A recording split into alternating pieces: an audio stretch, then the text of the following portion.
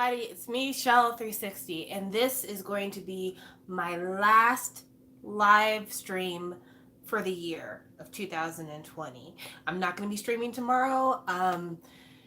And I just want to say goodbye to this year and say, fuck you, 2020. You have been the absolute fucking worst. You dashed all of my hopes and dreams. Nothing good happened in your year. And I hope that this is a year that burns in hell, even though years are not soul possessing, so that's probably not possible. But I hated this fucking year. And so I felt like, hey, Lex Bricks, I felt like I'm just so relieved to just put the number behind me. I don't even care about, hey Tay, I don't even care about the idea that 2021 is going to be our big recovery year. I know we have a long road ahead of us. I'm thinking the next 5 years are going to be super affected. Hello, lovely twin. But as of right now, 2020 can suck a dick. I'm so tired of this fucking year. So I just want to say goodbye. Good riddance. Get lost. See you later. Hey, Alondra, you're so pretty. So in saying goodbye and good riddance to 2020, I thought that I would eat my dinner with you guys.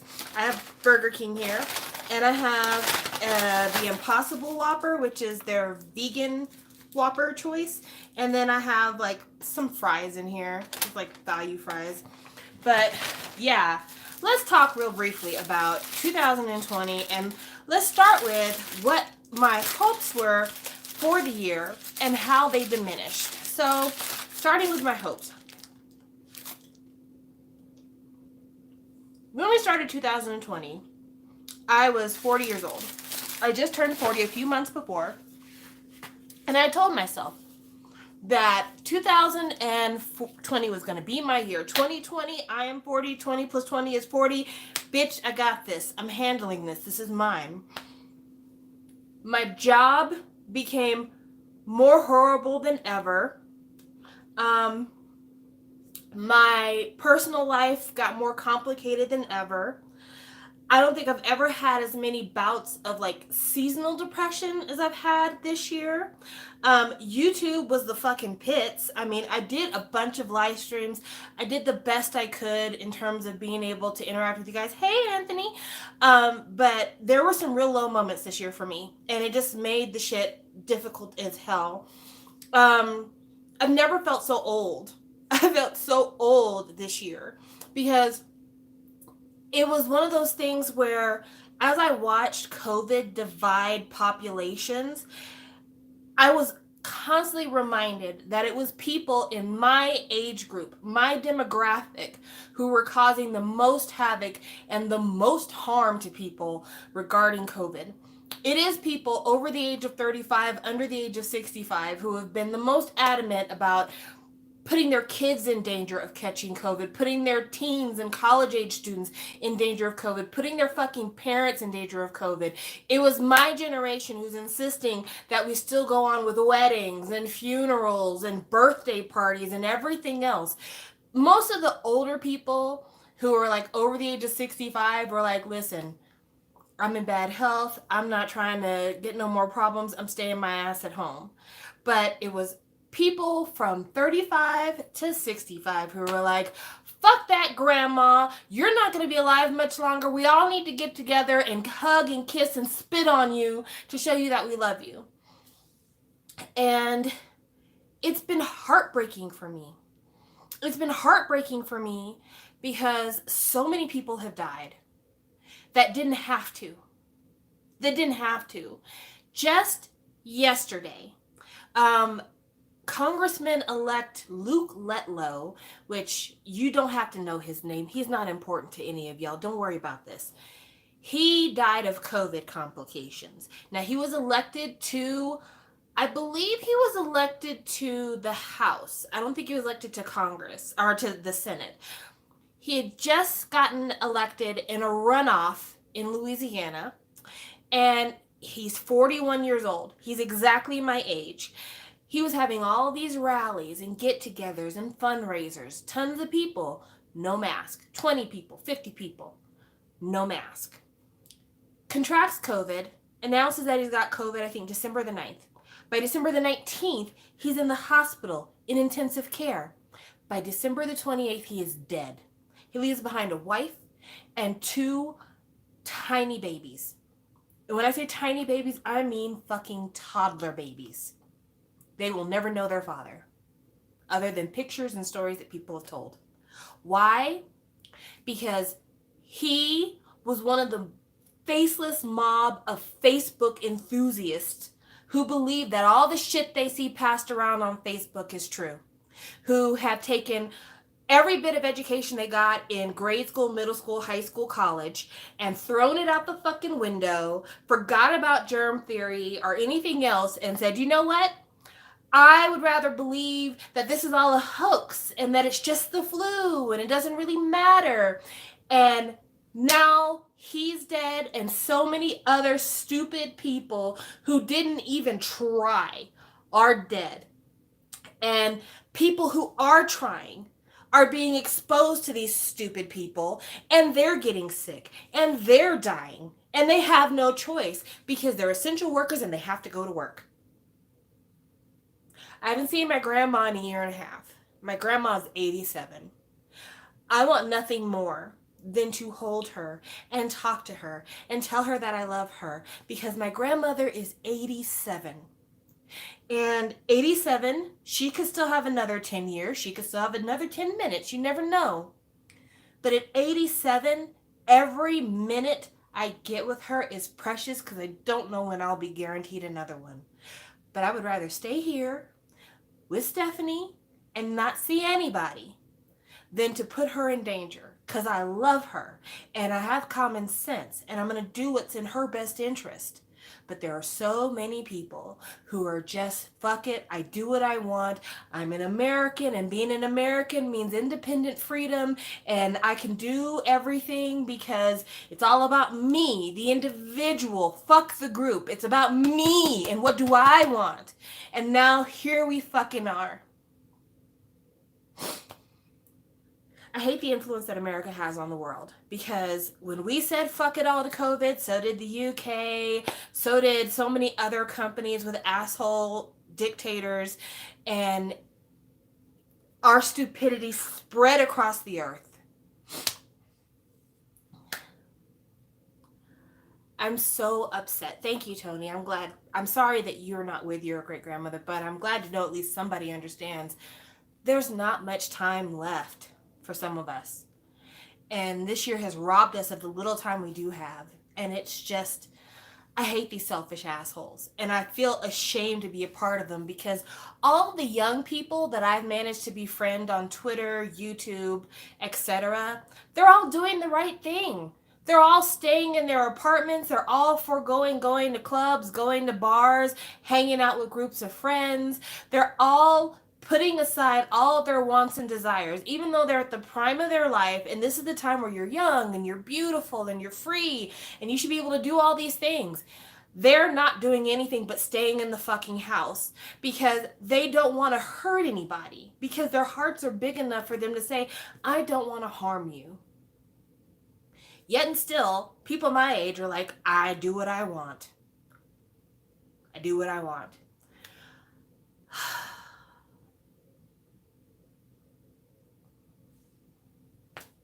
This year's just been one big mind fuck, and I'm so tired and I'm so ready for it to end. So I thought I'd do something fun. I'm going to go to Wikipedia. Everybody, you can go ahead and do it with me. I'm going to go to Wikipedia, and I'm going to go to the page entitled 2020 in South Korean Music. This is where we're going. My mom is getting the shot soon, and I don't know how to feel about it, but since she works at the hospital, they're basically forced to. Okay, so I read an article about someone who got the shot, and a few days later they tested positive for COVID. And from what I understood, from what I read, there is a 10 to 14 day window before the vaccine becomes not activated, but fully integrated into your system to provide you with the protections. So even if you get the vaccine, if you guys get the vaccine, still be careful, because there's a good chance that you could still contract COVID. Also, for those of you who are unaware, I happen to live in the state of Colorado. Guess what showed up in Colorado 2 days ago? The first U.S. case of the mutated COVID virus. So if you haven't been paying attention to the news, and you should because the news affects you too.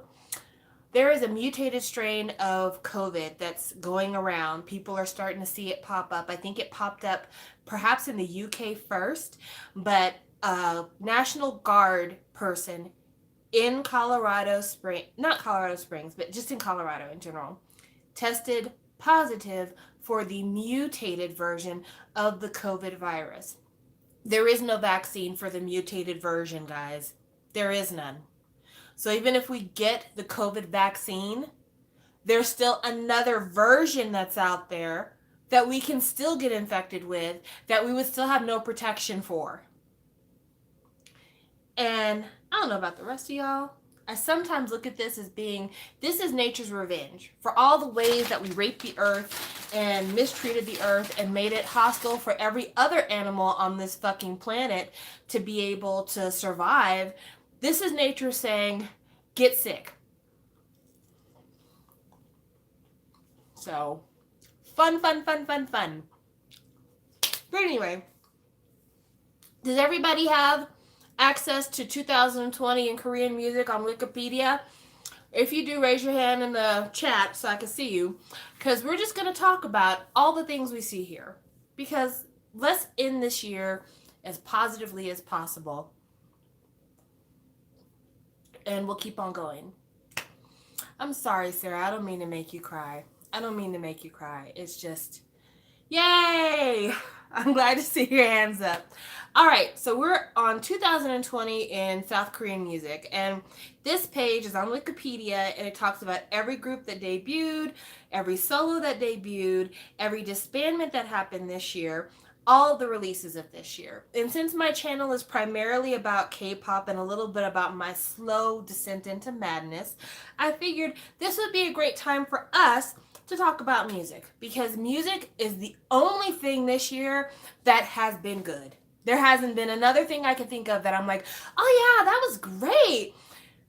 It's been music. So many people fucking died today. 2 fucking days. Do you know who died? Some of you won't know. The black people in the room, you'll know who I'm talking about. Especially if you're of a certain age group. Today, Shabba-Doo, who played Ozone in the Breakin' movies, died.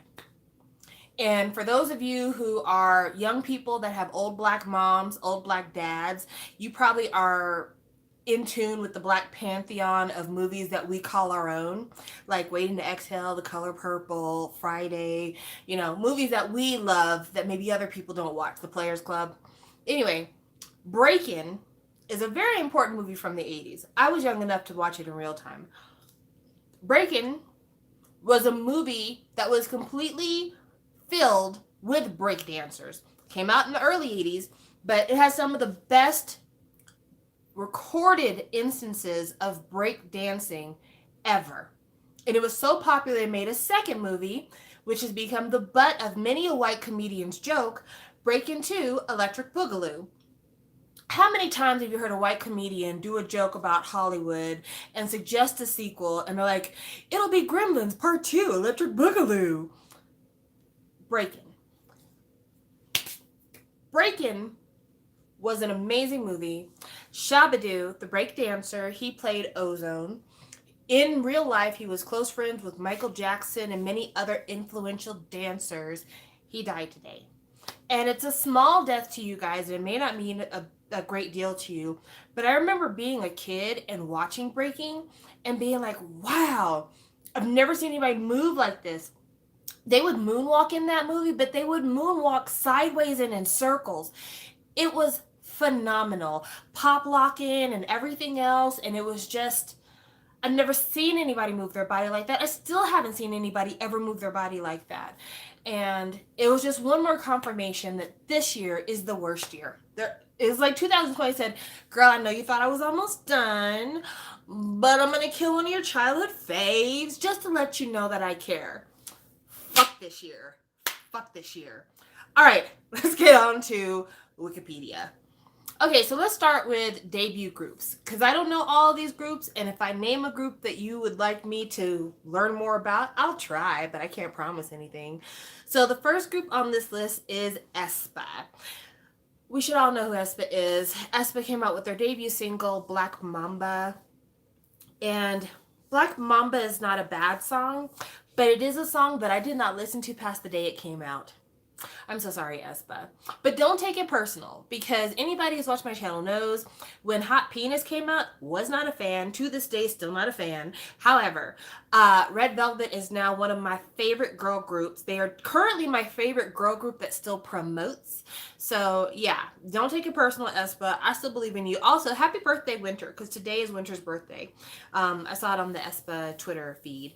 But yeah, don't take it personal. I feel like you guys have a lot of potential. You just need somebody else to be working on your concepts, because SM, what you got going on right now is kind of played out. Sorry, not sorry. There you go. Next we have Bay 173. I don't know much about them. I've heard the name before. I'm about to sneeze, I feel like. I've heard the name. Okay, that is the MBK group. And it's got a couple of members from Produce 48, right? Is that correct? I feel like it is. I don't know. It's not a group I follow. But if I'm remembering correctly, I think that's one of the groups that has members from Produce. Yes, it does. It sure does. So Bay 173. Prior to the debut, members Hangyul and Doohyun participated in Produce X 101, where they both finished in the final lineup and debuted with X1. Following the disbandment of X1, Hangyul and Doohyun went on to debut as a duo, H&D, in April. Beginning September, the members teased three times a week until they had the group. Okay. I'll be honest with you. I probably should have followed this group, but I didn't, because X1 didn't mean as much to me as it did to other people. And after the first couple of groups that debuted after the X1 disbandment kind of were not my style, I just stopped checking for everybody else. Next, Black Swan. Black Swan is the reinvention of Rania, isn't it? I like the fact that they have a full-time African member. I think that's really, really cool. But the song was mediocre. And, you know, it is what it is. Wish you luck. I hope things work out for you. Next, we have Boy, B-O-Y. Am I right? Is Boy the group that was created out of the remnants of another group? It was the two boys from that other group that joined Produce, and both of them got really close to like getting into the final group X1, but then they didn't make it, and then like their group got disbanded, and it's just those two in a duet, and then the one got outed because he was dating a girl. Thank you, Yuvin and Kukyen. Yeah. I wonder when Boy will be disbanding, because I don't think that went very well for them. I don't think that people were really checking for Boy. My Teen, thank you. That's the name of their original group. Could not remember. I liked My Teen, or at least I liked the debut album for My Teen. I talked about it on my channel during Produce. I'm like, yeah, I got the My Teen album. It's pretty good. But Yuvin is not likable. Straight up, Yuvin is not likable. Initially in Produce, he was very likable, but then he kept doing Tuesday wrong, and it's just like, fuck it. Oh yeah, My Teen. As soon as Produce was over, like, we're done with My Teen. We're just gonna keep these two here. And the other members of My Teen, like, oh really? You act like I don't know these boys' secrets? Dating scandal. That was funny. Okay, next we have Bato Pass. I've never heard of this group. Has anyone in the room heard of Bato Pass or Boto Pass? Boto Pass? Boto Pass? I've never heard of. Next, we have B2B for You. So B2B for You, I want to say, is like all the members of B2B that are not in the military. And unfortunately, B2BU or B2B for You might end up being a permanent configuration for B2B, because Ilhoon, Daddy, I'm sorry. I'm sorry. I mean, it's not my fault that you decided to buy $90,000 worth of weed, but still, Daddy, I'm sorry. Oh, there's a bullying scandal going on with Boto Pass. Okay, well, Tis what tis. Okay, next we have Signature. I've heard of that group before. Do not follow, but have heard of them before. I believe Signature is a girl group. Is it a girl group? Is it a girl group? I think it is. I think it is. Okay, let's keep going. Gravity. Gravity is Woolham's new boy group. I listened to their debut album on the Spotify's. Was not a fan. It's not a bad album, but okay. Starship, never mind. You're right, it's Starship. Gravity. Gravity. I've never made it a secret that cute concepts, especially when it comes to like boy group, I have a hard time with. I'm not a big fan of cutie boy concepts. Prime example, when Romeo, the group, first came out, Alex loved Romeo. Hey, Sky Sapphire. Alex loved Romeo. I was not a fan of Romeo because their concepts were too cute. Hot, kind of smoky, and it's like, maybe we need to reevaluate things. But yeah, Gravity, it ain't for me. So sorry. So sorry. Now we have DKB. Isn't that another one of the groups that's created out of the ashes of X1? I feel like it is. I could be wrong. Let's see. DKB is a 9-member boy band from South Korea. The group made their debut on February the 3rd. So no, that is not. Because February the 3rd would have been Tuesday. Oh! DKB is the Brave Boys. It's the redo of the Brave Boys, right? Yeah. It is the first boy band to debut under Brave Entertainment since the debut of Big Star. Fuck Brave Entertainment. Big Star was done wrong. Justice to Big Star. Big Star was Moonlight Sonata, right? Am I correct? Correct me if I'm wrong. I feel like that's right, but there are so many groups and so many songs that it's easy to get confused. And then didn't the one member of Big Star date Homegirl from Sistar? Okay, cool. All right, let's keep going. Next we have Drippin'. Ugh!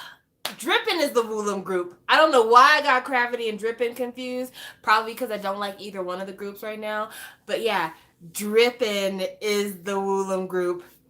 Y'all, when I heard the name for the first time, I thought it was a joke. I was like, there's no fucking way that a K-pop act is named Drippin'. Number one, that sounds totally gross.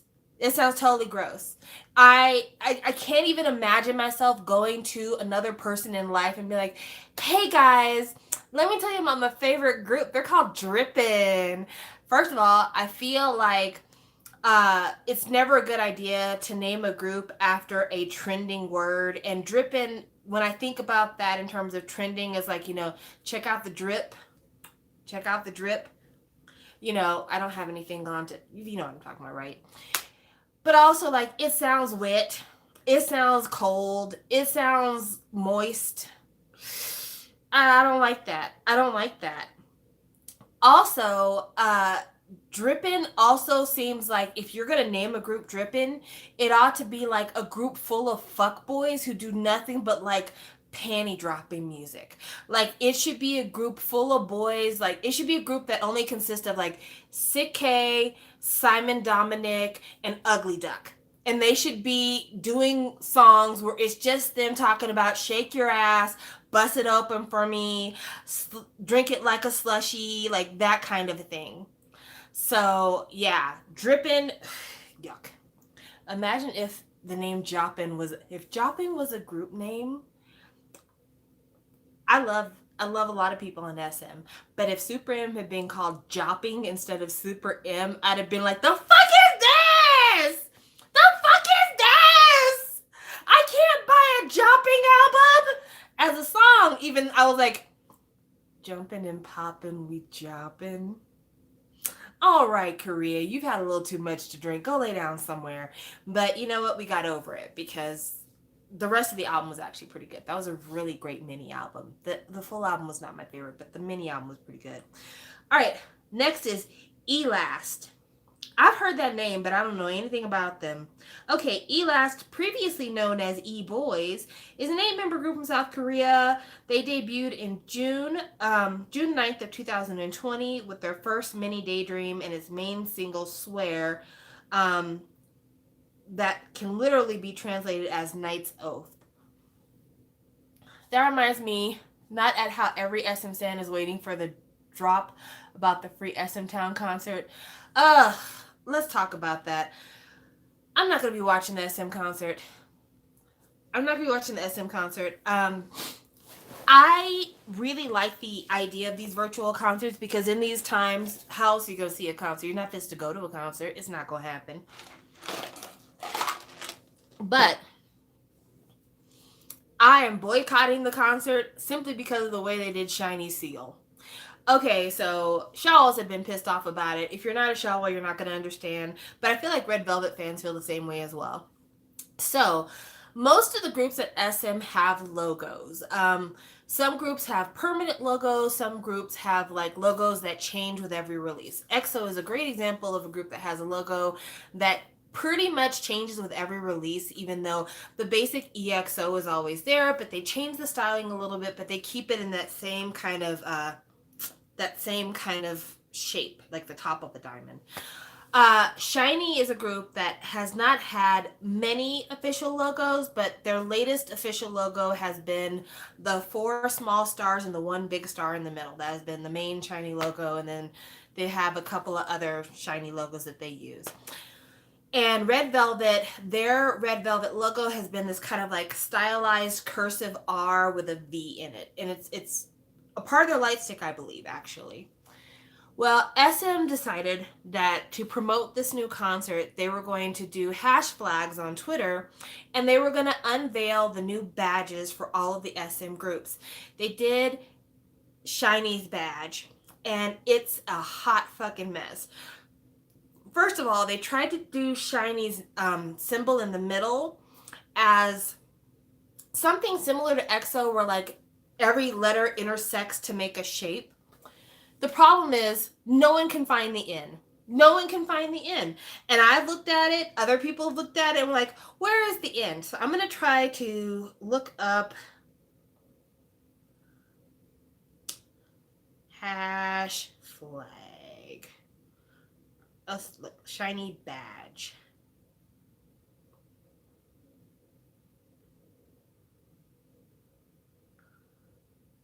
I'm sorry I'm taking so long, but you know what? I don't really care. I mean, you're here. I'm here. We'll be fun. Oh, that's because I'm not looking. Shiny badge. Photos.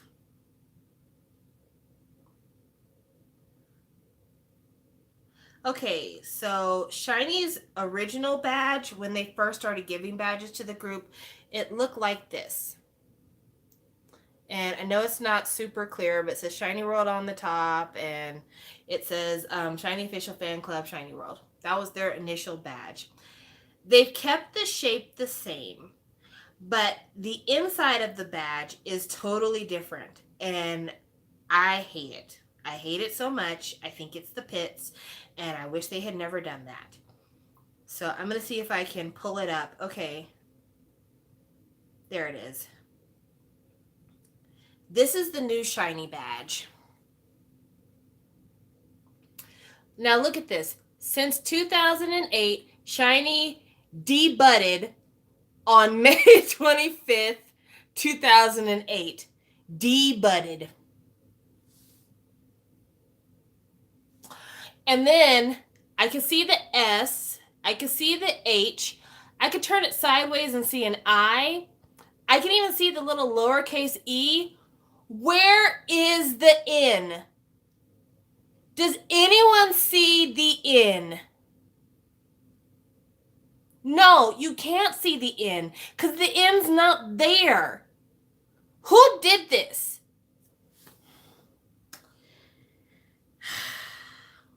SM, you make it so hard to love you. And that's all I want to do.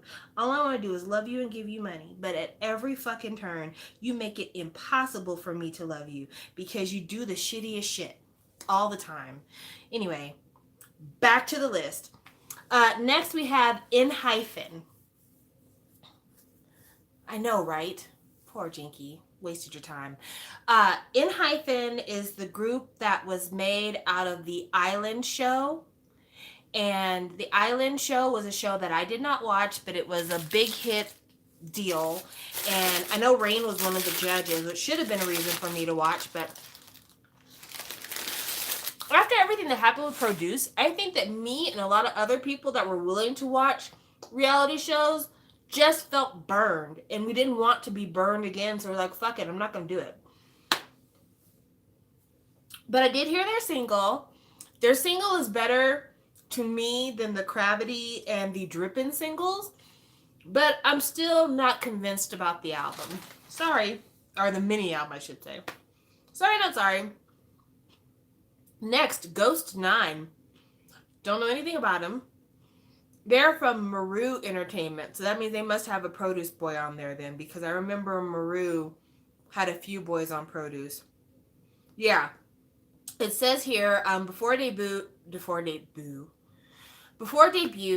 Choi Jensung, Lee Taesung, Lee Woojin, and Lee Jin-woo participated in Produce X 101. And none of their guys did very well at all. One place, 22nd place, 41st, 46th, 53rd. So yeah, that's what happened with them. So Ghost 9, I'm sorry I don't know you, but it doesn't sound like a lot of people know you. We already talked about H and D, which are the two members of DKB. So there's that. Lucy. Don't know anything about Lucy. Okay. Lucy's a South Korean band formed during JTBC's television talent show titled Super Band in 2019. The band finished in second place in the competition. They released their debut single, Dear, in 2020. So they're a rock synth-pop ambient group. Okay, you're right. I'm sorry. They're in Bay 173. Again, another group that I don't listen to, so sorry. It is not even me trying to be disrespectful to their groups. I'm just like, if I don't listen to you, I should not be expected to know everything about you or remember you super clearly. Lucy sounds interesting. The tag ambient music is what makes it sound very interesting to me. Next, we have MCND, which MCND stands for Music Creates New Dream. Did not know that. I have to say, it kind of puts a smile on my face because I think of all the groups in the past that had these abbreviations for names. So like VIX and M Black and Teen Top. Yeah. Aw. Makes me reminisce. And this is a group from Top Media. Okay, no wonder they've got that because they are Top Media and Teen Top. Apparently Top Media really likes names that mean something. I can't say I'm familiar with their music, so I'm not going to say it's good or bad. I just don't think I've ever heard their music. Next, we have P1 Harmony. P1 Harmony is a group that a lot of people told me I would like. I listened to them, and it was like, it was so close to being right, and then something was wrong. And I just couldn't get into it. I wanted to. I really, really did. But it's just like, this one song is good, but for this thing. Or this one song is good, but for that thing. I felt like one thing I did notice about P1 Harmony, they have a really good rap line. Like their rap line felt very strong to me. But outside of that, Oh, thank you. It's kind of early for Happy New Year's, but I appreciate it. Next, we have Red Square. I feel like I've heard the name, but I don't know anything about it. It's a 5-member girl group on About Entertainment. And their group members are Green, Lena, Chea, Ari, and Bowman. Don't know nothing about them. Sorry. Then we have Secret Number. I feel like I have heard of Secret Number, but I don't know anything about Secret Number. They're on Vine Entertainment. Their debut single was in May, and it was a song called Who Dis.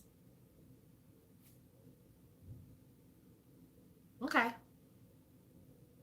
I don't know. I feel some kind of way about a song being called Who Dis, because the use of AVE by people who don't actually even speak English is kind of a touchy subject. Sorry. Next we have Sakri! Yay! Okay, so that was the group with Yujesuk, Ihori, and Rain. I love them so much. I love them so much. I love them so much. I love them so much. I do. I do. I'm so sorry. What a fun group. What a great time. What nostalgia. What amazing packaging they had. Out of all of the rookies we have named so far, they're the first set of rookies that I see here that I actually bought their album. And it was just a vibe. It was such a good, fun, summery time for the summer that we never got to have. Because we didn't really have a summer. The summer was gone. The summer was gone. But still, they made me so happy. They made me so happy. Okay. Next, we have Stacy. Stacy is a group that everyone around me loves, and I'm reserving judgment. So, I like Stacy's song, Okay. But it wasn't as mind-blowing to me as like maybe some other people were. Not saying anything bad about them. I'm just saying it wasn't my favorite thing to listen to. But I could feel it has good bones, and I feel like as they get more releases, we're going to see more greatness from them if they're managed correctly. That's the thing. You know, when we think about the history of K-pop and we think about the labels that have become really big, there aren't many labels that have become very big that were founded by producers.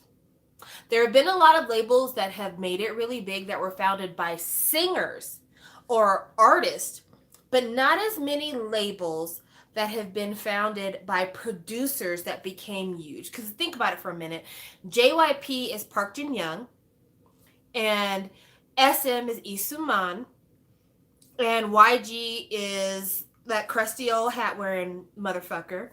And all of them were actual performing artists. Like they did their own songs before they had their own label. Even though Lee Soo-man of all of them probably has the least storied career before becoming a record label owner, they also had their own music. And so because of that, it's very rare that you see a producer being the one to have a big entertainment company. Big Hit really is an anomaly in that way. Like it's usually not the producer, it's usually the artist. I don't know why it is that producers can't seem to handle the management function of things, but it's just a deal. And like we've seen that over and over again, fucking Big Star, Brave Girls, so many times, Happy Face, Momoland. It's just one of those things where they start out so strong with their group, and then I guess maybe it's because the producer wants to micromanage the group, but they still have to write for other people, that they let their group sit there and languish until they have time to go back to that group, and it just kills them. It just kills them. And so, yeah, I don't know. I'm not saying that Stacy can't make it. I'm just saying I hope that they hired somebody who has experience in management in order to help make it work. Jellyfish Entertainment, do we really want to talk about them right now? Because there is a disbandment section of the 2020 year in Korean music that Jellyfish has a prominent role in. So we can talk about that, but I think we should maybe wait for a little bit. But if we're talking about producers owning labels, Next, we have Two. I don't like Two. I did not like their album. And I feel really bad because their performance for the first week of Kingdom, or Road to Kingdom, Two's first performance for Road to Kingdom was so good because I want to say Two did TVXQ's Rising Sun as their performance. I really liked that performance. But the music that they were releasing as a group just wasn't for me. Also, it was just really funny that like they had debuted maybe 2 weeks before the show began. So nobody knew who they were. I am excited for Kingdom. I think Kingdom will be good, but I'm anxious to see who else is going to be on Kingdom. That's what I need to see first. Next, we have Treasure, which is YG's boy group. A lot of people love Treasure. I don't dislike Treasure. I want to make that very clear. I do not dislike Treasure.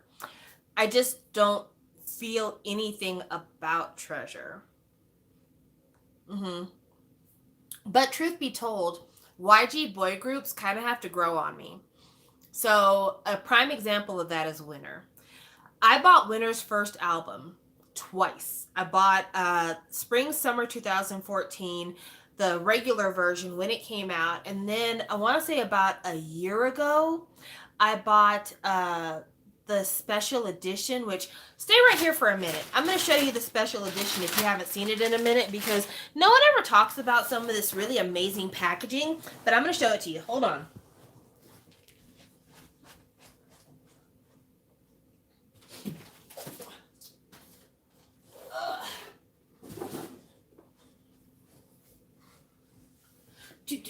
Oh, moving when you're old is so hard. Also, for those of you who don't know, I sit Indian style throughout my videos.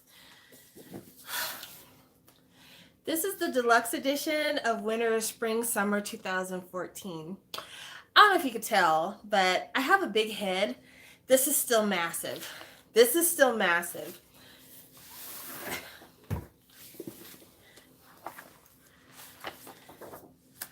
This right here is all the contents of the regular version, but like blown up to like fashion magazine size. It includes all the interviews and the runway pictures and everything else. It's so big.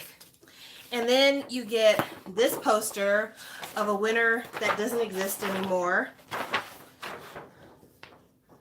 Oh, do you remember when they were a 5-piece? And then finally, this book. Man, this is amazing. I'm going to be selling this though. I'm not keeping this, but I'm going to be.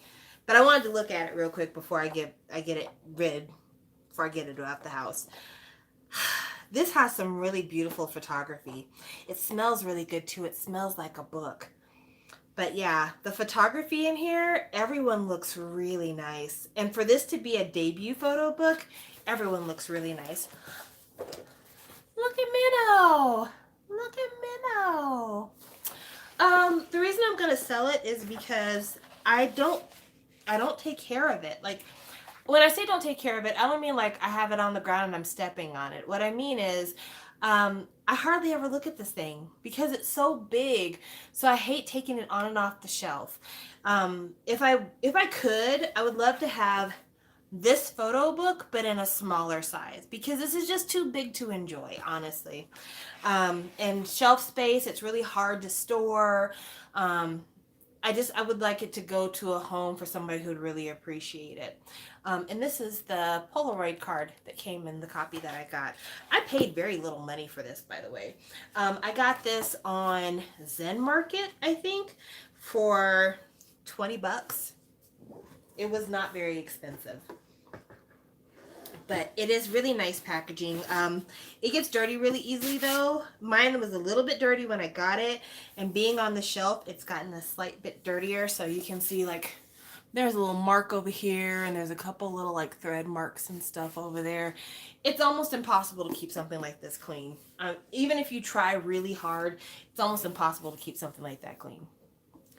But Winner was a group, like I said. I bought their debut when it came out because I was actually really invested in the Win conclusion. Like the finale of Win, the television show, was really emotional because Bobby was crying and B.I. was crying, and then the other boys on Team A came back there and they started all crying together. And I'm like, oh my gosh, this is so emotional. And YG hasn't had a boy group since Big Bang.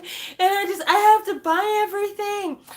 And then when that album came out, I was like,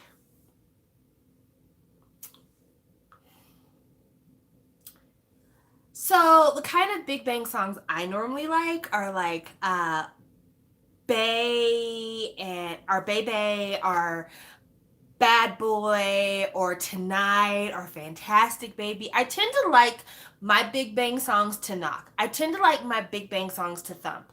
So like Loser and Blue, Love Song, those aren't really my favorite Big Bang songs. Winner is that style of Big Bang when they first came out. This first mini sounded very much like that style of Big Bang, and I'm like, I don't think I like Winner. But then when Taehyun left,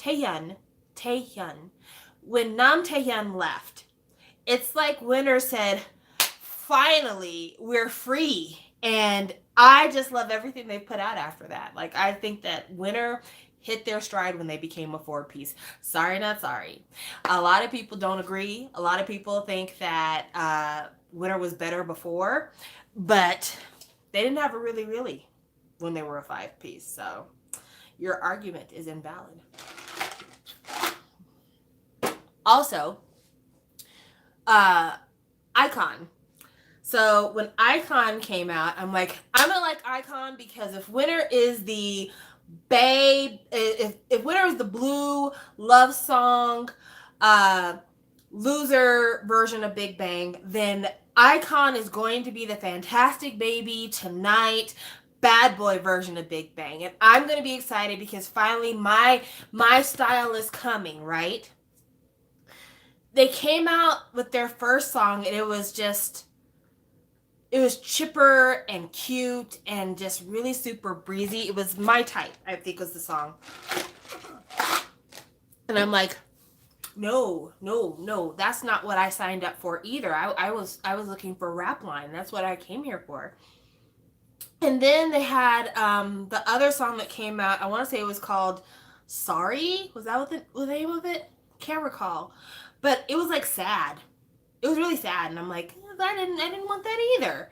Then finally they started coming out with like more rap influence stuff. And I'm like, okay, I can get into that part of iKON. But then like, it just didn't sell. It didn't sell, and it was too focused on Bobby and BI, and the rest of the group members, it seemed like they didn't even care about them.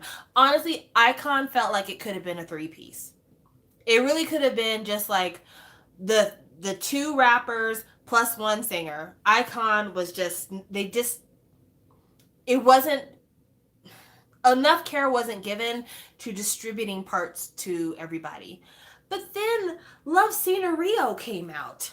And even though I hate the way they pronounce the word scenario, Love Scenario was a hit. That album was actually really good. And I was like, okay, I think I could get into iKON. And then of course, BI. Hanso, he ruined his life, even though he made his own bed by even getting involved with somebody like her. But yeah. YG boy groups take time for me to get into them. I would love to be like, oh, I've been a stan since day one. I don't need clout. I'm not a clout chaser. So, with that being said, I'm just like, okay, I'll wait and see what happens. Okay, multi-million fandom, that is a lie. You're like, I noticed you collect literally almost everything album-wise.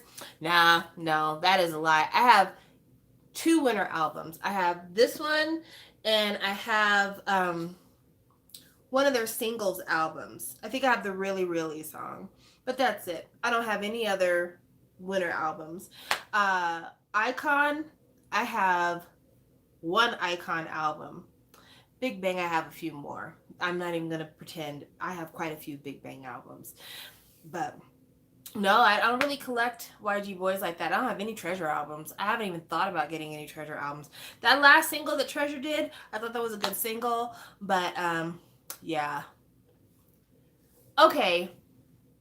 Let's just pretend for a minute that anything could happen on Kingdom.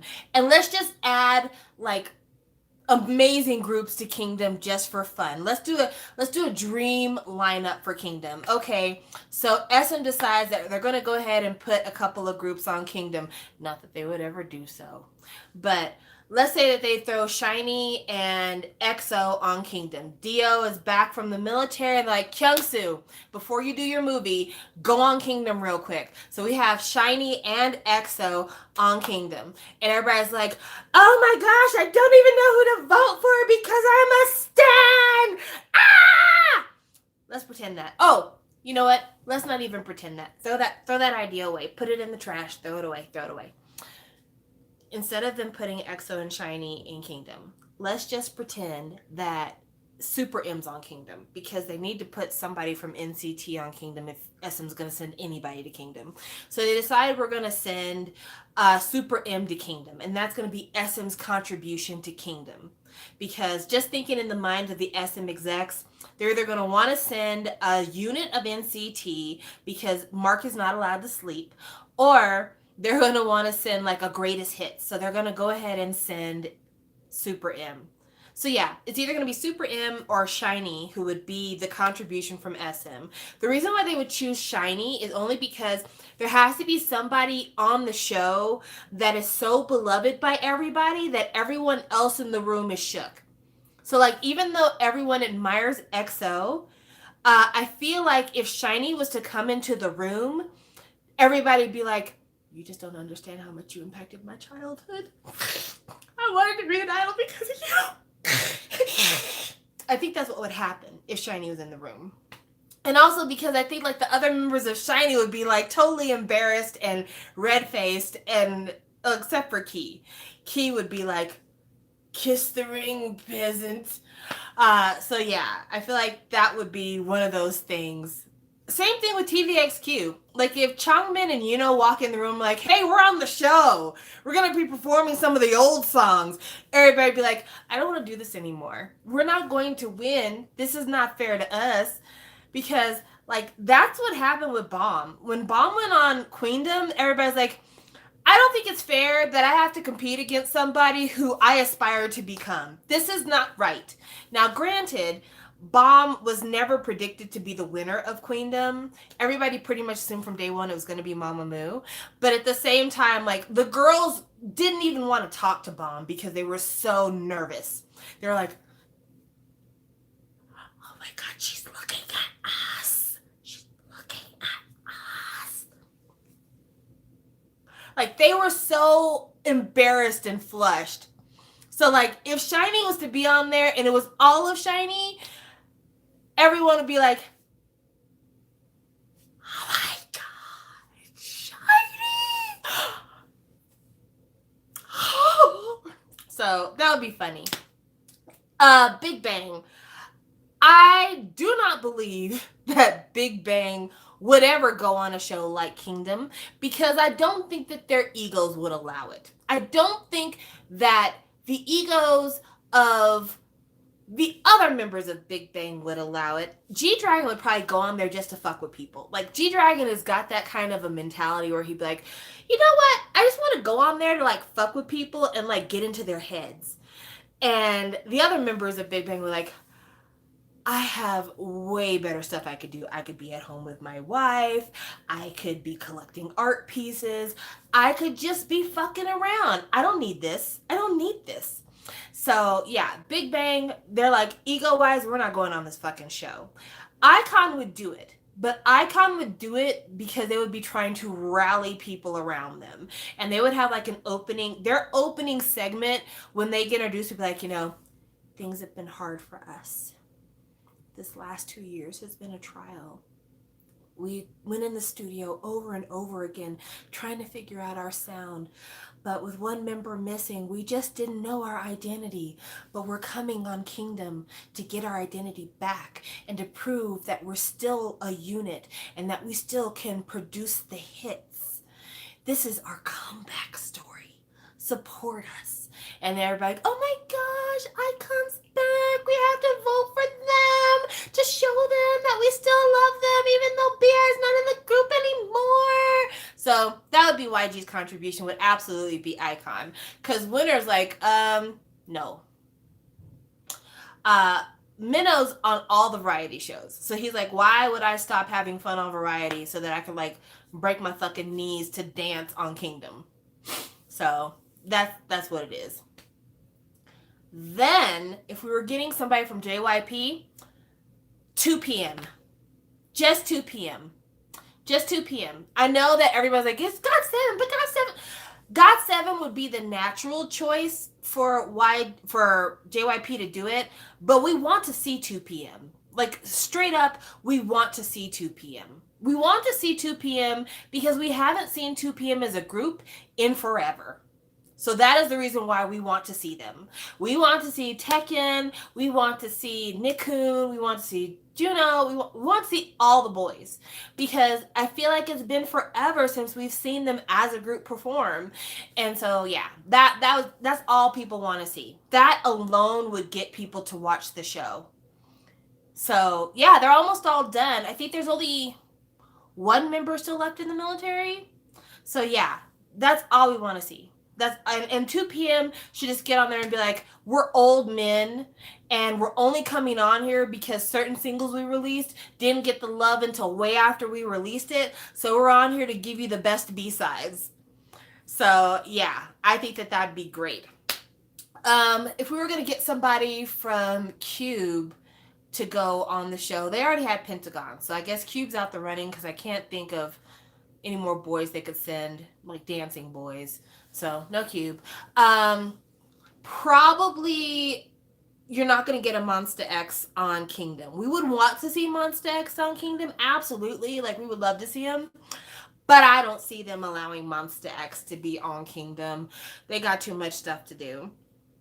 But what would be interesting? No, Beast isn't on Cube anymore. They're Highlight now, and they're on their own label. But Highlight could be interesting.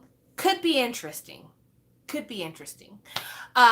yeah, Starship is not going to put Monsta X on the show. They would take Gravity, but they're not going to put Monsta X. But I would love to see them throw Wano on the show. Wano on Kingdom would be so much fun. Even if he wasn't there for very long, I think that it would be fun to see him just one time for the one time, because I think that the little interview segments that they get where they get to tell their backstory and everything else, I feel like Wano hasn't had a chance to do that very much on Korean television. So that's the reason why I think that him being on the show would be fun. Also, I want to see Wano and members of 2 p.m. talk about beastly images. I really want that. I want the boys from 2 p.m. and for Wano to sit down and be like, they just don't make idols like us. You know what it's like, man, when you can't put your arm all the way down. Like, I just want to see them talk about it. And so I think that would be a lot of fun. Yes, I retweeted a couple of photos of Wonho, and they would be, they were scandalous. That man was fully clothed, but he looked naked as shit. I don't know why, but Wonho always looks like he's like one flex away from being completely naked in these streets, because those clothes fit so tight. They fit so impossibly tight. And I always wonder, like, what material are Wano's clothes made out of? Like, seriously. What material are Wonho's clothes made out of? Because he wears like vinyl pants and leather vest and stretchy materials, but it just always feels like if he was just like to try to open a bag of potato chips or something, that the flex would just cause his shirt to rip open. And I'm like, how do you live like that? How do you live one step away from naked your entire life? But I think that he'd be great to put on the show. Yes, I did see Yosep's cover on Masked Singer. The Korean Masked Singer. He did a cover of End of the Day, and there were a couple of moments during that cover where like goosebumps, because it sounded a little too close to home, and I was just like, don't do this to me. I'm at work. I can't just be crying for no reason. But it was beautiful to see. It was absolutely beautiful to see. Let's see, what other label should we have somebody? You know what would be interesting? If they just had like the 2 male members of Card show up out of nowhere, and they're just like, we're only here because we didn't have fuck else to do. And like, you know what? That's a valid reason. Gone through, homeboy. So, and also for like Big Matt, Wano, and Tekken, and a couple other members of 2PM to again get together and talk about Beastly Images and about, the Big Titty Committee. I would appreciate that. Who else could we add to Kingdom that would be fun? Ooh, let's take it back even further. Let's invite Shinhwa to the function. Just for fun. Just for fun. Let's invite Shinhwa to the function. And see what happens. Just see what happens. I would like to see it.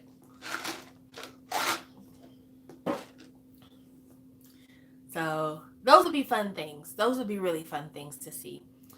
So those are my ideas for like if we're just doing a dream kingdom out of nowhere and we could just do whatever we want, then let's just go ahead and do that. Might as well have God there. Why not? Why not have God there? I'll take it. I'll take it. Shinhwa, God.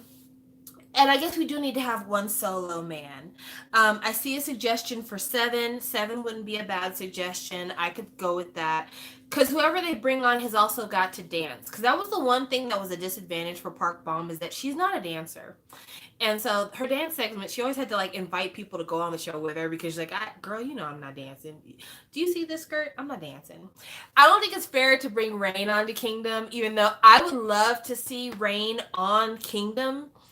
The problem is he's been a judge on so many of these reality shows that I feel like it's not fair for him to go on there. That's right. We do have Wano. So Wano is our solo. So yeah, I guess we don't need another solo, but it would have been fun to have like an old school solo on there. I'm like, who would dance? If JYP was to go on there, that would be the most fun. Like if 2PM was on Kingdom and they're like, oh, this is our representative from the JYP label. And then they go, surprise, surprise. And here comes old ass JYP out there like, hey, what's going on? That would be so funny because JYP, people hate him so much. And I don't. I'm so sorry. I know that fans of GOT7 and Twice and Stray Kids and 2PM, all of y'all hate JYP. I know y'all do. I don't. I love the song he did with Rain. Well, I've only seen the teaser, but it is a very 90s New Jack Swing style sound, which is the sound I was raised on, so of course I love it. But JYP is funny. JYP is so fucking funny. And also he writes his fucking ass off. Almost every song he touches is just got this earworm quality that no one else in the industry can do. A lot of people don't like Signal by Twice. Signal is one of those songs that I think, hindsight being 2020, it just was released at the wrong time. But I like Signal.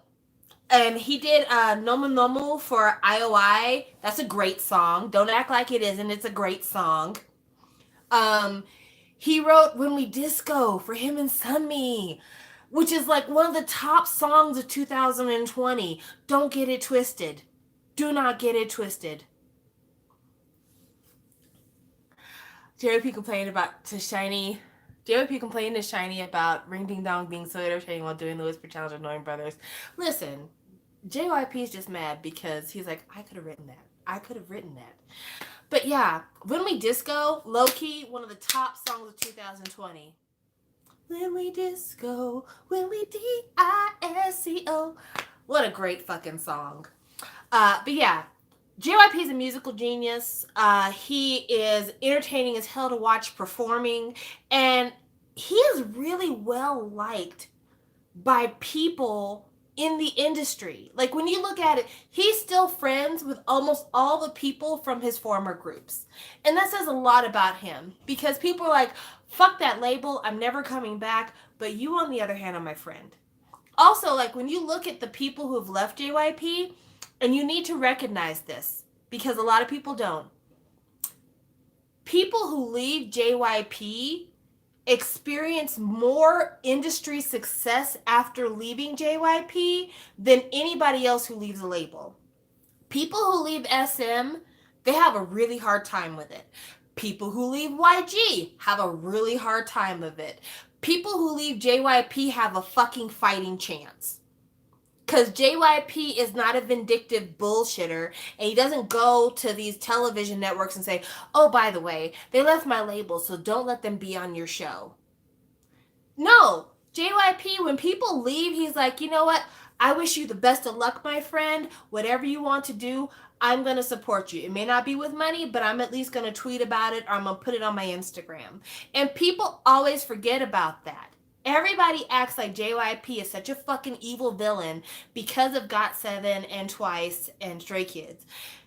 I think what happened, and I'm not saying I know, but I think what has happened is that JYP has hired the wrong people to take care of his label business, and he really needs to go about cleaning house in terms of who his management and marketing people are. Because let's be honest, the marketing of that last GOT7 project was awful. It's god awful. But when it comes to like him as a person, as a mentor, as someone who believes in the people on his label, JYP by far exceeds the standard of anybody else in the industry. When you leave YG wants to make sure you can't make another fucking penny without him. And out of everybody who's left YG, I would have to say probably Gummy has experienced the most success. When you leave SM will make it to where you can't get on television in Korea. Talk to former members of TVXQ.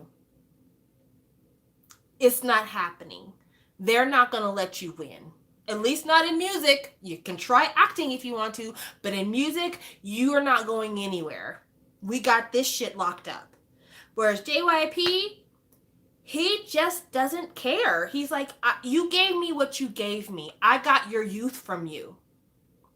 I took your youth. You gave all of your young years to me. And if you still have it in you to try to go out here and be a pop star, I wish you the very best. And that's just how he is. And that's the reason why, like, I can't find it in my heart to hate JYP. I really, really can't. And it also makes me kind of low-key a little bit angry because people are so fucking mean to JYP as if he's not a good person. Like, he's got some weird cult shit going on with, like, his whole religious thing, but that's his business. We all believe what we believe. But when you look at the people who come away from JYP and you look at their interpersonal relationships, I just can't help but think JYP is a nice guy. I'm sorry. I just think JYP is a nice guy. So there's that. We have totally gotten off track, by the way.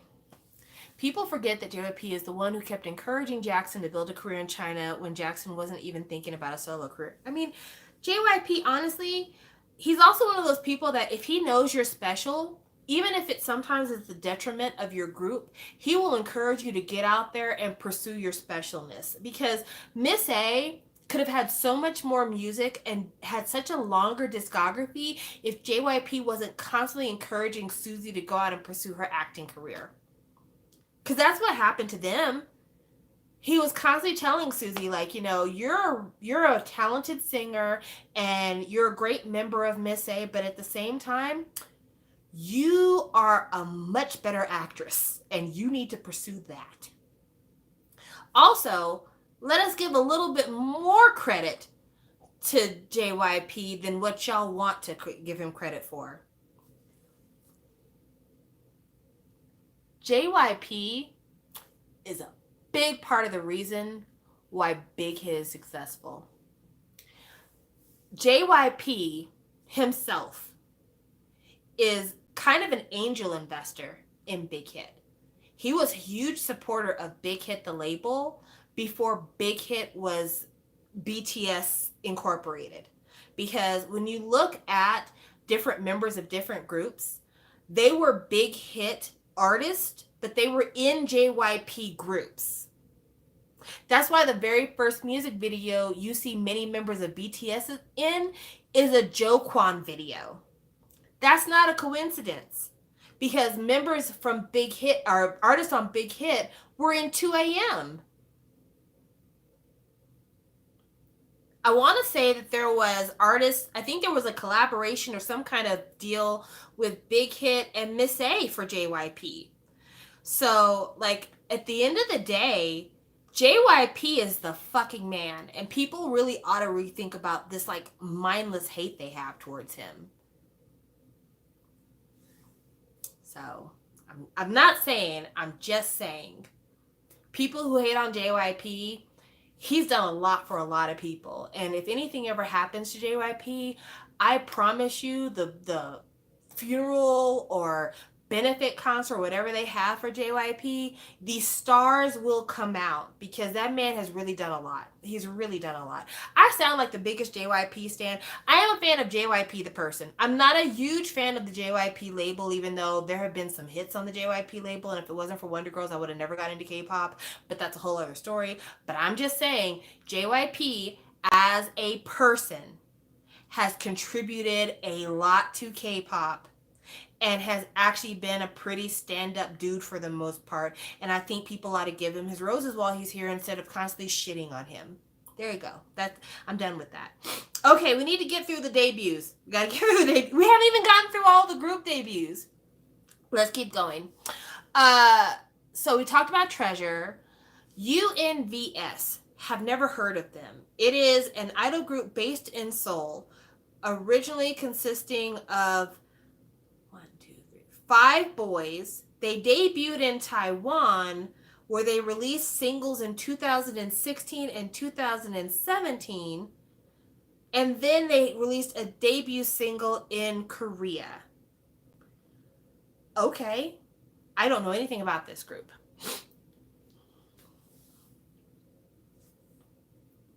All right, let's keep going. Weekly. I've heard of Weekly, and Weekly is spelled with 3 E's, which I hate that. On the one hand, I get it because search results, you need to have something that's like easy for people to search. But at the same time, I feel like just come up with something else. Throw a number 3 in there or something, but don't do 3 E's. That just it looks weird, and my fingers don't want to do it. So they are with Play M, and they are the second girl group in 10 years after A-Pink. So they're like the little sister group of A-Pink. I cannot say that I know their music. I one day I was in the car and I was just listening to a lot of the girl groups that I hadn't listened to, and I know I listened to a Weekly song and it just didn't stand out to me, so I'm sorry. But to be fair, I wasn't really big into A-Pink when they debuted. A-Pink has gotten better and better and better as the years have gone by.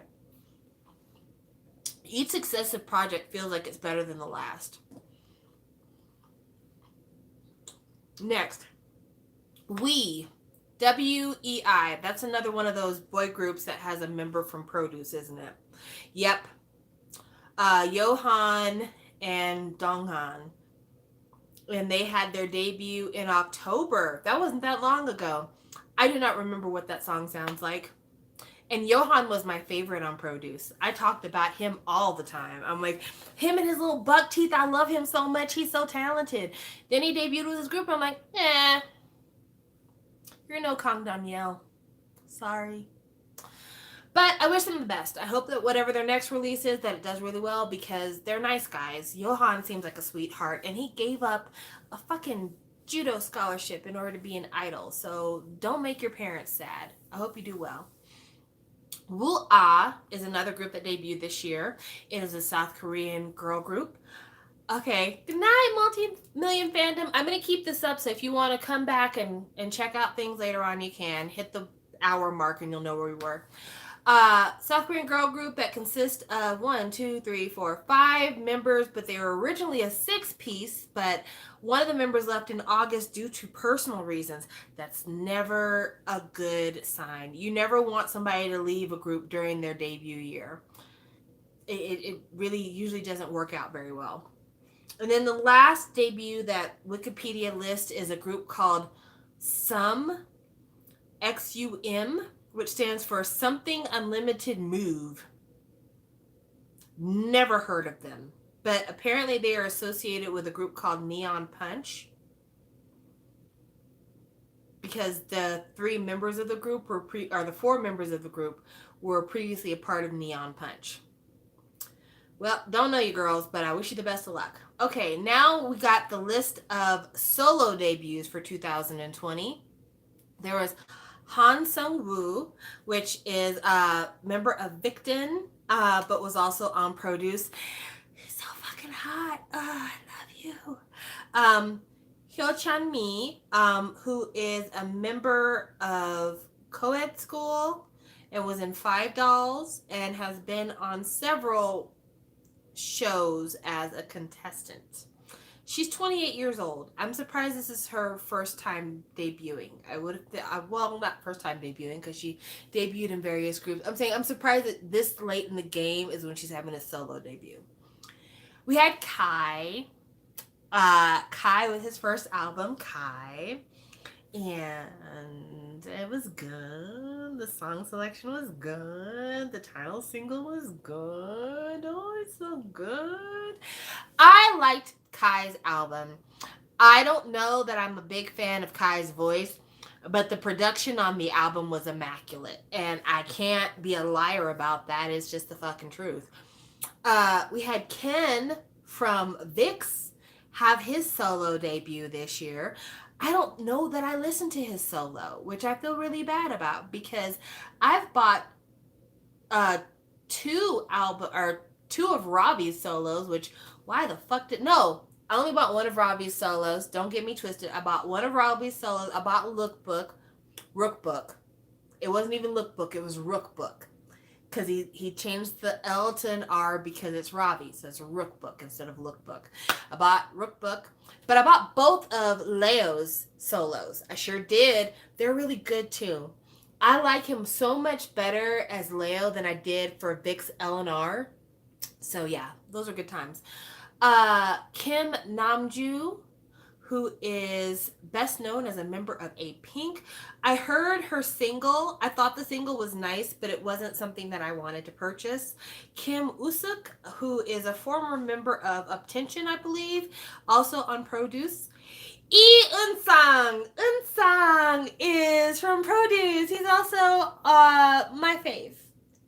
He's on Brand New Music, and his debut mini was probably my favorite boy debut of 2020. I don't know if you guys have had a chance to listen to Eun-sung's mini debut, but it's really, really good.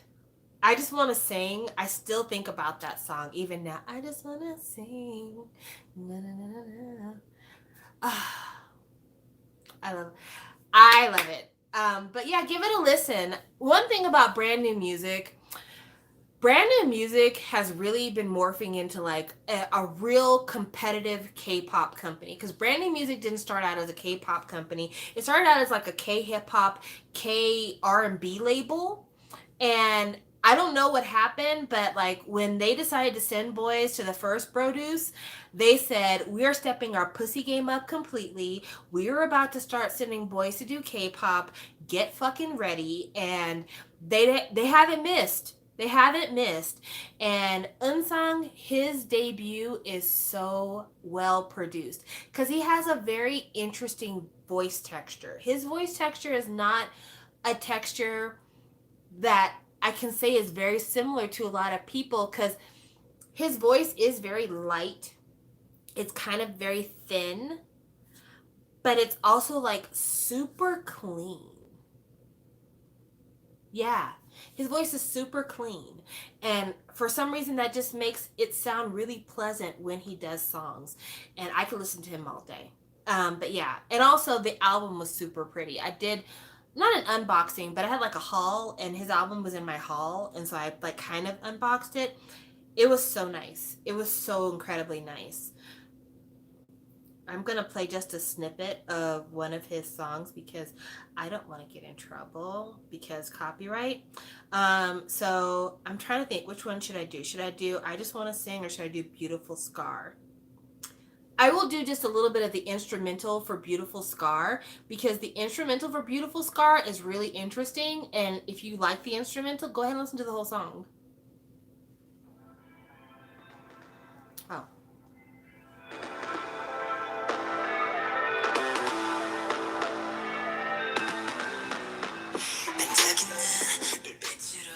There you go. There, that's all you need. And I think the other reason why I'm partial to Unsong is because he's very like Taemin influenced, and you can definitely feel Taemin's influence on him as a dancer and a singer when you listen to his debut. So yeah, I really liked it. I bought a copy, and I encourage everybody else out there to buy a copy because I just think he's super talented, and I want to see more from him. And if 2020 wasn't the fucking disaster year that it was, I think that he would have done a really great job going out there and promoting it and just being the magical butterfly that he is. A lot of people didn't like Unsong. And I'll tell you what it is. The reason why a lot of people didn't like Unsong is because of the way that they edited that boy for the show. They made that boy seem like the ditziest, I'm having a blonde moment kid in all of eternity. And it made a lot of people hate him because it made them feel like he's too stupid to be an idol. But I mean, it's an act. You have to know it's an act because every time they did group performances, his dancing was always on point, his singing was always pretty decent, and you can't memorize choreography and lyrics and everything else if you don't have some kind of intelligence. So he was playing like dumb blonde for the show, but he's actually a really intelligent kid. And so I hate that they edited him that way, but I'm loving seeing him now. I don't know how he couldn't stand out to you. He had bright red hair, but I remember like the audition when all the brand new boys auditioned for the X1 season. I remember him standing out at audition. I'm like, who is that kid right there? That's the one. Who's that kid with the mole? Who is he? That one. The one that kind of looks like Taemin a little bit? That one. And I don't know. I've been paying attention to him ever since because he's just super duper talented.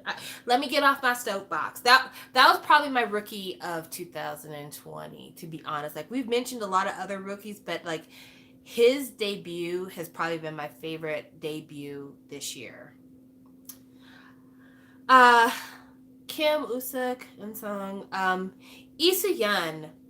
Isuyan, we love her so much. The sister from Akdong Musician, and she had her song, I believe it was called Alien. It was a very interesting song. It kind of reminded me of Jamiroquai in terms of it had kind of like a dance kind of disco influence sound. So I was really glad that she got something, even though didn't her brother tell YG, please give my sister her solo while I'm in the army because she needs shit to do, and YG drug his fucking feet, and then she didn't get her solo until after her brother got out of the military because YG is the best label ever.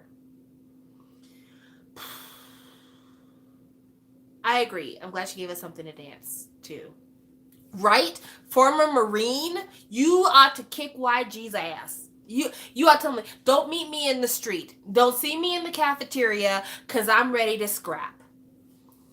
Okay. Then we had Max, which is Chungmin from TVXQ. He had his solo this year. Chungmin's solo was not bad. It's just, I don't know. I think that, don't take this the wrong way. It felt like he took his solo too seriously, and it's weird to me because the energy that I get from Chungmin is a very playful energy, but the solo, it felt like it was very serious and almost kind of joyless, and I hate that. I hate that. The energy wasn't right for me, but the choreo was wonderful, and he's so fine. So fine. Ooh, I didn't know Elle was joining the Marines. Good for him. Good luck. I'll have to check out the B-sides again. But just the promotion for the title track was not fun. Then we had Moon Jong-up, formerly of BAP. I tried to listen to the single. Didn't really like it. So I wish all the former members of BAP the best of luck because TS Entertainment did them all incredibly dirty, and they deserve a second chance. But at the same time, what are you gonna do? What are you gonna do? You know, sometimes the time passes and you miss your shot. And we've said this before, we'll say it again. Part of the reason why certain groups that start with a B were able to flourish is because there was a vacuum created when another group that started with a B wasn't able to promote anymore. Just saying. Sun and Moon are never gonna see the light of day. They're never gonna see the light of day. Natty. So Natty was on JYP's show where he made Twice, but she was like 5 years old. It felt like on that show, like she was super duper young. She was really way too young to debut with Twice. Also, Natty, I believe, is Thai, and they weren't going to have a bunch of foreign members in the group. Like the Japanese girls they got, that was kind of about as far as they wanted to go. So she did her solo this year. Natty's solo is not bad. If you haven't checked out her solos, they're actually pretty decent songs. And she dances her ass off because that was her thing when she was on the making show. She was a really good dancer. But her voice is kind of middle of the road, almost verging on mediocre. And I think that's been the problem with her songs. I think that her solo songs are good songs, but her voice is not a standout voice, and so it doesn't create a lot of buzz for her as a singer, which is unfortunate. But had she been put in a group, like if Natty had been able to stay with JYP and be a part of ITZY, it would have been amazing. Like I would love, if we could redo ITZY, I would keep all 4 girls that are there, but I would add Natty and Somi. Because could you imagine how strong ITZY would be if those 2 girls were a part of ITZY? Not saying, just saying. Next, we have Ong Sung-woo that had his debut this year. He was a former member of 101, so we're really glad that he had a chance to flex his solo voice. Then we have Ryu Soo-jung. I said that totally wrong, member of Lovelyz, and she had her first EP, Tiger Eyes, on May 20th of 2020. I do not recall hearing that song at all. That is a debut that I totally missed. Then we had So Eun Kwang, and he is a member of B2B. He's actually the main vocalist for B2B. I have a feeling that his debut was a ballad, and ballads really aren't my favorite. So sorry about that. Then we had Serri, Serri. She is a former member of Dalshabet, and she had a solo this year. Did not know that. I hope that fans of Dalshabet checked it out. I like Dalshabet, but I like them peripherally. Like Dalshabet would have a song here and there that I'd be like, that's a fucking jam, but I would never really want to own the album. Like Dalshabet's last song. Fuck, what is the name of that song? Now I have to know what the name of that song is because it is on my mind. I can see the video in my mind. Cannot think of the name of the fucking song. Oh, this bothers me. This bothers me. Like I'm looking right here and they're talking about Be Ambitious, which is a great song. Big Baby Baby, great song. Joker, great song. But I cannot remember what the last song was. What was the name of the last song? It wasn't Friday, Saturday, Sunday. Someone Like You! Thank you! I wasn't even looking up. I was not even looking at the comments. So Saturday, Sunday, Monday was the last song, but the last hit was Just Like You Baby, Just Like You Baby. Just Like You Baby, Baby, Baby. That was such a good fucking song. That makes me sad. That was a great song. David, it was a jam. So I hate that they went out like that. Solar from Mamamoo had her solo this year. So that was good for her. Her solo was good. I think my main complaint I had about her solo was in the video. I was like, some of the costume choices.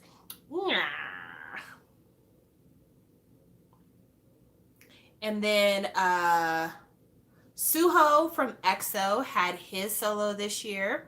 I don't even remember what his solo sounded like, but that is because Suho is one of my least favorite members of EXO, so I just never pay attention to his work at all. I like EXO as a group. And I have a few solos in EXO that I really go up for, but Suho has never been and never will be that dude for me. I'm so sorry. We had Wonho, who had his debut this year, and his debut song was Nasty. It was all about fucking. Like, you can't tell me it wasn't. Wonho's debut song was all about fucking, and it was so nasty, and it was in English and in Korean, and he should have never done that to me, because when I heard it in English, I'm like, are we allowed to say these things? Are we allowed to say these things? And with all that body too, all that body just out there rolling around, being greased up, looking hard.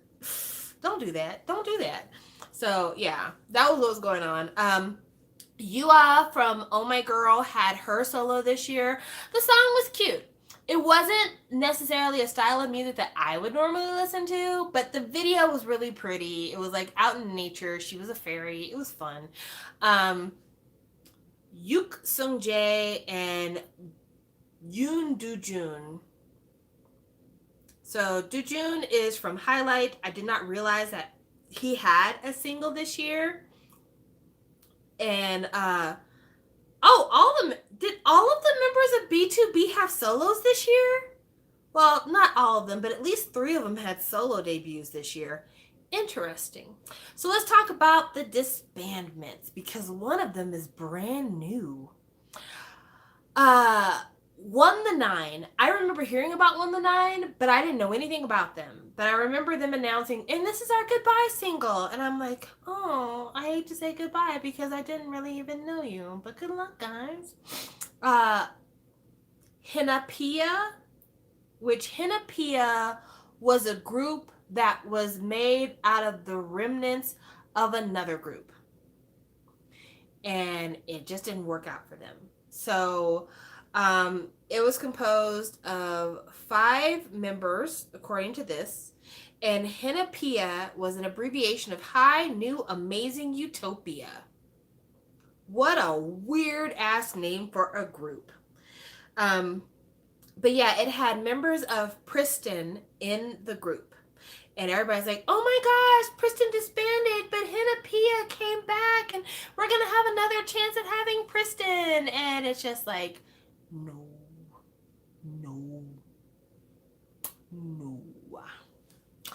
Then there was Mask, which is a boy band off of J Planet that was formed in 2006. Two members of the group left after assault allegations? Okay. Then another member left to focus on their acting career? Well, it just sounded like y'all were cursed. So sorry. And then we had Neon Punch broke up, but Neon Punch became another group. We mentioned them earlier. And then there was X1, which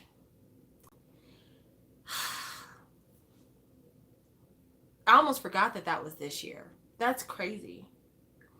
So X1, if X1 weren't the 4 horsemen of the apocalypse when it came to K-pop, nothing else is. X1 is the group that was founded out of the conclusion of Produce X101. And I remember watching that show and coming on here and talking to you guys about Produce every week. And I was group watching that show. So I was watching that show with Mason, whose channel is BL_Kiki. I was watching it with Jade, whose channel is Angels 2014. And I was watching it with Alex, who is ALSK20. So I remember watching Produce in 2019, and when they got to the finals and they announced the winners, I was like, okay, but this don't seem right, because this one really popular member of Uptension didn't make it into the group. Also, this doesn't seem right, because there's this other really popular person that should have made it onto the group. And it just seems like some people got in this group that I don't remember even seeing on the show. So how the fuck did this happen? Well, X1 comes out with their debut in 2019, near the end of 2019, and everybody's like, oh, fun song. Nothing special, nobody really stands out, but still a fun song. Then the bomb drops. It is like, it was the same week that Wano left Monsta X. Like, it was that same stretch of 2 weeks that Wano left Monsta X, and then the accusation that produce was rigged happened. And everybody's like, the fuck is going on? Why is everything in K-pop imploding right now? And we should have taken that as a fucking sign that 2020 was going to be bullshit. Because they put X1 on hiatus. They said, you can't promote anymore, you can't do nothing, because we need to investigate these claims. Even though Mnet knew the shit was real. They knew that this was happening. That's right, Woojin. From Stray Kids. Wow, what a fucking week that was. That should have let us know we were going to have a shitty year. But it just seemed like after that, K-pop said, we're all about the drama. We're all about the drama.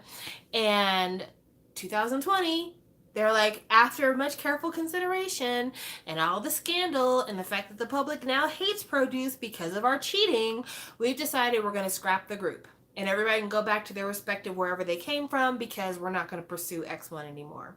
And that should have been our sign that 2020 was going to be on that bullshit. But we didn't take it seriously because we're just not smart.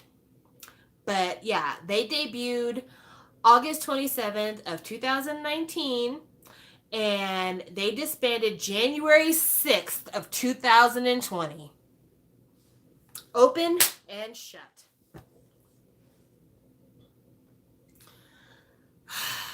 Telling you, 4 horsemen of the K-pop apocalypse right there. So now it's time to talk about the releases of 2020. Should we start in January? That makes sense.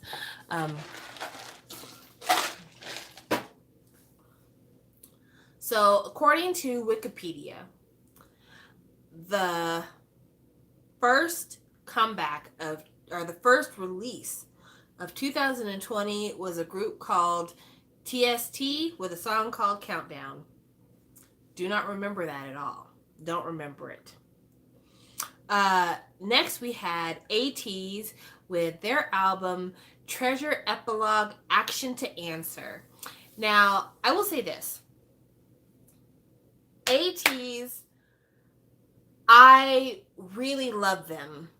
When I first heard ATEEZ with their debut, I was like, this group is the group for me. I made them Rookie of the Year the year that they came out because I love them so much. But Treasure Epilogue Action to Answer, I was so glad that that marked the end of that series. Not because I dislike ATEEZ, but because it was getting to the point where some of the music was starting to sound very similar. And I knew, good night, Tay. Thank you for coming. Happy New Year. If I don't see you, well, I won't see you till next year, but Happy New Year anyway. And I'm going to keep the live up if you want to go back and watch. It was starting to get a little bit similar. And I was like, I'm really glad that we're closing this door, because that means when we come back, we're going to get a new style for the album. Like, the albums are going to physically look different. But also, when we come back, I expect to have new sound. And they did that. So, I mean, I was glad to experience the Treasure series for ATEEZ, but I was ready to try some new things with ATEEZ as well. Next, Yuna, who is a kind of rock / ballad singer, had her album Unstable Mindset, and I believe that Suga wrote a song for her album. Can't recall right now, but I feel like that's correct. Next, we had Nafla with his album You in You Part 1.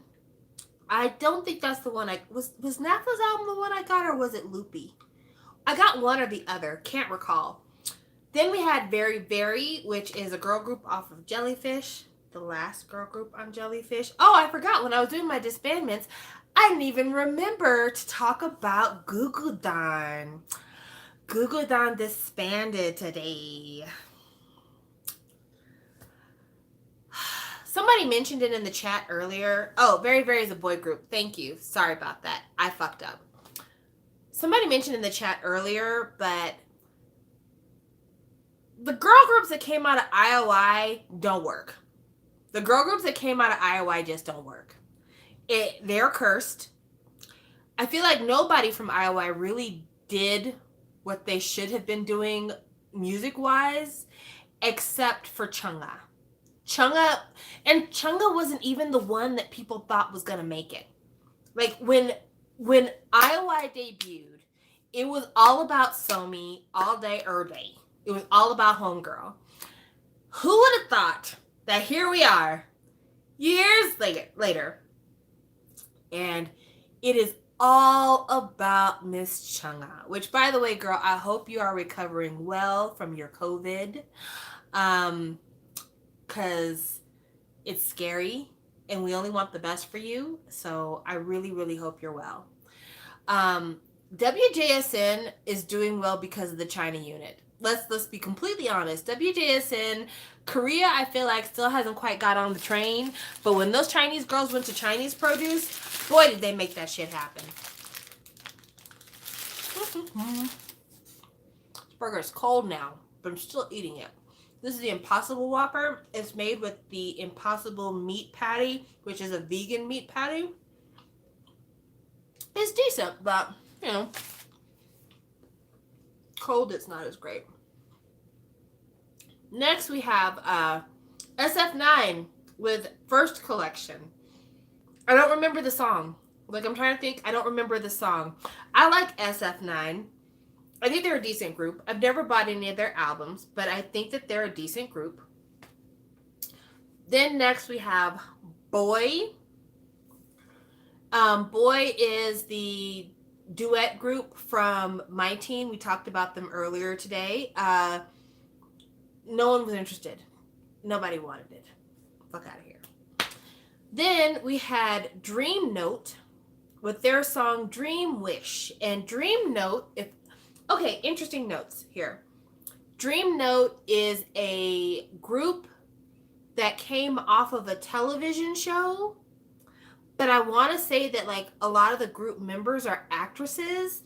And I watch a lot of Boys Love. And there was a Boys Love show that came out this year in Korea. Because Korea had 2 Boys Loves that came out.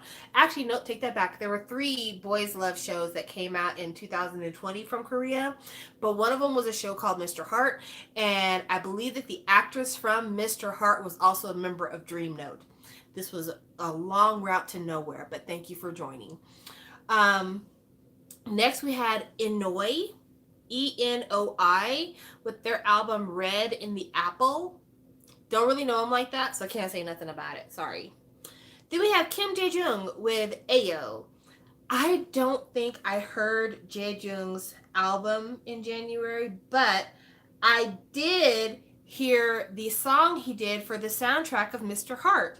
Wow, Mr. Heart is really coming through. Mr. Heart is also really cute. If you've ever thought about dabbling in Boys Love, but you're not sure if you're willing to commit to like 12 episodes of something, if you have a Viki membership or you have access to Viki, there is a show on there called Mr. Heart. It is yes, Jae-jung from TVXQ. There is a show on Viki called Mr. Heart. And it is a really short show. I want to say it's maybe either 6 or 8 episodes. Each episode is like 10 minutes. So it's basically...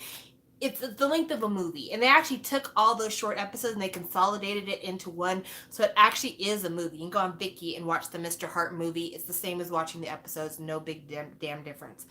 But anyway, if you are thinking about getting into Boys Love, but you don't want to make a big commitment, watch Mr. Heart. I think you'll like it. It's very cute. It's a little bit nonsensical, but it's really cute. And Jae-jung does a song on the soundtrack. Oh my gosh. Han Sueño, do you really want me to tell you what Boys Love is? Because I can talk about it, but we might be here all day. Boys Love basically is a genre of manga initially that is like a softer, cuter version of yaoi. So if you're familiar with yaoi manga, yaoi basically is like gay manga, right? And yaoi is like the boy gay manga, and yuri is the girl gay manga. And Boys Love is that same kind of genre, but it tends to be more cute meet cute style. And a lot of these mangas in Japan were getting turned into like these little serial shows, television shows. And some of the BL shows got popular in Japan, and because Thailand is like a fucking sponge, and when they see something getting popular other places, they're like, we would like to try that too. Thailand started to get involved in boys love, and Thailand has done some of the premier boys love shows that you can find, especially a show called I Told Sunset About You. Woo! That fucking show, great. Anyway, I'm digressing. But basically, it is cute rom-com gay romance. That's what boys love is. In a nutshell, it is your standard romantic comedy, soft romance, but with two boys instead of a boy and a girl. That's what boys love is. And Hans Sueño, if you're interested in learning more about some different shows for boys love, Mason and I have a channel. Well, it's actually Mason's channel, but I star on it quite a bit. BL_KIKI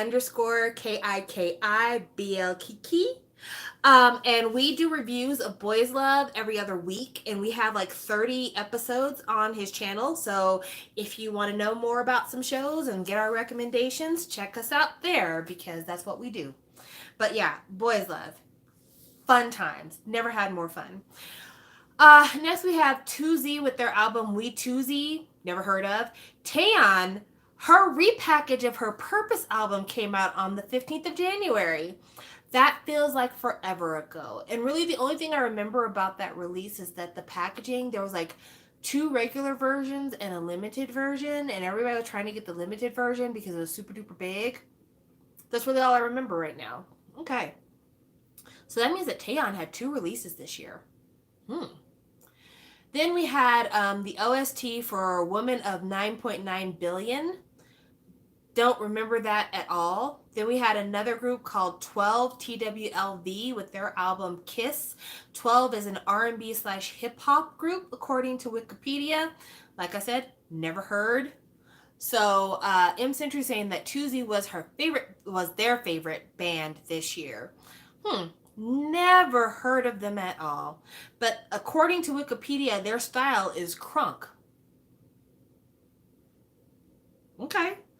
Then there was the OST for Chocolate, which was a show, I'm assuming, since it's OST. Don't know anything about that. Kim Dong-won had their album Ler, Ler. Then we had Han Dong-gun with Obscured Star. Both of those were ballad albums, so I didn't need anything to do with them. Ooh, I did not know, but the Sekis had an album this year called All For You. Had no clue. I don't really follow the Sekis like that. Every time I think of Sekis, I always think of Chivalry. Have you ever had something ruin your mind and just like make it to where you can't think of anything else when you hear something except for that one moment?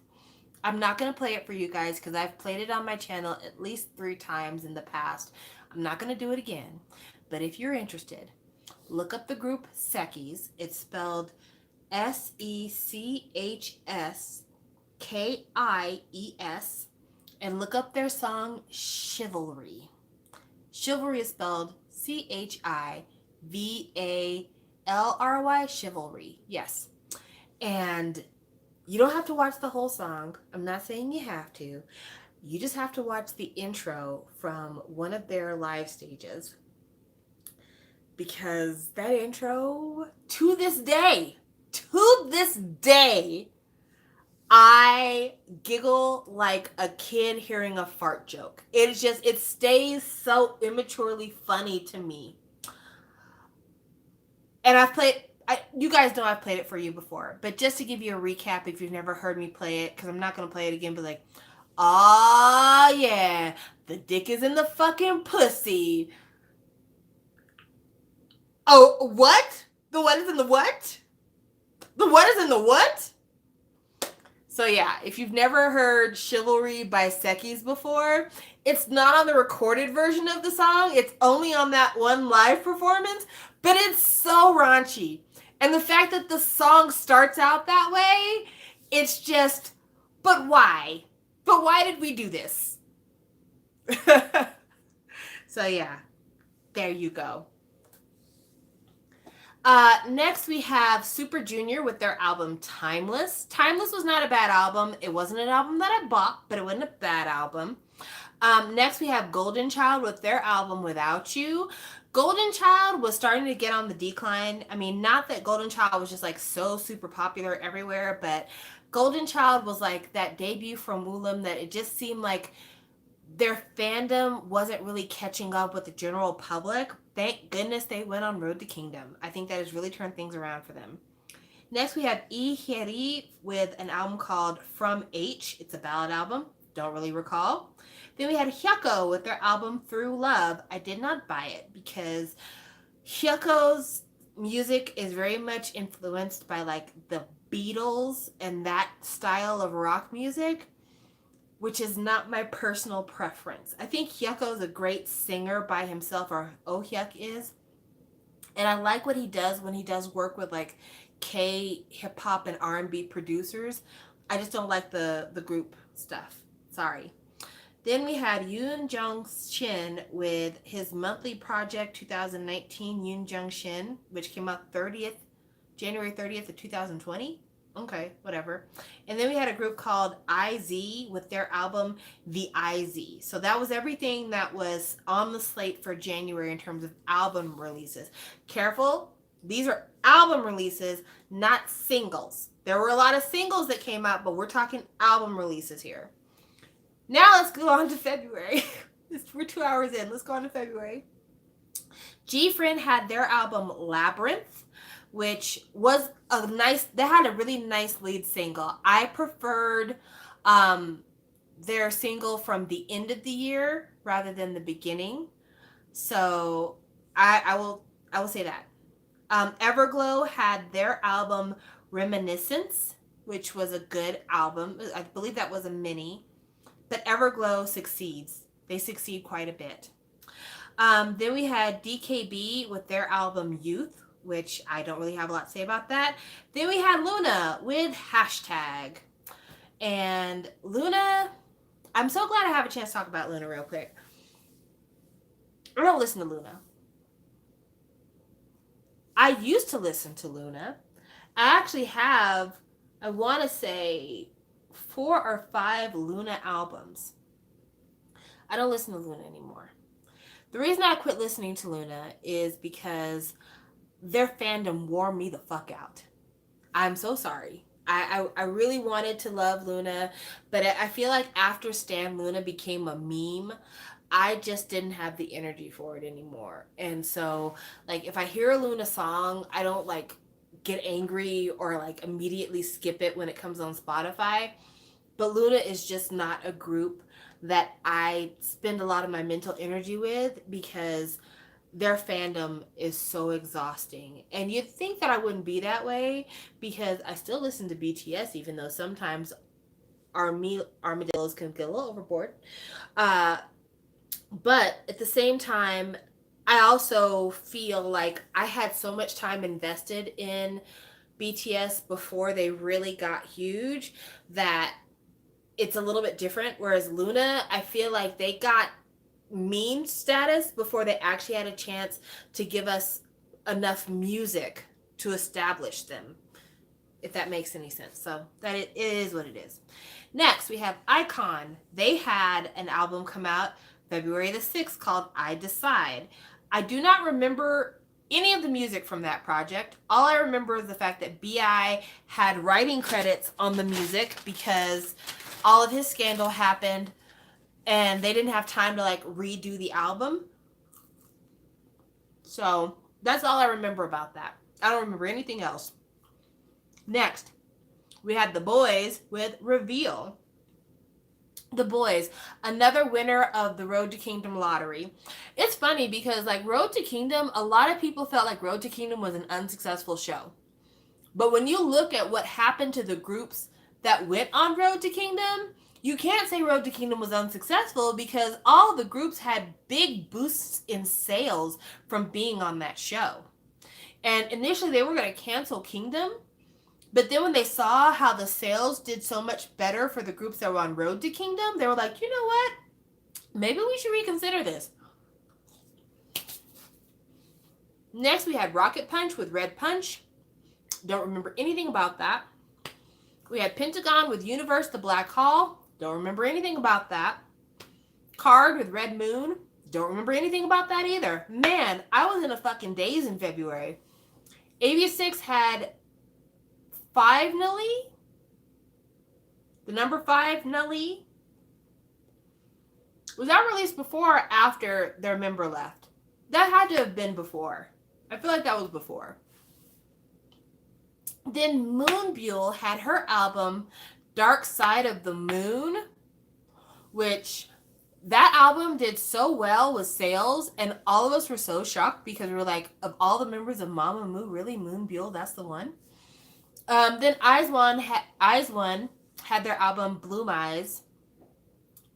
I'm assuming it's Bloom Eyes. It's not Bloom Is, right? All of them did a solo release. Okay. And then we had Dreamcatcher with Dystopia, the Tree of Language. It's Dreamcatcher. They have those kinds of titles. But yeah, Dreamcatcher had Dystopia, the Tree of Language. Then we had Ciso Neon with Non-Adaptation. That's an indie rock group. Oh, in February, BTS came out with Map of the Soul 7. Do you remember how those of us who had bought the Persona albums were like, 7? But we thought that the next album was going to be a part of the Jungian personality theory. 7? Wow. What a time. Then we had UNVS with their album Timeless. Don't remember hearing that ever. Yes, I have a whole video about me and that packaging. Environmentally friendly, they said. Astro with their album One and Only. Astro is a group that I don't follow them. Alex followed them really heavy in the beginning, and then I guess he fell off with them. But one of the members of Astro, I think it's Cha Eun-woo. I could be saying his name wrong. I probably am. He is in dramas now. Like, he's like really making his mark as a drama actor. He is so hot. He's like incredibly beautiful. He's in a show that I'm watching called True Beauty, which is based on a webtoon that I'm reading. And yes, sir. Let's keep going. Spectrum had an album called 0325. Ravi had an album called El Dorado. Elris had an album called Jackpot, and MCND had an album called Into the Ice Age. I'm just realizing that for the first 2 months of 2020, I only bought 2 albums from new acts. I bought the ATEEZ album in January when it came out, and I bought the BTS album in February when it came out. But I didn't buy any of the rest of these albums. That's crazy. Oh, yeah. The ex-Sekis member who's like, back in my day, idols had to be attractive. And it's like, what the fuck are you talking about, old man? That kid is beautiful. Fuck out of here. Quit being so fucking bitter. Go scam some more of your fans on fan meetings. That old ass bitch.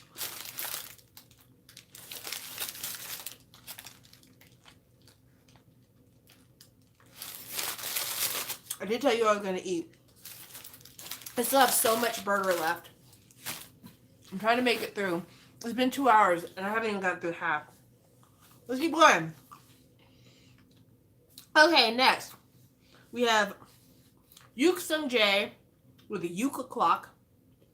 I almost choked saying that. Yuka clock. What time is it? It's Yuka clock. That's funny. Okay. Next we have DPR Live. Is anyone out there? I did buy that one. That was a really good album. It had really, really disappointing packaging, but it was a really good album. Next, we had Swings with Upgrade 4.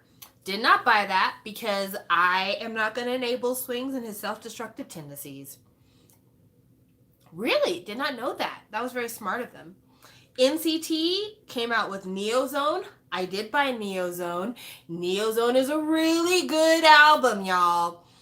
I know that NCT released like 50,000 projects this year, but Neozone and its repackage, both really, really good. Enjoyed them quite a bit. Was surprised because I think it's the first time that me and an NCT album really just meshed. And also because I liked Neozone's B-sides better than I liked the entire Super M set of B-sides. But I'm jumping ahead. ITZY had their album It's May on the 9th of March. I did not buy that. I bought their mini from the year before, but I didn't buy that one. Victon had their album Continuous that came out. Kim Sejong had Plant that came out. Then the soundtrack for Itaewon Class. But Itaewon Class was a super popular show from 2020. One day I'm going to try to make it to go back and watch it, but that day is not today. Kang Daniel had Cyan that came out. I didn't buy Cyan. I bought Magenta, I think is the one that I bought. But I might go back and buy Cyan because Kang Daniel's solos, his first solo was not for me. But Magenta is everything. Then we had Oneness with In Its Time. Then Nafla had You and You Part 2. Then Eun Sung-woo had his album Layers. A group called Bursters, which is described as metalcore, had an album called Once and For All. Suho had his album Self Portrait come out before he enlisted in the military. And then a group called Hin, or a person called Hin, not sure, had an album called When I Tell You Goodbye. So March must have been when I got back on my purchasing game, because I know for a fact I bought, how many did I buy from March? I bought I bought 2 albums from March. That's pretty good. Let's get into April. April, 2 came out with their debut, Reason for Being Benevolence. That's too many words. Code Kunst came out with his album People. I believe I did buy that. Max came out with his solo Chocolate because he's got them chocolate abs. And also because he likes things that drip. Hey.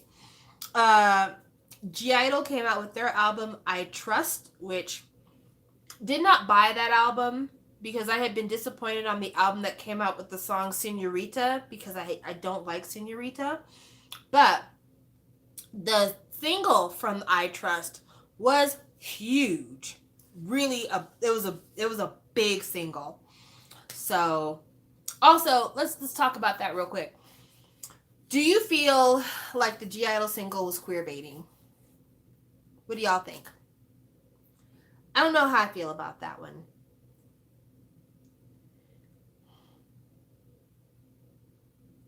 Oh my God. Oh God. She took me to the stars. Because when asked about it directly, they were like, it's whatever you think it is. It's not about that. But like, sis, come on. Just saying. Not saying, just saying. The next album that came out was Stella Jang with Stella 1 or Stella I. Then we had Shin Sung-hyun with My Personas. Then we had Winner with Remember, which Remember was an interesting album. Now, correct me if I'm wrong, because my memory could be foul since I didn't buy it. I want to say that Remember was like a cover of older Winner songs that were just put onto this album. And they had like one new song that they did a video for, but I want to say the rest of the album was like covers of other Winner songs. And they did that right before one of the members enlisted. I could be wrong though, but that's what I recall. Um, and it says the gayness was my favorite part, but I feel like they just can't speak of it because they're idols. I don't know. I don't know either. Then we had A Pink with Look. I'm telling you, A Pink, the releases that they've released, I would say in the last 2 years have been some of the best releases of their career. Like, not including, LOVE Love, but like still really good releases. Then we had Deep Flow, who's a rapper, with Founder. We had Gravity with their debut, Season 1, Hideout, Remember Who We Are. That's too long of a title, y'all. That's too much. That's too much. We had Kid Millie with Beige 0.5. Then we had Zello with Day to Day, which I didn't buy Zello solo. I should have, because that kid's so talented, but he was so young when BAP debuted. And I feel like people forget how young he was because he was so freaking tall. And it really makes me sad to think that like his idol career or his music career might be over before he's even like hit his early 20s because of how shitty fucking TS is. GOT7 had the album Die. I think GOT7 had like 3 releases this year. It feels like, maybe it was just 2, but it feels like they had a ton of releases this year. Then H&D, which is the 2 members of Bay 173, had their album Soulmate. Don't recall what that sounded like at all. April had the album DeCapo, which I don't remember what the single was for that. I feel like I heard it, I just don't remember it. Paul Kim had Heart, 2. Hopi Pola had the album Spring to Spring. Hot Felt had the album 1719, which made me so frustrated because it was a limited print. She only printed 1,719 copies, and I was not able to get my hands on one. So it is what it is. It is what it is. Then we had Solar with Spit It Out, which, again, like I said, I think I liked the song. I didn't like the costume choices in the video. Ben, who always rocks a ballad, came out with Off the Record. Noir came out with Up the Sky. Oh My Girl came out with Nonstop, which, oh my girl, Queendom was so good for them. Then GWSM came out with The Kiss! Heavy cloud but no rain. Bought that one. I bought it late, but I bought that one. Impact came out with LL. Speaking of Impact, one of the members of Impact is on a boys love show on Viki called Wish You Were Here, I think is what it's called. There you go. Then NCT Dream came out with Reload, which is categorized as urban trap R&B. It's not me. That is what the Wikipedia's named it. It's not I don't think it's a bad assumption, but like urban trap R&B, trap. Okay, whatever. Okay, so now we're in May, and May sees us with Fanatics releasing Plus 2, Astro releasing Gateway. Wow, Astro had back-to-back comebacks because Astro had an album come out in... I just saw their fucking name. February. Or was it January? It was January. Yeah. Astro's working hard. So let's go back to where we were. So Astro had Gateway. Then Moon Jung Up had Headache in May. And Natty had 19 in May. Like I said, Natty's solos have been really good. They're just, her voice doesn't stand out very much. PH1 had X, which I bought because PH1's rap albums are always really, really good. Look them up. AOMG just can't fail. Like, I've liked virtually everything that AOMG and Higher Music has done. I have loved. I have purchased. If they came out with a physical, I pretty much bought it because I'm a simp for Higher Music. I'm so sorry. Then New East came out with The Nocturne. I cannot remember what the single was for The Nocturne. I should have checked it out because I like New East. I like that New East really has evolved into a very reliable kind of R&B pop outfit because they didn't debut that way. So I need to go check that out again.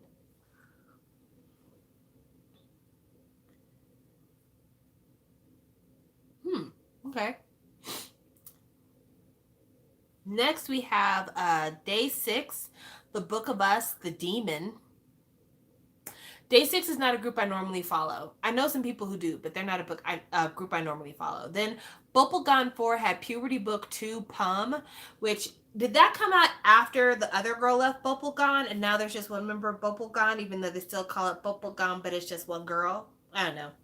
Bandit came out with Carnival. Woongsan, a jazz artist, came out with Reminisce of Love.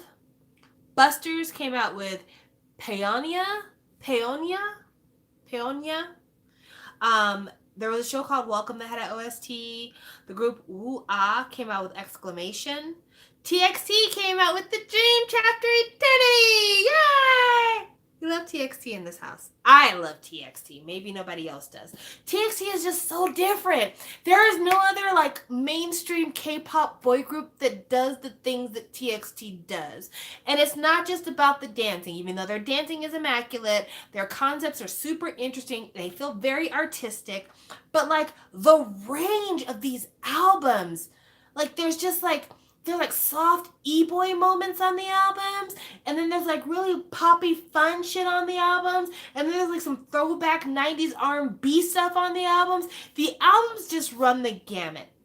That may be the reason why TXT has a hard time kind of capturing the general public, because they don't know what the fuck they're going to get when they get a TXT album.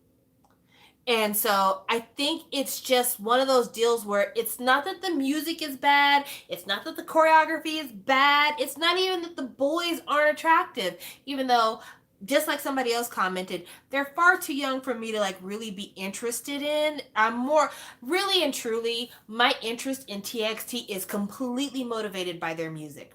Their music is something special. And I don't know why it is to me.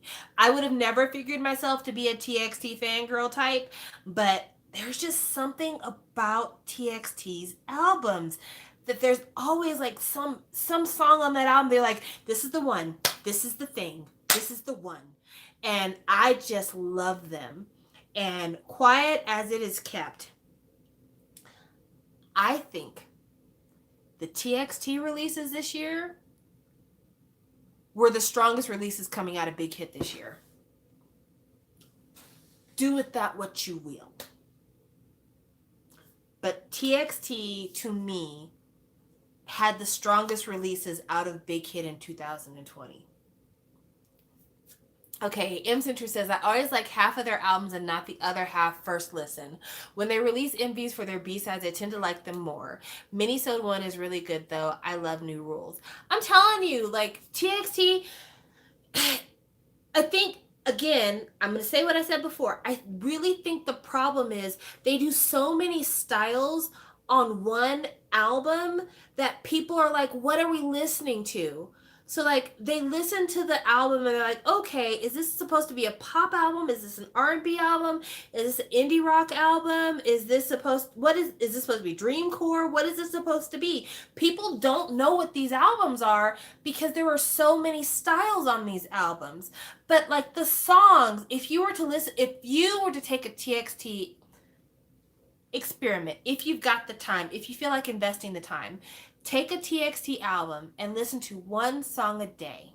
Don't listen to the whole album all at once. Listen to one song a day. Just pick a song from the album that you haven't heard or that you didn't already listen to the day before, and just listen to it. If you listen to all of the songs independently, all of the songs are really, really good. And when they're not put right next to the other songs on the album, they shine more. Because usually a really dreamscaped indie song is right next to a dance song. And so you're in this headspace of like romance, by the beach, firecrackers in the night, and then all of a sudden you're right next to like doom, doom, doom, doom. You're like, I was just at the beach. What the fuck happened? But yeah, TXT for me, I really, really like them a lot. I really, really do. I'm converted. And I really truly am a fan of TXT simply based on music. Like I enjoy their dancing, but their albums are great. Next, we had Cheese with I Can't Tell You Everything. NCT with Neozone The Final Round. Got that one too. Now, I only buy one copy of NCT, which is new for me. Um, I was never one of those people that bought multiple copies of every single thing for a group, unless it's shiny, let's be honest. And back when I used to buy every version of BTS albums, I stopped doing that with Mot 7. Mot 7 was the album that convinced me that I didn't need every single version. But prior to that, if there were like 4 versions of the album for BTS, I would get all 4. Shiny, I still do that. Like if Shiny says we're doing 5 copies of this album, I'm like, okay, then 5 copies it is. You got me. But with like EXO, I quit doing multiple copies for EXO a few years ago, and with NCT, I only buy one copy unless like the other copy is on sale. Which like with Resonance Part 1, I bought 2 copies because Target had a sale that was buy 2 get 1 free, and that's what convinced me to get 2 copies of that album. Otherwise I never would have, and I still need to sell one of those copies. But yeah, I bought 1 copy of Neozone, and I bought 1 copy of Neozone The Final Round. Then there was Red Square with Prequel. Secret Number came out with Who Dis. Ken came out with Greeting. Ryu Jung came out with Tiger Eyes. Only One Of came out with Produced by Part 1. I did not buy Produced by Part 1. I absolutely bought Produced by Part 2. Only One Of is a weird ass group with some weird ass concepts going on. Recently, one of the members was suspended, but then got like put off of suspension for breaking a rule. What? But yeah, Part 2 of Only One Of's Produced by series is very good. Then we had August D with D2, which is Suga's solo, and that was a good album. I still contend that J-Hope's mixtape is the best of the Rap Line mixtapes. Fight me if you wanna. I thought D2 was okay. I listened to D2 on the way back from Amarillo several months ago. And I remember when I was listening to it, I'm like, this is good, but I think I liked his first mixtape better.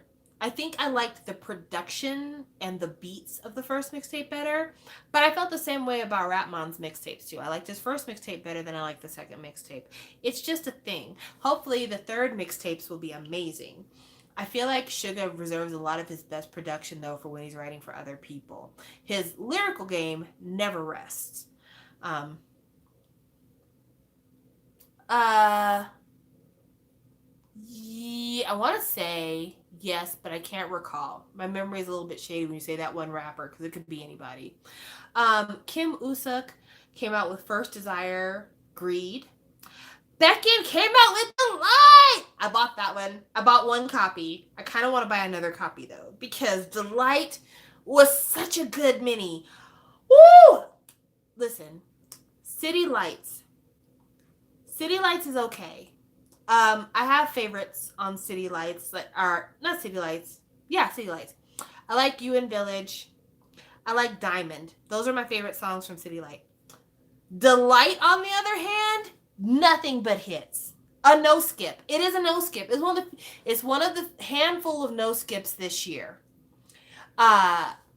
Candy was maybe not my favorite song on the album, but it was a very strong single. And of all the songs on the album, it really was the only song you could dance to, which is the reason why it kind of had to be the single.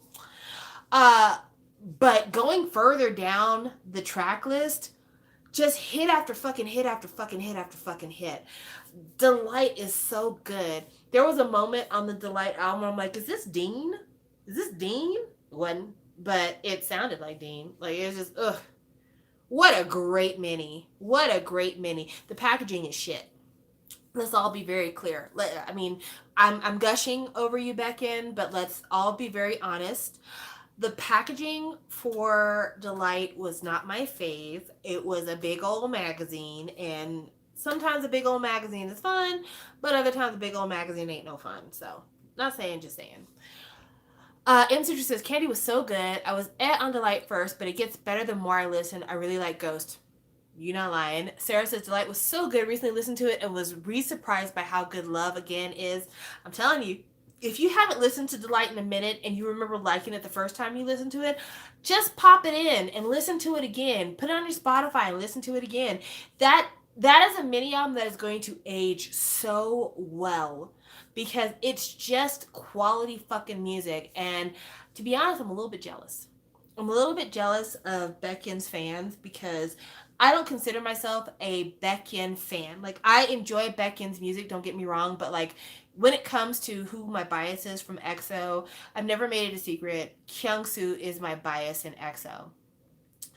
And when I heard Delight, I was very jealous because I'm like, I want this for me and my bias. I would like to see this for me and mine. Me and my bias would love to live like this.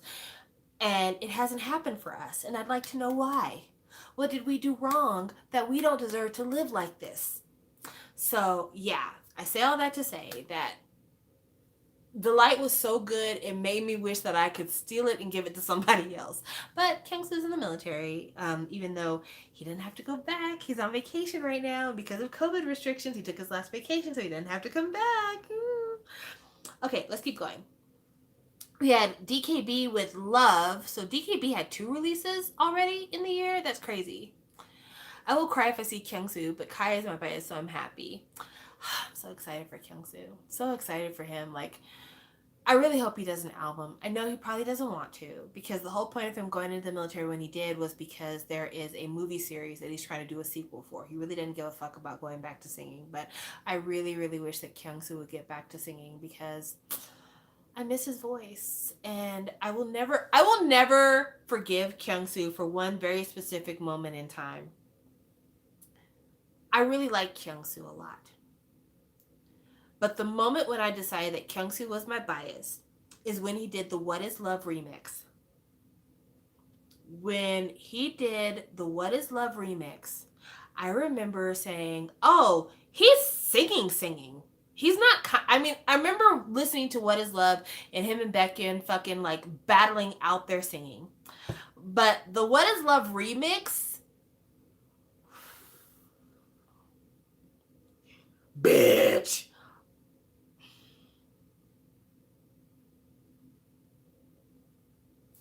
I'm gonna see if I can get away with playing a snippet of it. I'm just gonna see. I don't know if they'll let me, but I'm just gonna see.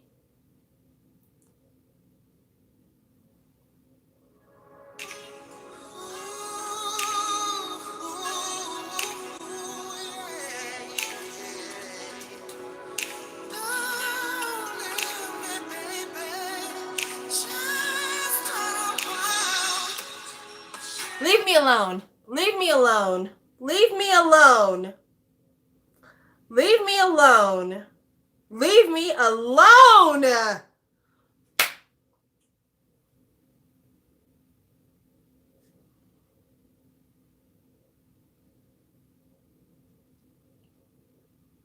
Leave me alone. Leave me alone. Don't do this to me. I can't listen to it all. I can't listen to it all. So if you have not ever looked into it, that was one of the first songs ever made for SM Station. And SM Station used to have seasons. Now it's just like this random thing that they do every once in a while when they want to release a digital single. But I bought the album for SM Station 1. I bought it for a number of reasons. One of them being because of Jonghyun's inspiration. Also because of some SNSD and some BoA stuff. But also because it has What Is Love the remix on it. If you've ever heard 2 men like fist fighting but with their voices, that's what that song is. It sounds like Kyungsoo and what's the old boy's name? Youngjin. It really sounds like they're like trying to one up each other the whole song. Like if one of them hits a run, the other one hits an even stronger run. Yeah, baby. Ooh, that's my girl. Oh no, she's mine. Oh yeah, she's mine. Like, I mean, it's this. Them doing that number. So Good times. Okay, next, the soundtrack to The World of the Married. I don't know anything about that soundtrack, but I have heard that The World of the Married is a fucking wild ass show with a sad fucking ending, but that it is really an insight into like what money and power will buy for you if you want it. Next, we have Monster X with Fantasia X. Then we have, oh, and I'm not trying to be shady. I'm just going to the next thing because with Monster X, it's just I don't really have much I can say about that one. Truth be told, I did not buy it, and I haven't really listened to it all the way through. So I'm sorry. I don't dislike Monster X. It wasn't something that was on my radar because I was focused on other things at the time. We had Park Ji Hoon with The W. We had One Wee with One, and we had Moonbyul with her repackage of her album Moon. So yeah, which sold a lot of copies. It sold a lot of copies. Then June, we had Twice with More and More. Man, Twice, starting in 2019, Twice said, Samantha doesn't really listen to our music like that. We got to start releasing stuff that she likes. And so they started with like Fancy, and then they did Feel Special, and then they did More and More. And it's just like, I hear what you're saying. I'm picking up what you're laying down, and I should have a copy of More and More coming to me in my next Zen Market package, I think. That reminds me. I was in Target today, and they had Twice's Eyes Wide Open at my Target. I didn't know Twice was starting to sell albums at my Target, or at least that one. I didn't realize it was supposed to come out. So even though the copy that's in my Target is the same copy that I bought on Zen Market, if they do another one of those buy two get one free specials, I might still go back to the Target and buy another copy. I'm leaving my options open. All right, then we had Victon with Mayday. So that was the second release that Victon had this year. Then there was the OST for Hospital Playlist and the OST for Where Your Eyes Linger, which is a great OST. Check it out. Then we have Super Junior with KRY, which is their cry unit. That is Kyuhyun, Rook, and Yesung. And their album is When We Were Us. It's a ballad unit, so I don't want it. I'm sorry. I'm not a big ballad person. Then we had Ha Sung-gun with Twilight Zone. We had So Eun-kwang with Forest Entrance. And then we had WJSN, otherwise known as Cosmic Girls, with Neverland, which I don't remember what the single sounded like. I just remember Stephanie really dug it. So if she likes it, I'll love it. Then we had Elast with Daydream. We had Dia with Flower for Seasons. Flower for Season. Flower, the number 4 seasons. There you go. In Flying had their album So. Hayes had Lyricist, which I bought that. It was interesting packaging. Then we had Momoland with Starry Night. And then the soundtrack to The King, Eternal Monarch. Don't know anything about that soundtrack, but I recall hearing something about the production for The King, Eternal Monarch, and there being a little bit of controversy about that. Like the show wasn't as good as people had anticipated it would be. But I don't want to say anything because I didn't watch it. Eyes One with Wonerick Diary? Wonerick Diary? Is that how you pronounce that? Wonerick? I've never heard that word in life, so I have no idea. Then we had Lee Sun-hee with Anbul. Stray Kids had Go Live. Is Go Live the album that had God's Menu on it? Because that's really the only song by Stray Kids that I can recall that I really enjoyed. And I want to say that came out this year, but I could be lying. Then we had, I think this group is called Dice. It's D1CE. Is it Dice? With their album Draw You, Remember Me. Okay. So, then Nature with their album Nature World Code M. I think Nature is a girl group. It's listed as electropop, but I feel like that's a girl group. Then there was Wiki Mickey with Hide and Seek. Wiki Mickey, now that Goo Don has disbanded, maybe you should start packing your stuff up early before they escort you out the dorms. Then we had the group Bandage with 432. Then we had 17 release. I'm going to try to say this. Please don't get mad at me. I think it's Hangare. Is it Hangare? Hangare?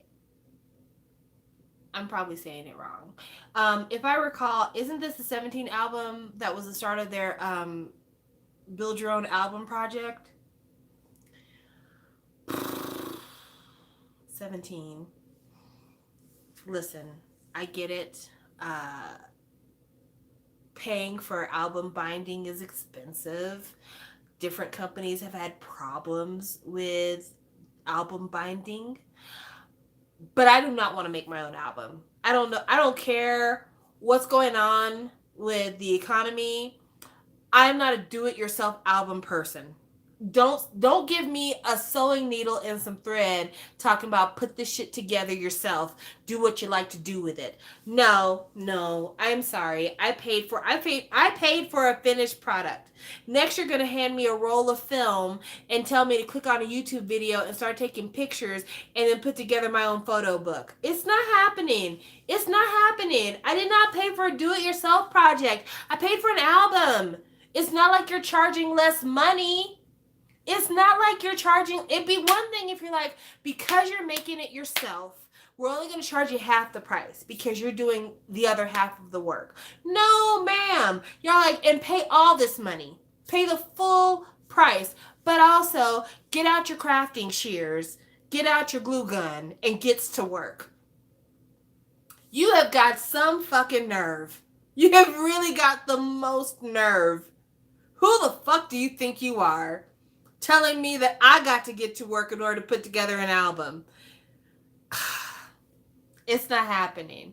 Between that and the fucking macrame experiment from Semicolon, get out of here. I can't even think about the music because the packaging is so, Yeah, and there are 13 different photos. Who do you think you are? Who do you think you are? Golden Child had their album Take a Leap. Purple Rain, a rock group apparently, had their album Op 01. Blackpink had, it says album, even though this is really a single. How you like that? Do do do do do do do. You gonna like that? Da da da da da da da. How you like that? Bada bing, bada boom, boom, boom. You gonna like that? Da da da da da da da da. Look at you, now look at me. Hey, look at you, now look at me. Hey, look at you, now look at me. How you like that? I love that song. I'm sorry. It's one of the few Blackpink songs I go up for. There's not a lot of Blackpink songs where I'm like, that's that one right there. But that song, I go up for that. That's right. Those should be special editions for the people who really care. Sick K came out with Headliner. I did not buy that, even though I usually try to buy Sick K's album. I did not like Headliner. Too much auto-tune. AB6 came out with Vivid, which I believe Vivid was their first album they came out with after one of the members was asked to leave the group, or he decided to leave the group. I want to say it was a DUI was the issue. It was a driving while intoxicated thing. But yeah. Then Woods came out with Equal, which I bought Equal. One bad. I still think that Insung's album was better. Then there was 3YE, which I think it's supposed to be pronounced I, with their album Triangle. Okay. 3YE, otherwise known as I, really makes me mad because their music is not terrible at all. But it's Third Eye, thank you. Their music's not bad at all. The problem is the fucking cultural appropriation of it all. That's the big gag. But yeah. Third Eye, The music's not bad. It's hip hop slash electronic according to Wikipedia. It's your standard girl crush fare, but it's just it feels like urban cosplay, honestly. So it's just really hard to support. Wasa, Maria, Maria, Maria, Maria. I meant to buy that album. I absolutely meant to buy Maria. I think the thing that kept me from buying it was that it was so incredibly expensive because it was so incredibly heavy. You know what? Nah, I don't know. And then also like versions, but you couldn't tell what version was which from the outside. So if you bought two copies, you didn't know if you were going to get two of the same thing or if you're going to get one or the other. So that is not the best choices for selling albums. Also, I think that out of the physicals, her album sold the least out of all of the Mamamoo solos. But I think that is because that album was so damn heavy and so damn expensive. If that album had not been so heavy and had not been so expensive, it probably would have sold more physically. Say what I said. Also, another side note tangent. I wish Korea would quit hating Wasa so much. Korea is always so fucking mean to Wasa. Anytime her name comes up in any kind of article about anything at all, people are always like, look at her with her big sloppy ass. Look at her. She thinks she's so cute, but she's ugly. Look at her nose. And it's just like, first of all, I don't know who you think you are, but you probably look like a troll. Maybe you should shut the fuck up and put that shroud back over your mirror so you don't crack it another time. Secondly, what does her looks have anything to do with you? Why are you so pressed? Why do you spend all your keyboard Twitter finger energy on trying to talk down on this woman who is doing nothing but delivering content? She's doing nothing but trying her damnedest. I realize that there are some issues with Wasa in terms of cultural appropriation. I'm not even going to pretend like that's not a problem. Her incorporation of do-rags and other things that are kind of more identified with African American populations can be an issue, and there's a lot of people who don't like her for that reason. And if you don't like her for that reason, that is your business. You're allowed to feel the way you feel. But like Wasa recently won an award at one of these end of the year award shows for the show I Live Alone, and the comments like, "That funky bitch. Nobody wants to watch that show. She's not even good on it." Really?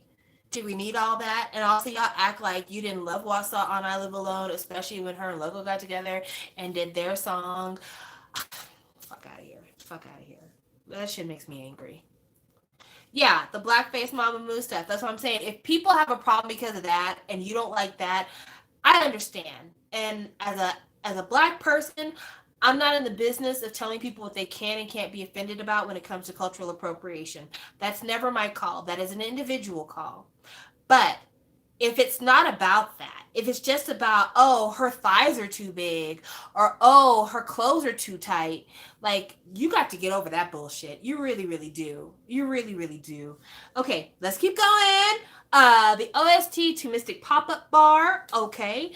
We had E. Junhyun with Splash.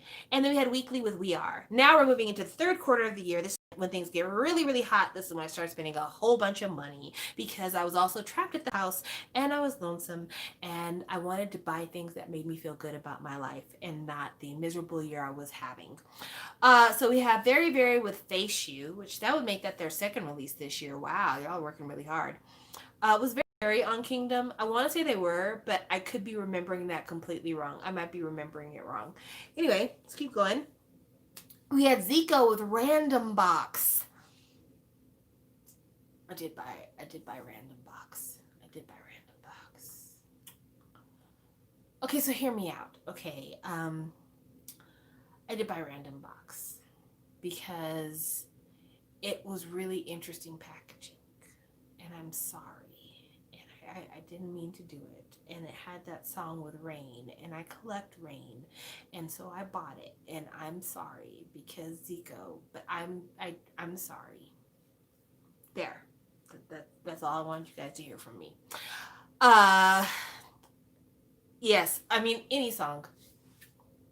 Let's just be very clear. While When We Disco is one of my favorite tracks of 2020. How You Like That is another one of my favorite tracks of 2020. Tweaks, Heavy Cloud But No Rain, one of my favorite songs of 2020. I would argue that the biggest K-pop song of 2020 in Korea, not internationally, in Korea was probably Any Song. I think it was probably Any Song because that song was just such a fucking earworm.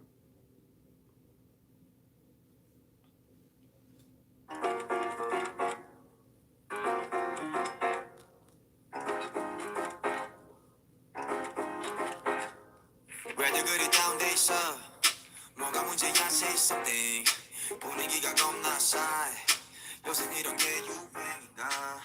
Not only was Any Song just the fucking catchiest song ever, but also I would argue that Zico was one of the first K-pop artists who's not like BTS, Blackpink, to have a TikTok hit. I would argue that because he specifically marketed that song with a dance. And as someone who followed a lot of Thai BL actors on Instagram, I can tell you very confidently that the dance for Any Song swept Asia. It wasn't just popular in Korea. It was popular in Japan. It was popular in China. It was popular in Thailand, Taiwan, Malaysia, Indonesia, Vietnam.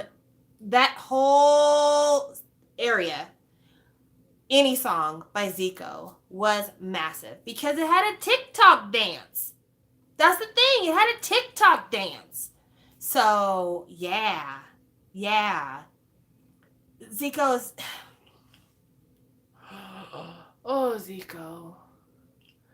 I want to love you. But there's just so many things over the years that have been problems.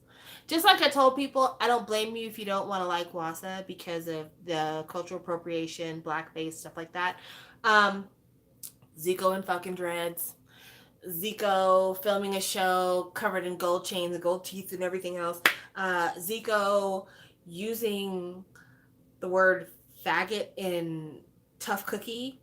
Zico and his possible association with the Golden Phone Cacao Talk scandal setup. Zico and the way he utterly destroyed Solhyun's reputation by making her run at night to meet him for booty calls at his place. There's a lot of reasons to not like Zico. Yet and still, I continue to sit here like the fucking simp I am and pay for his music. Something's wrong with me. Something's wrong with me. It's not y'all, it's me. It's me. Shin Young-jae with Dear, Jodam with Ola, Dinner Mate OST. Then, of course, one of my favorite albums about it, I'm a Little Monster. But that was not the song that I liked from that album. It was the Red Velvet Irene Sulky subunit. Naughty, naughty, naughty, oh, naughty, naughty, oh, I love that song. You call me crazy, na na na na na na na. Let's go, na na na na, naughty. What a jam. Naughty should have been the title track. I said what I said. Then we have SF9 with Nine Glorious. Is it supposed to be Glorious or Nine Glorious? Cannot tell. I feel like it's Nine Glorious, but what the fuck is a Nine Glorious? Whereas saying Glorious kind of makes more sense to me. Then we had Chungha with Play. I think my favorite single that Chungha did this year was Stay the Night. Stay the night, night tonight, the night, night tonight. Chungha, I hope you recover quickly. Don't let COVID get you down, sis. We had Donkey's iClan with You. And the description here says that Donkey's iClan is New Jack Swing, dance, which makes me want to listen to this because New Jack Swing, as I stated earlier, is my fucking jam. But this name, Donkey's iClan, meh. Great Guys with the album We're Not Alone, Chapter 2, You and Me. Then Vinchin? Yes. I always have a problem saying his name. His album Boy to Man, I did buy that. It's a fucking sad ass album, man. I don't know what else to say. Hey Tarian. Vinchin, I first heard of Vinchin, I want to say, when he collaborated with Key on Key's album. I feel like that's the first time I ever paid any attention to Homeboy. But I think he was an idol school rapper, maybe? And I remember him from Key's album because netizens were making fun of him for having suicidal thoughts. Something like that. And I'm thinking, wow, y'all are fucking cruel as shit. And then he did this album, Boy to Man. And he's just so sad. And he also was on that, there's this channel, I can't remember the name of it. Oh, ODG. There's a channel on YouTube called ODG. And it's this Korean channel, but they subtitle all their videos in English. And they have like kids and teenagers interact with celebrities. And like the celebrity will have an album coming out maybe. And they're like, I want to play a song for you. But before they do that, they'll like have an interview with the kid. So like, let's say there's an 8-year-old kid. And the celebrity's going to have an interview with them. They'll be like, you know, what was your favorite memory from Christmas? And the kid will be like, oh, my parents bought me a rocking horse. And then somebody like, oh, okay, well, that's cool that you have that memory. I wrote this song about my favorite memory of being a kid as well. And they'll like have a conversation and then the song will play. And then they'll have another conversation after the song. And it's a really beautiful channel because it's just it's very tender. It's a very tender kind of, I don't know, it's heartwarming. It's a very heartwarming channel. But I believe that Vinchin went on there to talk about his album. And it was a group of kids with him. And he's like, when's the last time anyone here has said I love you to your parents? And raise your hand. And the little kids were all raising their hand because they had all said like I love you to their parents very recently. And then he's like, I haven't said I love you to my parents in a really long time. And I wrote this song because I hadn't said it and I feel like it's too late for me to say it, or I'm too old to say those things. And the little kids were so sweet. They were like, we think that the reason why you didn't say I love you is because you're a really shy person, and you don't have to be shy because your parents love you and they're not going to make fun of you if you say that you love them.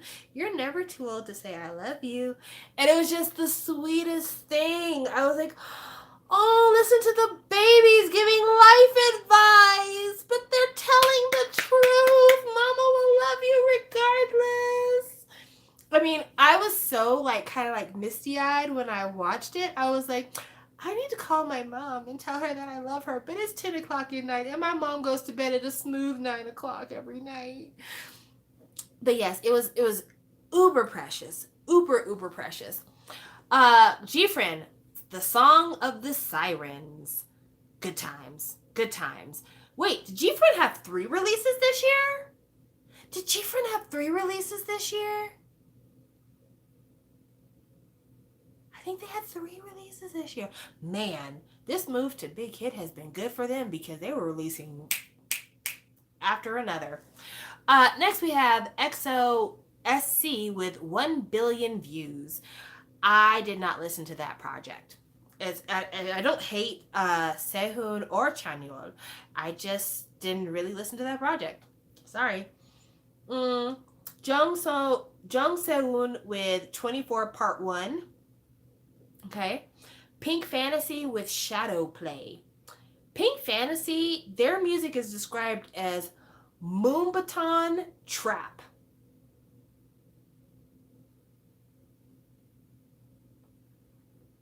I don't even know what Moonbaton is, but okay. 2 came out with Running Together, which would be their second release of the year. Jung Eunji came out with Simple. One the Nine came out with Turnover, and this was the year they disbanded. Then Mind You, which is an indie folk unit, came out with Summer Night Story. Must Be, which is a hip hop / dance outfit, came out with Let Me Rise Again. Sax3 came out with Beach Again. Ooh, bitch. I bought Beach Again, by the way. Yukika came out with Soul Lady. Let us have a rap. Let us talk.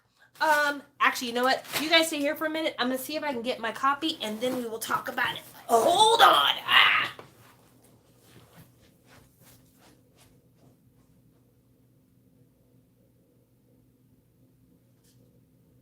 Talk amongst yourselves. I'm still in the room. I can't read what you're saying, but entertain each other until I come back.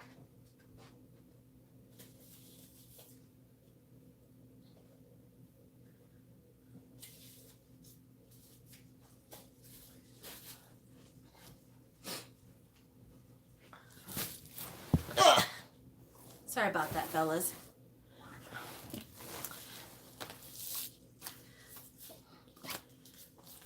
This is my copy of Soul Lady.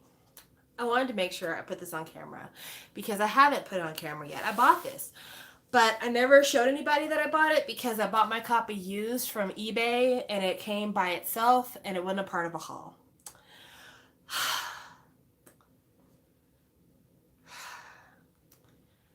So, City Pop.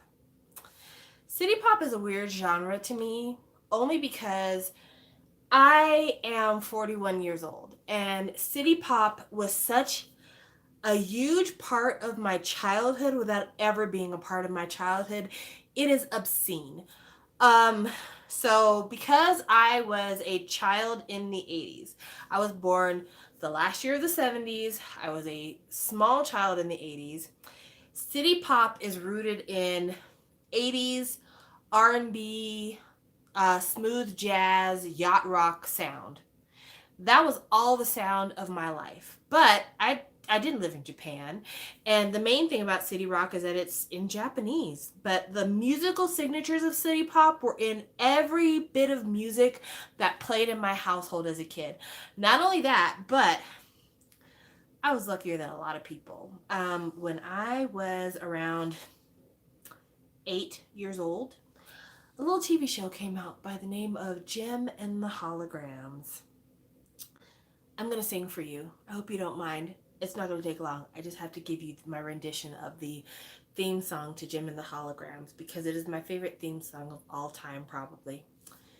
Jem is excitement, ooh, Jem is adventure, ooh, glamour and glitter, fashion and fame, oh, Jem is truly outrageous, truly outrageous, whoa, Jem, the music's contagious, outrageous, Jem is my name, no one else is the same, Jem is my name, Jem. Okay, I didn't give you the We Are the Misfits part, but you know what it is. Anyway, if you ever get a chance to watch the theme song for Jem and the Holograms, watch an episode of Jem and the Holograms, it's City Pop. It's City Pop. This felt like swimming in the rivers of my childhood. It's a City Pop album, but it's in Korean, but it's like, you know, like smooth jazz, adult contemporary, just like nothing hard, no hard edges, nothing super sharp. It just felt like good musical instruments, good production, super smooth. It's absolutely of its time and of no time. Like this sounds like this came out in 1987. And so I adore this fucking album. And it's so perfect even with the way that the cover looks. If you ever look up like different City Pop artists from the time, this album cover is even perfect. This is a wonderful album. And the inside. Look how awesome city pop, city lights, cityscapes, driving. This is just really, really beautiful. From what I've been told, she is no longer with the company that produced this, which is a shame because this also is really amazing packaging. So it's kind of like a travel itinerary folder. So here's your passport right here. And then you have your boarding pass, which is so adorable because the boarding pass is from Tokyo to Seoul. Oh, so cute. And then you have these beautiful, like a pencil board style. So pretty. And then just, night lights. And then usually when you get Japanese albums and they have these kind of printed photos, it says Fuji Films on the back. On the back it says Yukika Film. Come on! Come on! Look at this picture. I get that maybe her and her label didn't get along, or maybe she felt like this was under promoted. I can't tell you. I wasn't there. But Sistren, they knocked the packaging for this album out of the motherfucking park. You can be mad at them all you want for anything else they did to you, and I absolutely believe you're totally valid in your anger. But when it comes to did they do your packaging right, they did your packaging right. Look at the passport photo. Look at the passport photo. I mean, come on. And there's all these little stickers in here. And it's got like the lyrics. The passport book is the lyrics. This is such great packaging. This is such great packaging. I don't regret buying this thing at all. And then the photo book can be slipped out of the portfolio. So you can like look at the photo book separately. But then like the little portfolio, here's the CD. I didn't spend any time unboxing this on my channel. I really should have, because this might be my favorite packaging of 2020. And it's just really beautiful. It's really super beautiful. What a great time this was. What a great time this was. I can't say enough effusive things about this album. If you like city pop, but you like the sound of Korean versus the sound of maybe Japanese being sung, I absolutely recommend you get this. Get it tomorrow. Get it as soon as you can. It's worth it. It's absolutely worth it.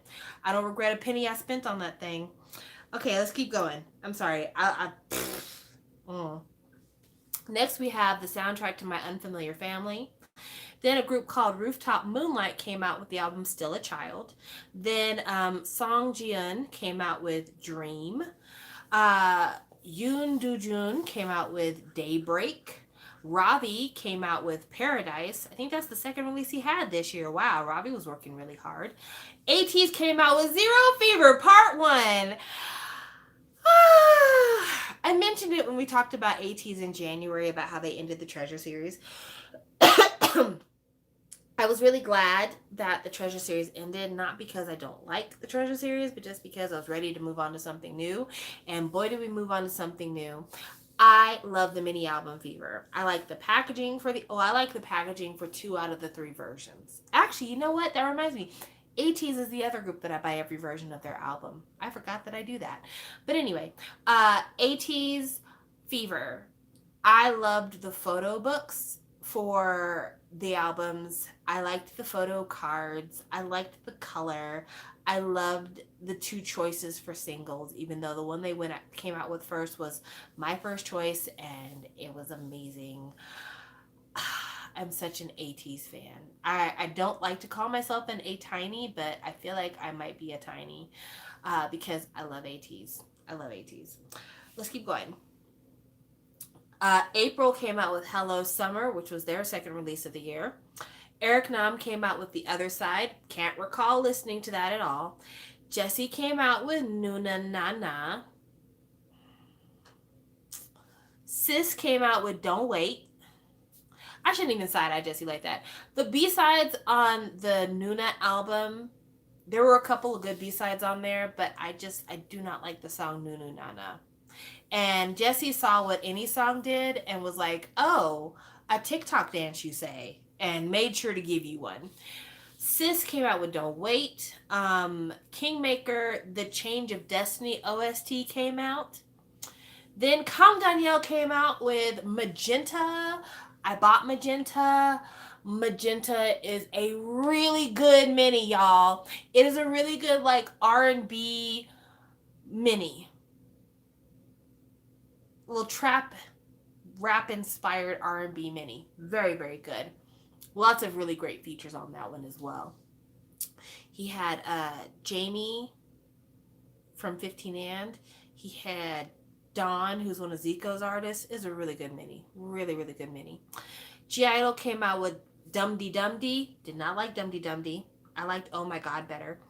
Oh my God. Saturday came out with DB DB Dib.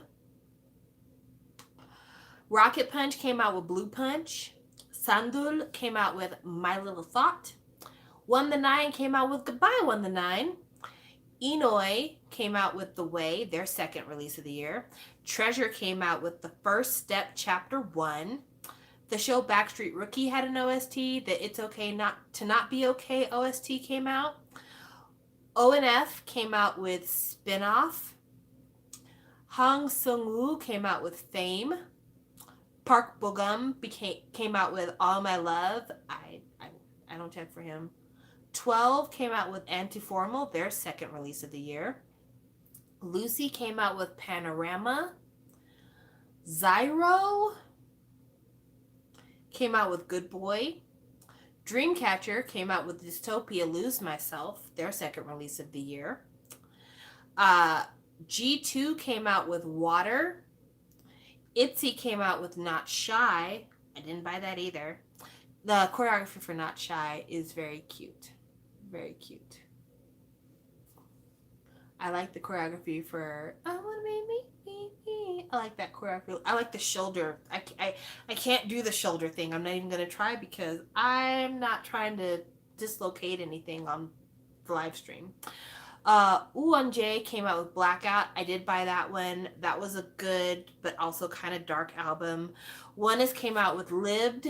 Hyolyn came out with Say My Name, which y'all did not support the way you should have. I bought 2 copies for my girl. Donkeys came out with Ego, which is described as trap, but their previous album this year was fucking New Jack Swing. I don't know what goes on with these boys. MCND came out with Earth Age. Gravity came out with Season 2 Hideout, The New Day We Step Into, which I guess was their second release of the year. Card came out with Way with Words, which I believe was their second release of the year. Purple Rain came out with Wanderer Fantasy, which was their second release of the year, which is surprising because I don't even remember anything about their first release. But you know what? People do what they do. Yes, Tari, I need to get Hyolyn's album ASAP. I can't believe you. I can't believe you haven't gotten it yet. Shame, shame, shame. Boto Pass came out with Flamenco, and their album is considered Latin pop reggaeton. Kind of feel like I need to listen to that. Only One Of came out with their best project so far, produced by Part 2. Listen, I get it. Coronavirus has got everybody tight, but you know, if you get a chance, try to get it. Essence came out with Marigold Tapes. Even of Day came out with The Book of Us, Glue On, Nothing Can Tear Us Apart. Wow, that's a title and a half. Unsung came out with Beautiful Scar. I bought that one. I gushed about it earlier. It's great. Lovelies came out with Unforgettable. That's not their song, but you know, still unforgettable. Autumn Vacation came out with The World Is Like a Handkerchief. All right. Ace came out with HZJM, The Butterfly Fantasy. Let me wax poetic about Ace for a second. Y'all really played the fuck out of me, Ace. Y'all really played the fuck out of me. I bought Ace's album even though I had never bought an Ace album ever. Had no intention of ever buying an Ace album. Wasn't even on my fucking radar. But the teaser photos for the Ace album were stunning. It is one of the most beautiful sets of teaser photos I've ever seen in my life. And I'm not even saying that to be exaggerating or to try to like pump them up to a place where they're actually not. No, no, no. The teaser pictures for Ace's album were these like, it was the guys dressed in like old traditional hanboks, and they're like underwater, floating in water, and they're like reaching out to each other. And at the time I still am, but at the time I was watching a ton of BL, and it kind of looked like a BL set in like ancient Korea. Also, I'm not the only person who watched a bunch of BL that got ideas from this too, because the most popular BL of 2019 rolling into 2020 was The Untamed out of China. That show was fucking massive. And China, the fan base for The Untamed, you've never seen a fan base like it before. You've never seen a fan base like it before. The OSTs from the soundtrack for The Untamed went super fucking bananas. The lead actors for The Untamed won all the awards. It made mega stars out of Xiaozhan and Wang Yibo. Not only that, but The Untamed was so huge that it caused me to buy something that in the last, I would say, 5 years of K-pop, I never wanted to buy. I just so happened to bring it over here for you guys to see, which is stunning because I didn't anticipate that we were going to have this kind of transition into it. But I bought this off of a friend, one of the ladies that I went to go see Super M with.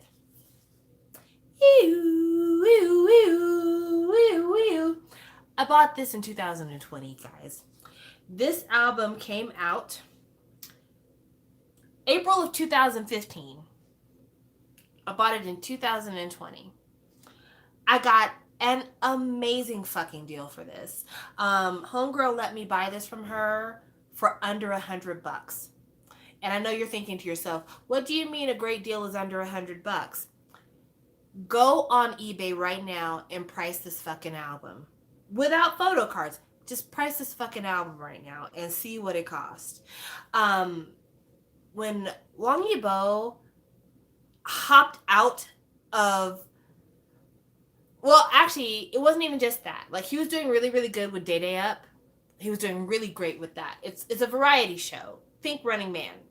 That kind of thing. Or Knowing Brothers. Either one. He was doing really great stuff with Day Day Up. But when he did The Untamed and was half of the primary soulmate pairing, I kind of hesitate to call them couple because I feel like calling them a couple is not fair because it was a boys' love, but there were no actual kisses. But anyway, when he did The Untamed, everything that he had ever touched prior to The Untamed shot up in value. These albums go for $200 on eBay now. I'm not even kidding you. I'm not exaggerating. These albums go for $200 on eBay now. So getting it for under $100 basically was like me getting it on fire sale. But yeah, The Untamed was massive. Someone said here, poor Woods, first Unique, then X1. At least he's doing good now, though. I know, right? Poor baby. Anyway, The Untamed was massive. And so when people saw the teaser photos for Ace's album and saw that it had that same kind of like dreamy, otherworldly, soulmate, slightly bordering on romance thing, we were all like, yes, give me more. That's what we like to hear. That's my favorite song. And then we got the MV. And number one, the styling for the MV was trash, garbage. You can't convince me otherwise. At one point, one of the members had fucking beads on his eyelashes. Let me tell you. I don't like to have crust in the corner of my eye. I don't like to have an eyelash fall down and get like caught up. I don't like anything near my eyes. I don't even really wear makeup like that, and I barely want to ever put on mascara or eyeshadow because I don't want nothing near these eyes.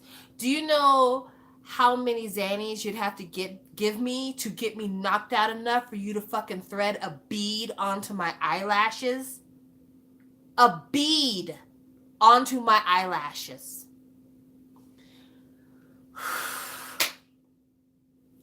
I was so disappointed. I was so incredibly disappointed. Like I haven't been that disappointed in such a long time. I haven't felt that kind of gooped before in a minute. And yeah, I was not pleased. And I probably will never buy another Ace album again in my fucking life because I just feel so fucking lied to and cheated and scammed. Just scammed. I'm upset. Next we have Lunar Solar with Solar Flare. Then we have CLC with Helicopter. Rest in peace, CLC. CLC.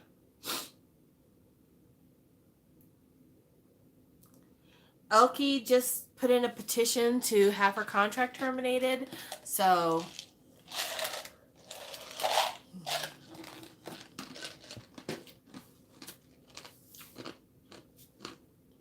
then we had the show What Is Love come out with their OST soundtrack. Then we had Higher Music come out with Higher Music Red Tape. I bought that. Actually, Higher Music came out with Red Tape and Blue Tape, and I bought the compilation album. But yes, I bought that. Super Junior D&E came out with Bad Blood. I don't even remember what that single sounded like, y'all. Don't remember at all. Luli Lee came out with Let Me Dive Into This Moment. Wano came out with his solo album, Love Synonym #1, Right For Me. I already talked about how nasty that single was. Then we had Kim Ho Jung, a trot singer, with We Are Family. Then we have Taemin come out with Never Gonna Dance Again Act 1, the superior one. Sorry, Tarian, but Act 1 is better than Act 2. Criminal is such a great song. Oh man, what a time. Criminal's so good. Act 1, I love you. Act 1, I love you. I love you. Act 1. So many good moments.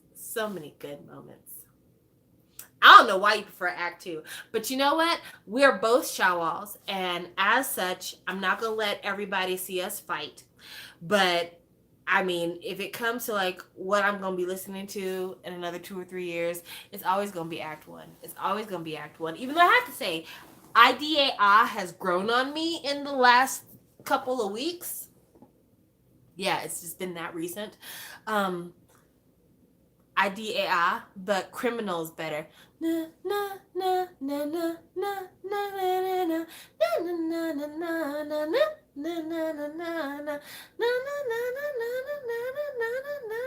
na na.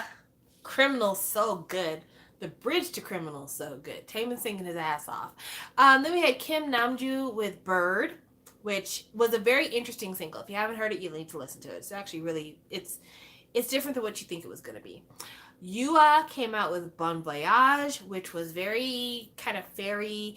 I remember saying this when I saw the single. I think I told this to Mason. It reminded me of the songs you would hear behind an advertisement for a Caribbean cruise.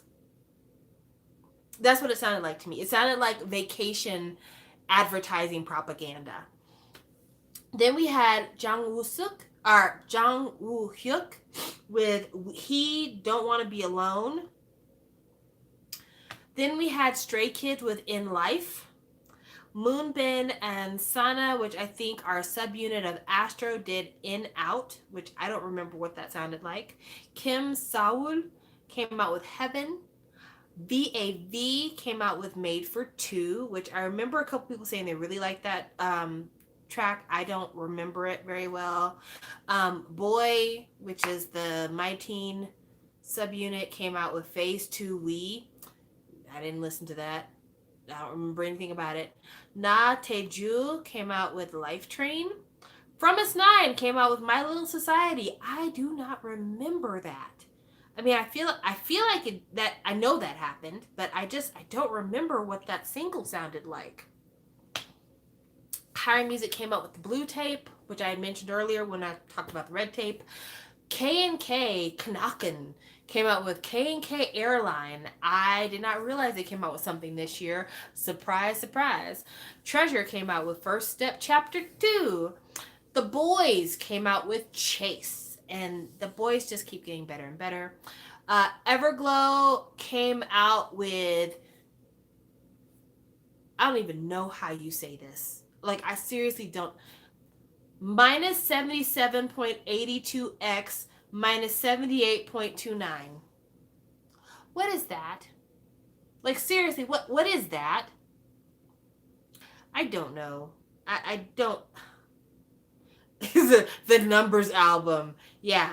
The only thing I can say is that La Di Da was a fabulous song, and it came out the gate running.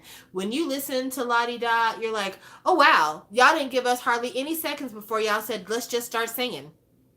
Because that song, like, I think you get maybe 2 seconds before vocals start. Yeah, the album was good. Trash album name. But yeah, that was really good. That was really, really good. Signature came out with Listen and Speak.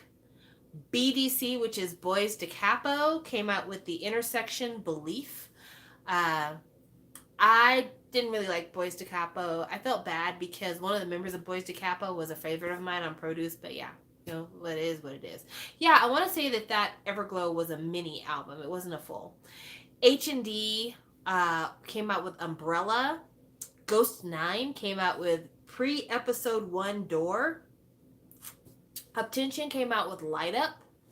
Some, which used to be Neon Punch, came out with Da La La. I guess so.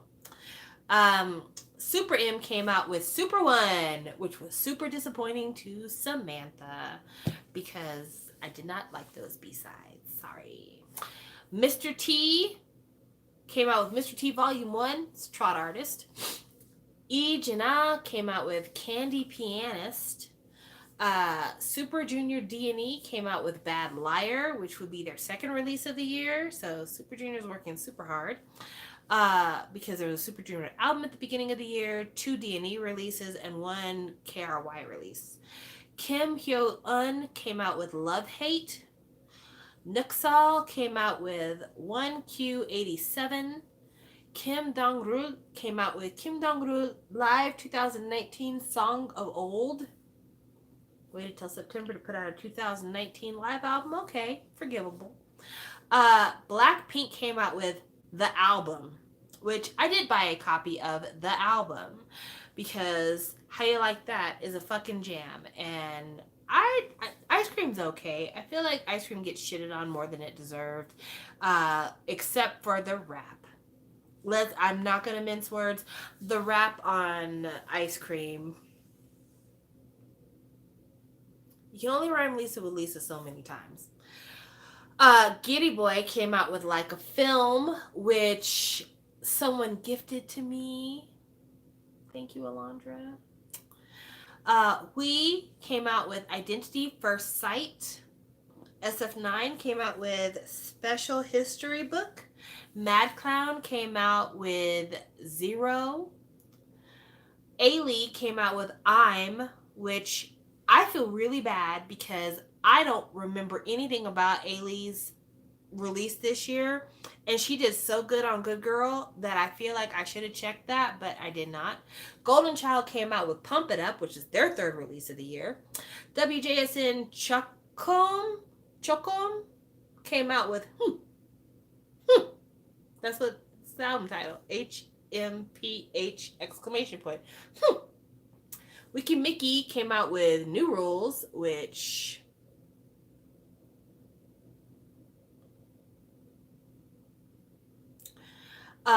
Ohio came out with Silence.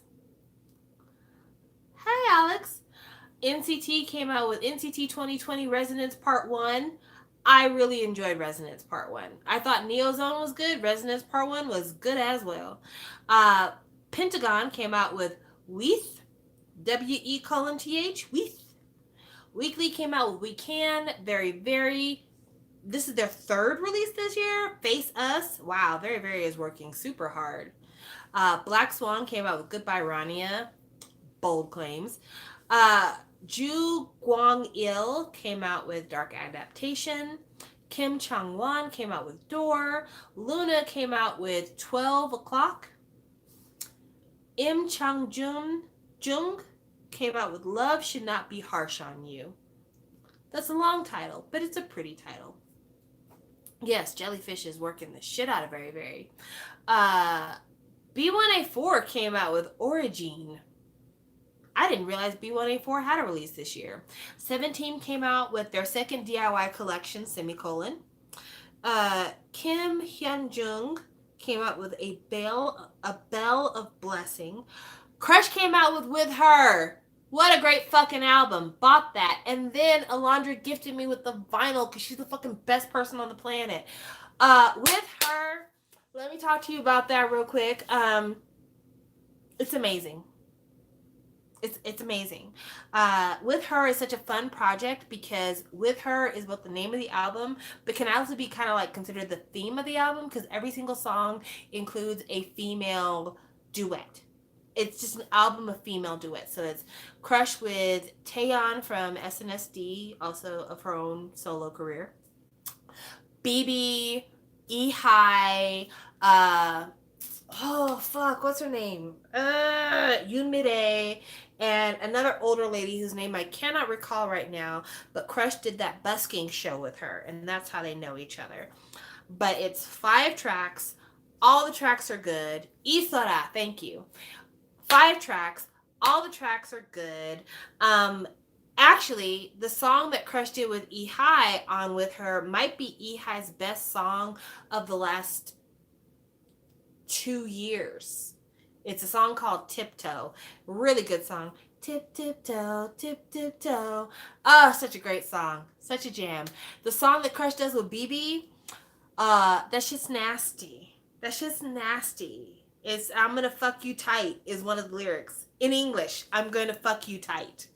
Not even right. Just, I don't need you to explain the texture of the vagine as you're diving in it, but thank you for offering, Crush.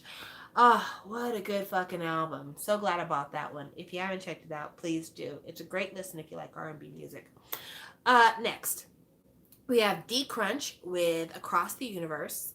Alexa, American, trying to do her solo thing, came out with Decoherence. I heard a couple songs from it. They're not bad songs. It's not really my jam, but it's not a bad album. She sounds way better on this than anything else she's ever done before. Song Jiun came out with Bloom. TXT came out with Mini-Sode 1, Blue Hour. What a great mini. What a great mini. I really, really, really liked that mini. I think Blue Hour is probably my favorite single that TXT has done so far. The video is beautiful. Brave little boys in their crop tops. Also, was this the year that K-pop boys decided that they wanted to be cowboys?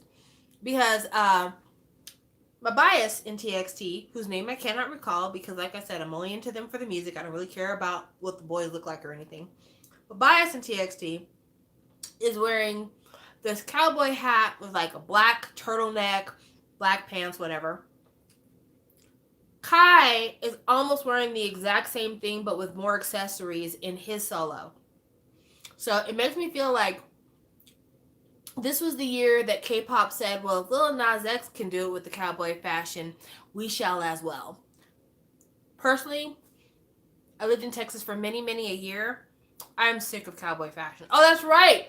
Cowboy Taemin, the used car salesman for Super M. How did I forget? Man, so many cowboys. Luna wore Western wear. When will it end? When will it end? Oh, by the way, you just saw me eating one of these. These things are fucking delicious. One of my favorite things to do after Christmas is to go to Walgreens or Target or Walmart, wherever, and buy leftover Christmas candy. This by far is my favorite. But yeah, lots of Western themed things, which I don't have any problem with Western themed stuff. I'm just saying, like, I don't want to see any more K-pop boys in black turtlenecks and cowboy hats. I'm done with that. I'm over it. I'm over it. Okay, next we have Twice with Can't Stop Me, oh, whoa, whoa. The album's called Eyes Wide Open, but come on. I can't stop me, oh, whoa, whoa, ooh, ooh, ooh, ooh. Oh, man. Korea, why didn't you like this? Korea, why didn't you like this? Korea, why didn't you like this? This was quality work. It was so good. It was so good. Also, it's now on sale at your local Target, more than likely. But it was so good. It was Momo in a one-piece jumpsuit with that bob and that sharp bang. Oh, wow. And they got good B-sides on that. I don't know what you were listening to, Tarian, but I thought the B-sides were strong as well. But oh my gosh, that single, what a moment. What a moment. What a moment. I don't know why they didn't like I Can't Stop Me. I liked Can't Stop Me at first, but it really hit me 2 weeks later. I like some of the B-sides, but not all of them. That's one of my favorite albums from Twice. I'm telling you, I can't stop me, ooh, ooh, ooh. It's such a fucking earworm. Like, I really thought Feel Special might be my second favorite Twice song of all time. Because, make me feel special. There's something about it. You know what it is? I know what it is. I like Feel Special the same way that I like TT, because both songs remind me of Miami bounce music. There's a certain kind of like rhythm that Miami bounce has, and I can't describe it, can't really explain it because I'm not a music person. And TT has a I'm like TT, ooh. I could see somebody doing this number to TT, right? Feel Special. You make me feel special. I just, it's a bounce. It's a bounce. And so like TT will always and forever be my favorite Twice song. There's nothing like it. There's nothing like it. TT is a moment in time. It is a piece of K-pop history. It is an icon. It is a legend. But I Can't Stop Me is probably second place now. Like, I thought that Feel Special was going to be in second place forever, probably. But, man, I Can't Stop Me. And especially in a year where, like, we're doing the 80s. In a year where we've got a Blinding Lights. In a year where we've got Yukika over here giving us Soul Lady. In a year where we've got Dua Lipa bringing it back to the 90s with, like, you know, Dance and House. Chromatica. Like, this fit. That's the thing. I Can't Stop Me fit. Because that's what mainstream radio was. The songs that did well internationally, that's what they were doing. So why didn't Korea like I Can't Stop Me? Is it because they don't want Twice to grow up? Because, I mean, you know, not for nothing, them Twice girls is fucking. Jiho just broke up with Kang Danielle. So, you know, they're getting it in. They're getting dick down. So why can't you just let them grow up and give you sex appeal and give you the dance and give you body, yaddy, yaddy, give you some little half splits? You know, I just... You're probably right, David. Korea just does not want a sexy image from Twice. Y'all got to get over that. These girls are grown now. These girls are grown now. They want to show you titty. They want to show you ass. Let them have it.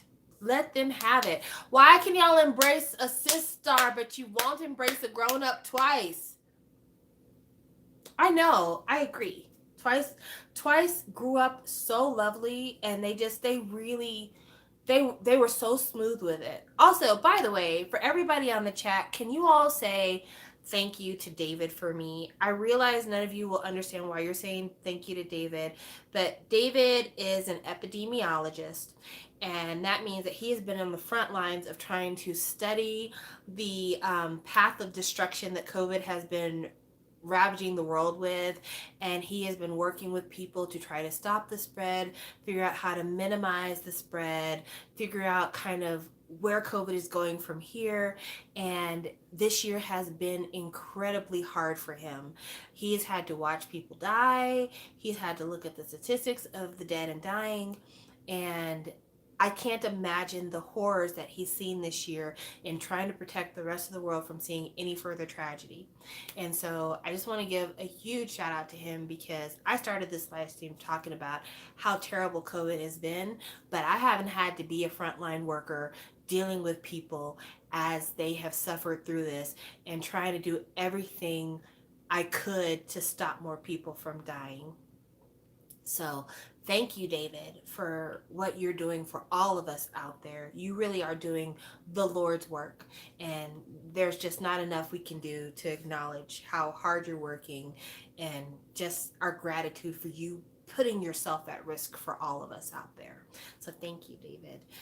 Thank you guys for saying thank you to him, by the way, too, because he really is working extremely hard.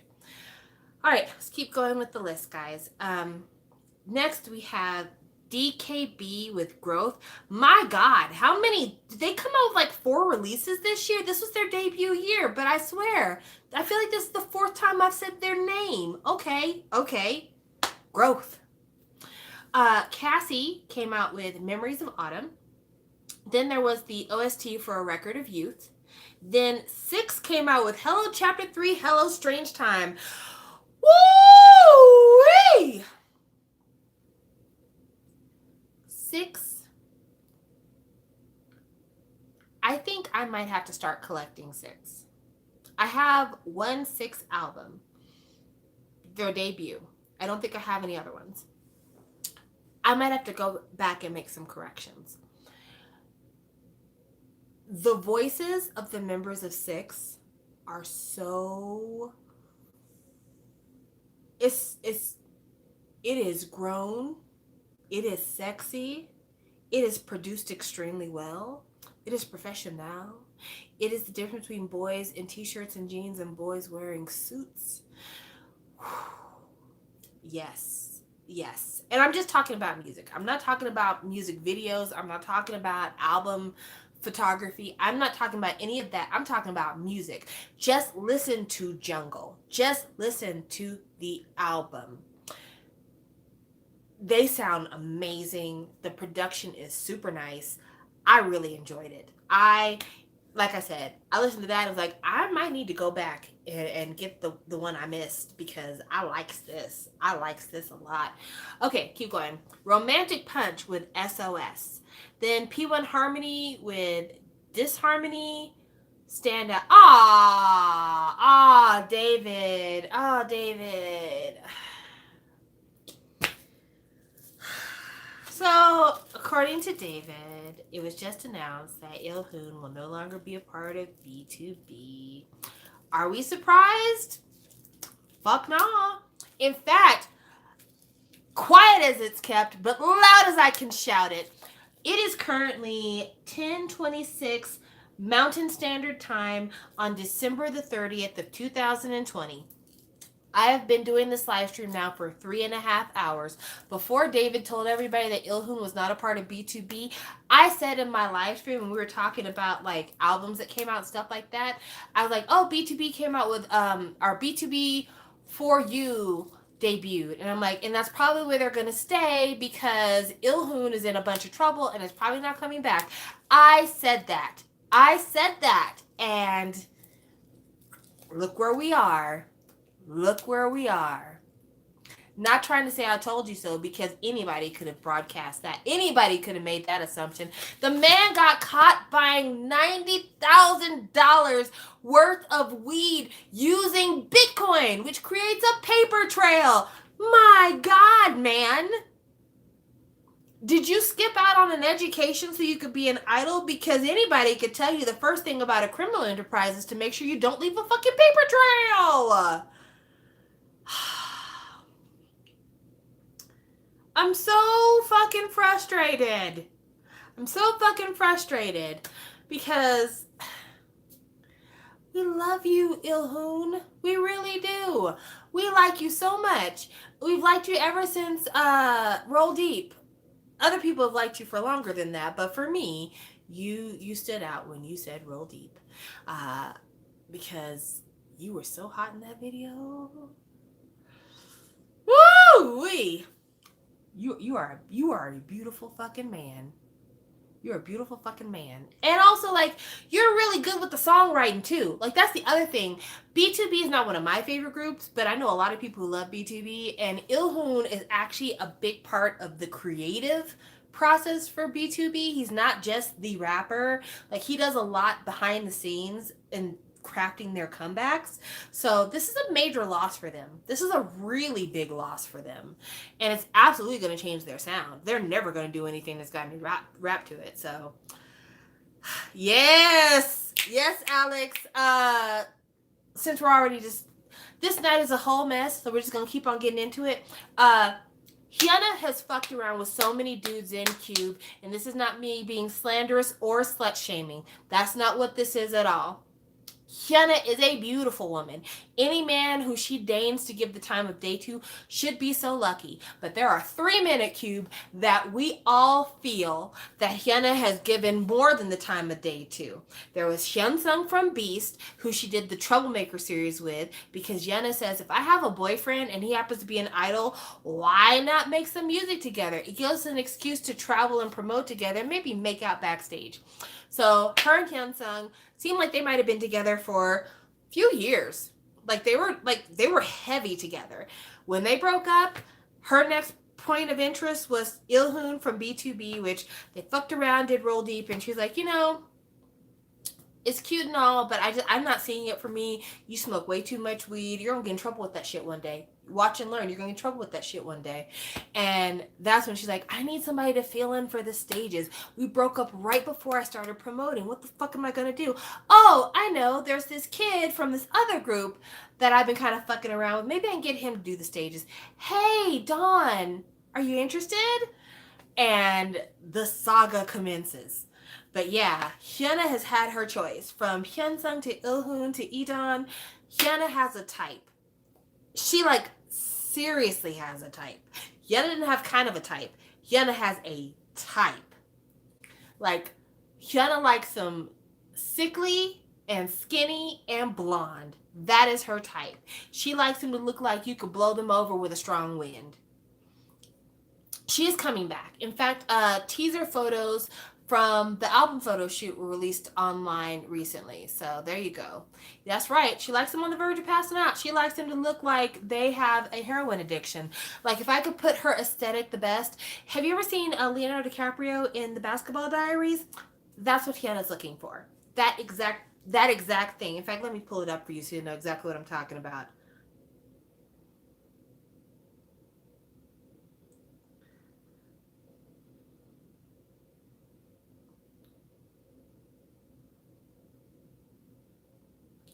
Ugh. Nose is itching.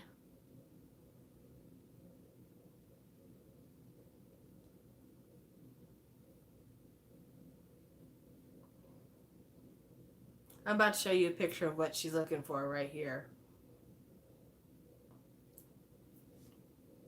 This. That's what she's looking for. She's looking for, might have a secret drug problem, but it hasn't gotten to the point where he's sucking dick for crack. Just very feeble looking young man, but with an artistic bent. That's what she's looking for. That's what Hyuna's looking for. I feel like she might marry him, or she might just be like, you know what? I don't want to marry anybody. She might put her and Idon might pull a Goldie Hawn Kurt Russell thing. We're just together forever but never married. Right. That, but Asian or Korean. Because she likes her men blonde. That's the thing. When her and Hyunsung first started fucking around, he was brown haired. But then, once he went blonde, she was like, that's what I like. That's what I really like. And then when Ilhun was fucking around with her, she's like, I like him blonde. And then when her and Edon got together, like, did nobody ever tell you? I like him blonde. And he stayed blonde for a really long time for her. It makes me wonder why Hyuna and G Dragon never got together. It could be though that G Dragon is too short. I'm not saying he's like super short, but I feel like G Dragon is not super tall. So maybe that's the reason why her and G Dragon never got together. Because, I mean, if you look at him from like the Crooked video, that's her type. That's her type.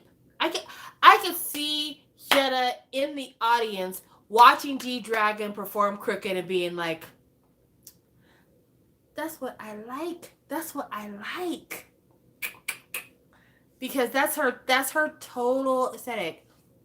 You know what? Maybe they did. Imagine all the stories we don't know about idols. I mean, for real. I think the only reason why it probably wouldn't have worked out with Hyuna and G Dragon is not because G Dragon is not Hyuna's type. It's because Hyuna is not G Dragon's type. Now, don't get this wrong. This is not saying that Hyuna is not worthy of G Dragon. I think in a lot of ways they're incompatible. Because it seems to me like G Dragon doesn't want a woman who is too possessive of her sexuality. He likes a girl that has a little bit of like a cute girl streak. That seems like that's his type because he used to fuck around with Sohee from Wonder Girls. That was his woman for a minute. And then he was with Homegirl, who was the Japanese actress. That was his woman for a minute. G Dragon absolutely has a type, and the type he likes is like cute girl. But it's weird too because like Hyuna is super cute when she's not being Hyuna. Like when Hyuna is not having her like sexy persona on stage, she's like really cutesy cute. So you'd think that G Dragon would be attracted to that, but I think he likes his girl to be like either cutesy cute or like model cool girl all the time. So, and I think that's probably why him and Kiko didn't work out. Because Kiko's like, listen, dude, I may look cute, but I'm also like super fucking feisty. And approach me the wrong way and see what happens. So yeah, G Dragon has a type. And I have a feeling that G Dragon is going to marry when he's 45 years old. And he's going to marry a girl who's 22. Because he's going to want somebody super duper cute. Hell, he might even marry an 18-year-old. But G Dragon's going to wait until he's like in his firm middle ages. And he's going to marry a girl who is like almost child looking. And everybody's going to be like, you could be her father. And he's going to be like, but I'm a celebrity. So I'm okay to do this.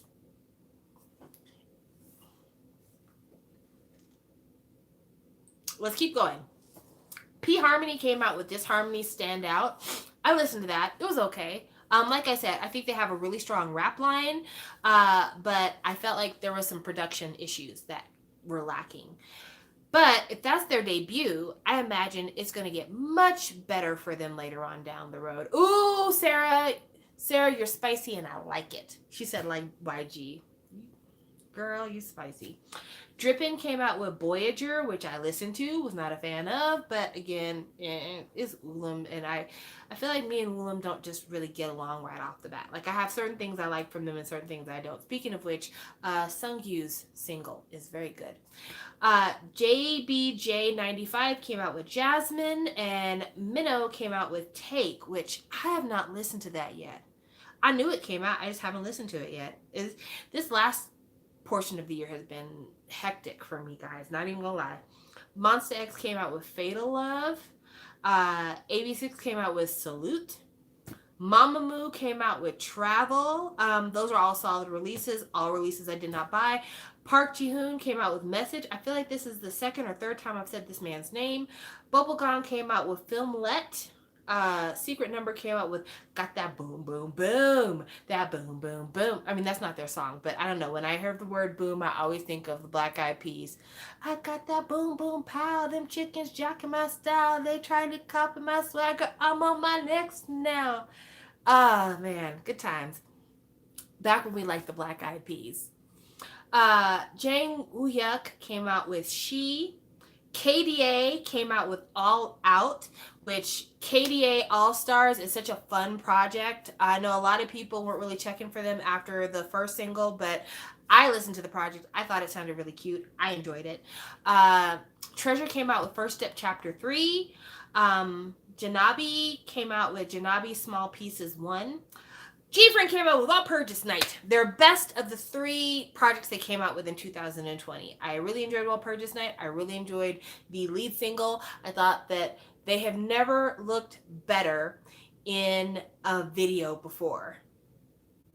So, yes, I really, really enjoyed the way they look in that music video. Like the whole like disco beautiful girl look. 70s glam will always be beautiful. It's always stunning. Next, we had Ha Sung-woon with Mirage. Taemin with Never Gonna Dance Again Act 2. Ma'idea. Saya Jemsu with Pitapat. I tried to listen to that, but I couldn't. It wasn't for me. It wasn't for me. 18 Again had their OST. Elast, for the second time this year, came out with this album, Awake. Ijuk came out with Trace. Stacy came out with Star to a Young Culture, which we talked about them earlier when we were talking about rookies. Lucy came out with Snooze. Sounds like that might have been their second release this year, maybe. Jukjae came out with 2006, Better Times. Better Times. Park Jung-min came out with Love So Sweet. Woods came out with Whoops. I didn't realize that Woods had 2 projects this year because that's how fucking interminably long 2020 has been. I bought Equal. I thought it was all right. I did not buy Whoops. Number one, I didn't buy Whoops because at one point in the teaser photos, he had on like a Native American headdress, I think. But number 2, the teaser photos were weird as shit. They had like one set of photos where he had like bat wings and I didn't get it, and the single didn't sound good to me, so I let that shit go. I'm upset. Again, quoting Drake.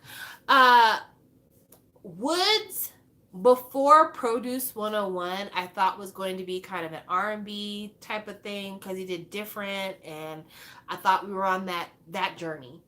And then Equal came out, and it was kind of like a little bit R&B, but mostly it was more like rocky, I think. And then Whoops, I didn't get it. I'm sorry, I just didn't get it. I didn't get it. So good for you, Woods, for finding a lane of your own, but this is not for me. That was not for me. CNBLUE came out with Recode. I heard that they came back, but I did not check it out. Momoland came back with Ready or Not. Henry Lau came out with Journey, which is supposedly an R&B album. I should listen to it. I mean, Henry has written some songs for people that I really, really liked.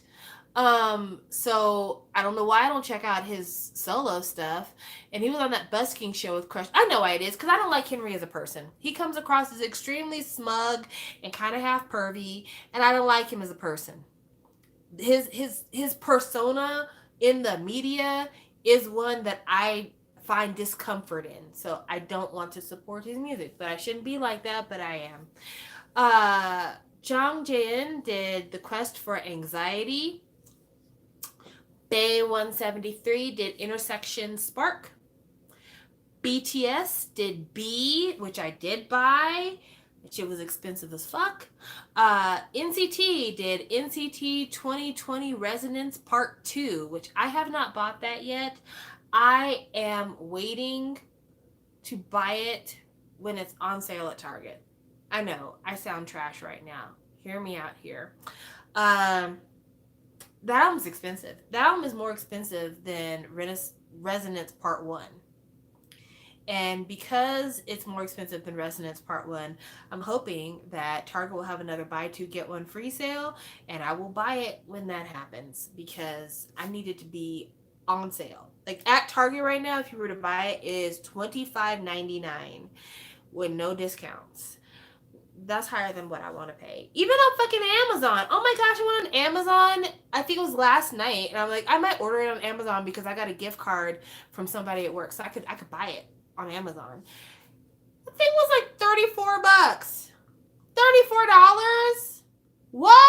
No. Fuck out of here.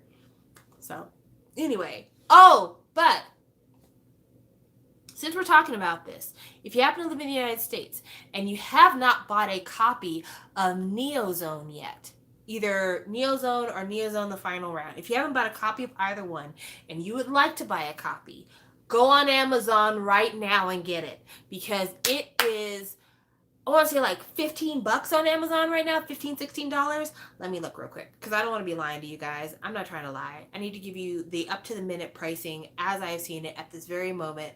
It is 10:43 Mountain Standard Time on December the 30th of 2020, and as of right now, the cost of the NCT, I'm going to type in Neozone just because I want to make sure I'm getting the right one here.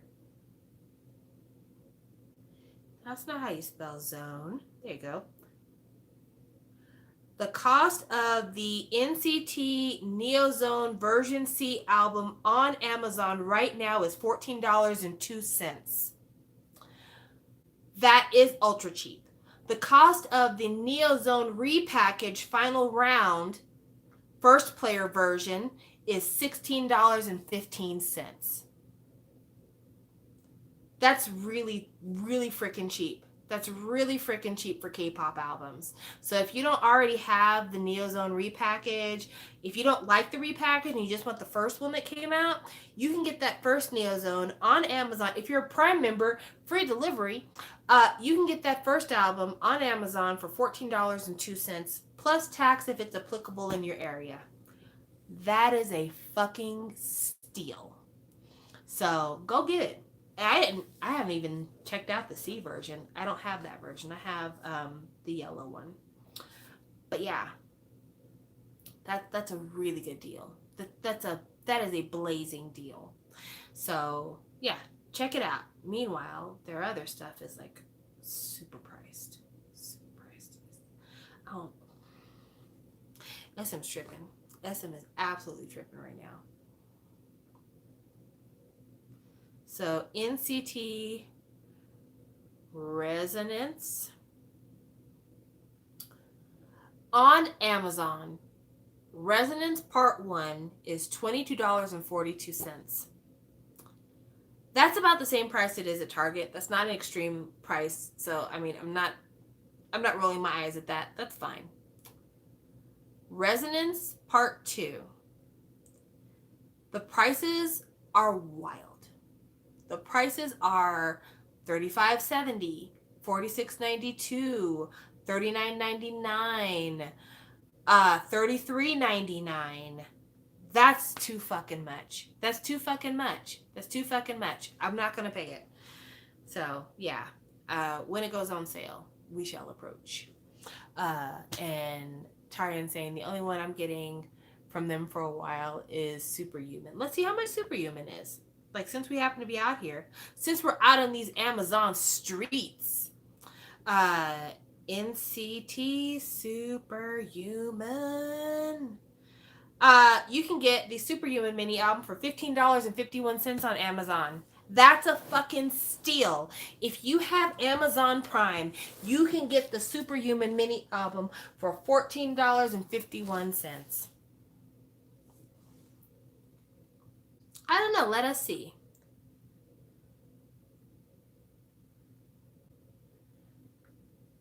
Super M. You can get the Super M album. There's varying costs, but if you wanted to get the Super M Super 1 album, the cheapest version they have is $16.93. And then there is $16.90 and then $17.97. Also, I have a question. I was in Target today. I mentioned that earlier, that I was in Target today. And I went to the CD section just to look around, see what's happening, see what's what.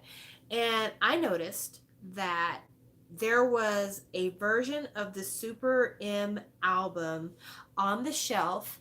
It was the green version, like the letters were in green, but it wasn't silver, it was white. Does anybody know why they're not making the Super M album in silver anymore? Because all of my versions are silver with either print pictures or colored picture. Like, I don't. I would like to know what's going on with that. It's weird. So yeah, the Super M album, when I was in Target, it was white with green words.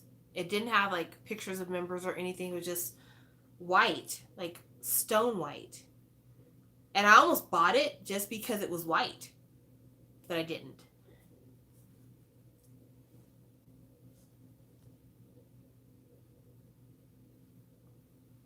Superhuman is such a good. People who don't like Superhuman, you are missing out. Superhuman, on the Superhuman mini, Superhuman's a great song, and so is Fool.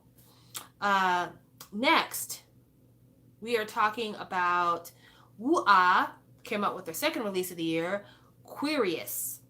Qurious. Quirious. Oh, I'm Quirious, yeah. That might be a thing. Now that I'm thinking about it, I'm so Quirious, yeah.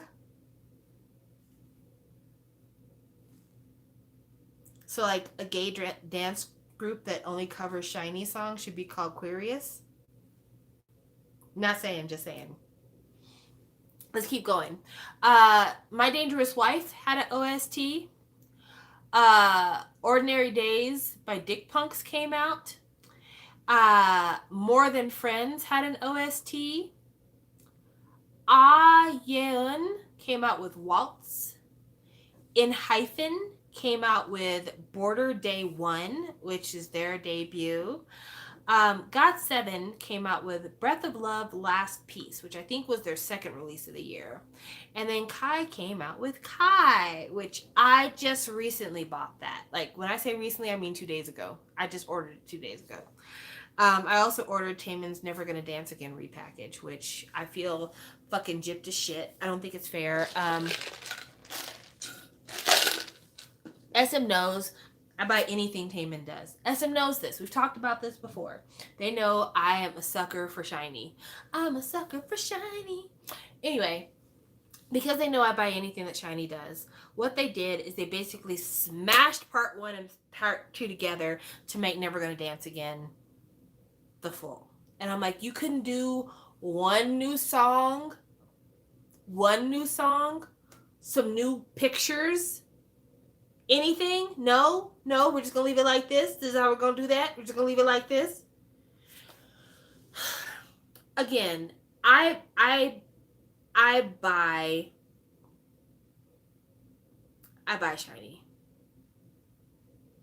I buy SHINee.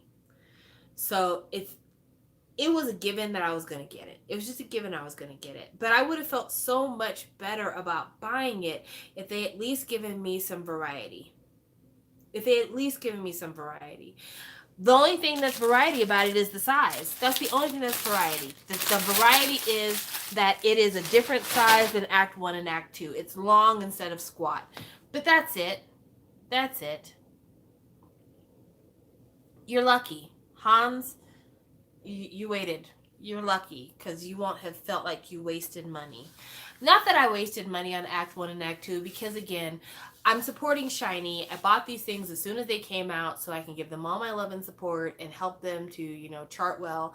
But I also feel like don't spit in my fucking face and then release the shits on a repackage and have nothing extra because you're not even giving me any incentive to buy. I mean, if I wasn't a stan and I was a regular Joe Schmo, I'd be pissed as shit. And I'm a fan and I'm pissed.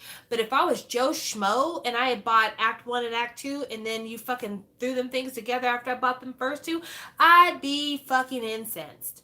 So SM, do better. Do fucking better. Boa, December 1st, came out with Better. Her best project to me, because I didn't get into Boa until Only One came out. So I didn't know Boa from back when she was doing Pokemon and Naruto and that kind of stuff. But I discovered Boa when Only One came out, and I have liked her ever since. I like the sound of her voice. I like the way she dances. I like Boa. And because I like Boa, I was really excited about Better because Better is her 20th anniversary album. She's been an artist for 20 years. And I'm like, okay, 20 years. I think that I can support, I could throw a couple of coins homegirl's way. The album is so good. It's so good. Like, the B-sides are great. It's, to me, it's her best project since Home. Really, really and truly. I actually went back and bought Starry Night recently. But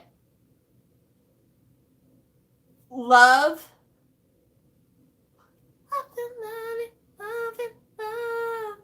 uh, uh, uh, Honey and Diamonds, uh, uh, I love Boa, Boa, Boa, Boa, Boa, Boa. I said earlier Pokemon and all these other things. I know Inuyasha was the one. I don't think she did the other one, so please don't get it twisted. I'm not trying to give you false information. I just couldn't remember the title at the time. But Boa's career is historic.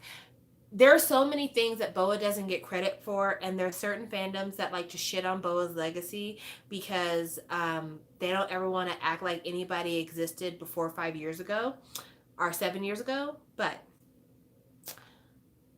Boa is the reason why K-pop blew up in Japan. She is literally the origin story. It started with Boa. Then we're talking Kara, Tiara, TVX or DBSK. Like, it started with Boa. Straight up. She proved that there was a market for Korean artists in Japan. Boa was a child when she debuted. A literal child. She was a teen. She was like, she debuted the same way Taemin debuted, except for she was younger. Boa came to America with Ali Chew Up. And no, it was not a success. But she was one of the first ones to come to America. It was Boa, Seven, and Wonder Girls. That was the first foray by K-pop artists into America. And where Boa flopped and where SNSD flopped in America because SM didn't know what the fuck they were doing and didn't spend enough time trying to figure out the market and marketing strategies and how fucking racist and xenophobic America can be. When SM didn't do that, flops, right? But for the people who actually did latch on to Boa's time in America, they became baby K-pop stans. They became ambassadors for K-pop. And people don't see it this way. Yes, Boa, Rain, Seven, the Wonder Girls, SNSD did not do well in America. But every failure that those groups had were informative of how not to do it the next time you come back here. Everything they did was a lesson learned for anybody else trying to make the same journey. Not only that, but like I said, there are a lot of people who got into K-pop and were here for K-pop in 2012 and 2013 and 2014 and 2015 because of what happened when Boa, Wonder Girls, SNSD, Seven, Rain, when they all came to the States. A lot of people found K-pop in that way. A lot of international fans found K-pop when K-pop started doing songs in English. And those people were some of the first supporters of the people who are now a part of the big Western wave for K-pop. It was fans who came in from the Wonder Girls, like myself, who were the people who heard Gangnam Style before it became a meme and a viral video. It's K-pop fans like us who were buying Oh Are You Late Too and School Love Affair when those were current albums rather than repackages. And we were telling people in our lives about K-pop, and we were filming unboxing videos and doing all these other things to support K-pop as a genre and release some of the stigma of it being something for Korea boos. And I say all that to say, like, Boa deserves her fucking roses. Boa deserves her fucking roses. Yeah, she may not have done what your faves are currently doing in the United States, but lessons were learned. Lessons were learned because a bitch is brave, and she was brave, and she did that. She did that. She created the Japanese lane for y'all. She did that. Boa created the Japanese lane. She gave you a lesson to learn in America. She's been doing this shit for 20 years. How many K-pop acts that were around 20 years ago are still around today? Riddle me that, Batman. She's the proof that K-pop has longevity. Honestly, she is that. Because people look at K-pop and like, you'll be lucky if you manage to survive your 7-year contract. You'll be lucky because most of y'all will disband within 5. Boa said, try me, bitch. It's Boa, Shinhwa, Sekis, yeah. And even like Sekis, they barely promote. Shinhwa hasn't promoted together in a minute. I think it was 2019 was their last time they promoted together. Ihyori, Rain, JYP. There's so few groups that last past 15 years. Like when Big Bang and TVXQ and Super Junior started looking at that decade, we were all like, oh wow, this is stunning, this is amazing. But there aren't a lot of artists who have been in the game like this. Jung-hwa, there's not a lot of artists that have been in the game like this. And for Boa to have been in the game for 20 years and she's in her early 30s today,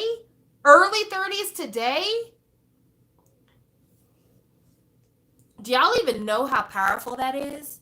Do you know what a powerful statement it is for a woman of her age to be so venerated? And she's in her early 30s. To have achieved as much as she has and still have so much more left to go. I don't even want to hear it. Like, Boa is it. Boa is it. Let us be very clear. Boa is it.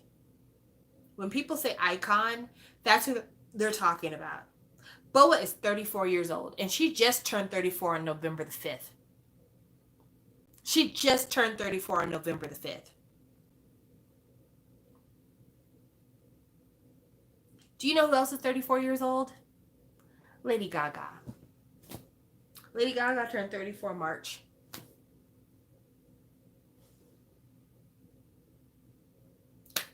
Boa has been an icon longer than Lady Gaga.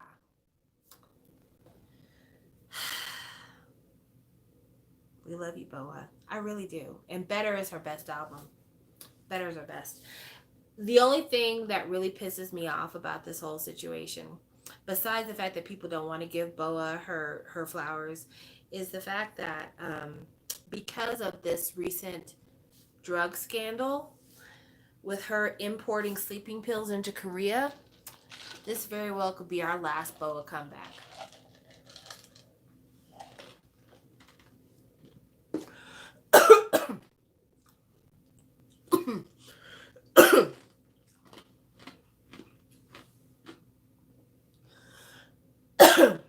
When I tell you I am bitter, I am fucking bitter. It happened last week. Boa was in Japan. Look it up. I'm not making it up. Why would I?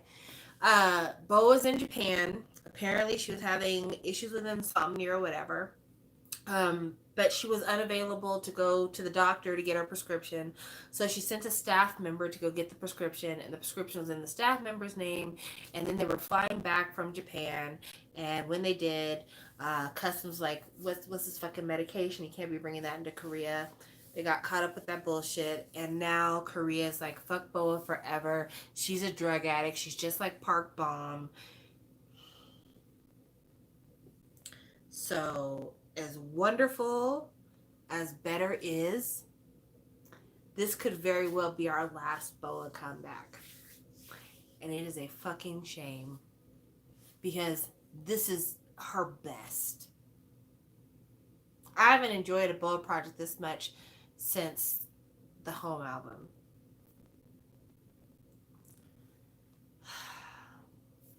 So, what are we gonna do? Next, we have Vanner with Life. We have the OST for Tale of the Nine-Tailed. We have Katie with Our Time is Blue. I haven't bought that physically because I don't know where to buy it, but I did listen to it. It's actually really good. Katie, I kind of wish she had stayed with YG, only because I feel like her popularity has gone down since she left YG, but her music is still super solid. Eyes One came out with One Reeler Act 4. Junkei from 2 p.m. came out with 20 minutes. I have not listened to that yet. I should. Apparently, it is listed as R&B jazz, so that's exciting. The Spies Who Loved Me OST came out. Beck You're In came out with Tell Us About Yourself, which I did buy that recently. I bought that with Kai's album. Ghost 9 came out with their second release this year, pre-episode 2 Wall, but it's like W period all. Wall. Lee Seung-gi came out with The Project, Lee Seung-gi being an actor, I believe. 1 Week came out with Memory Illusion. Kim Sung-kyu came out with Inside Me, in here. And Taeyeon came out with What Do I Call You, which is being listed as R&B trap. I have not listened to the album yet. I listened to the single. I thought the single was okay. And then I was like, I'll catch up with the album later. Like when I'm on my big drive, I'll listen to it then. And then the news of her dating Robbie came out. And I'm like, are you serious? Are you really dating Robbie?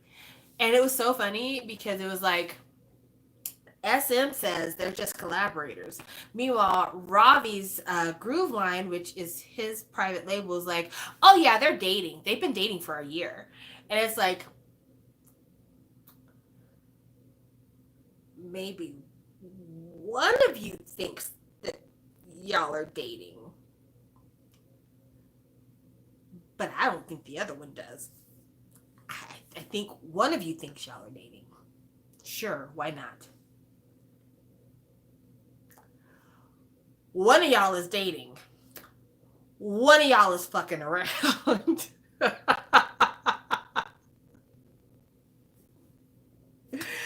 I shouldn't be like that. But like, you know, Taeyeon, if you want to fuck around and break some hearts, do what you need to do, girl. Do what you need to do.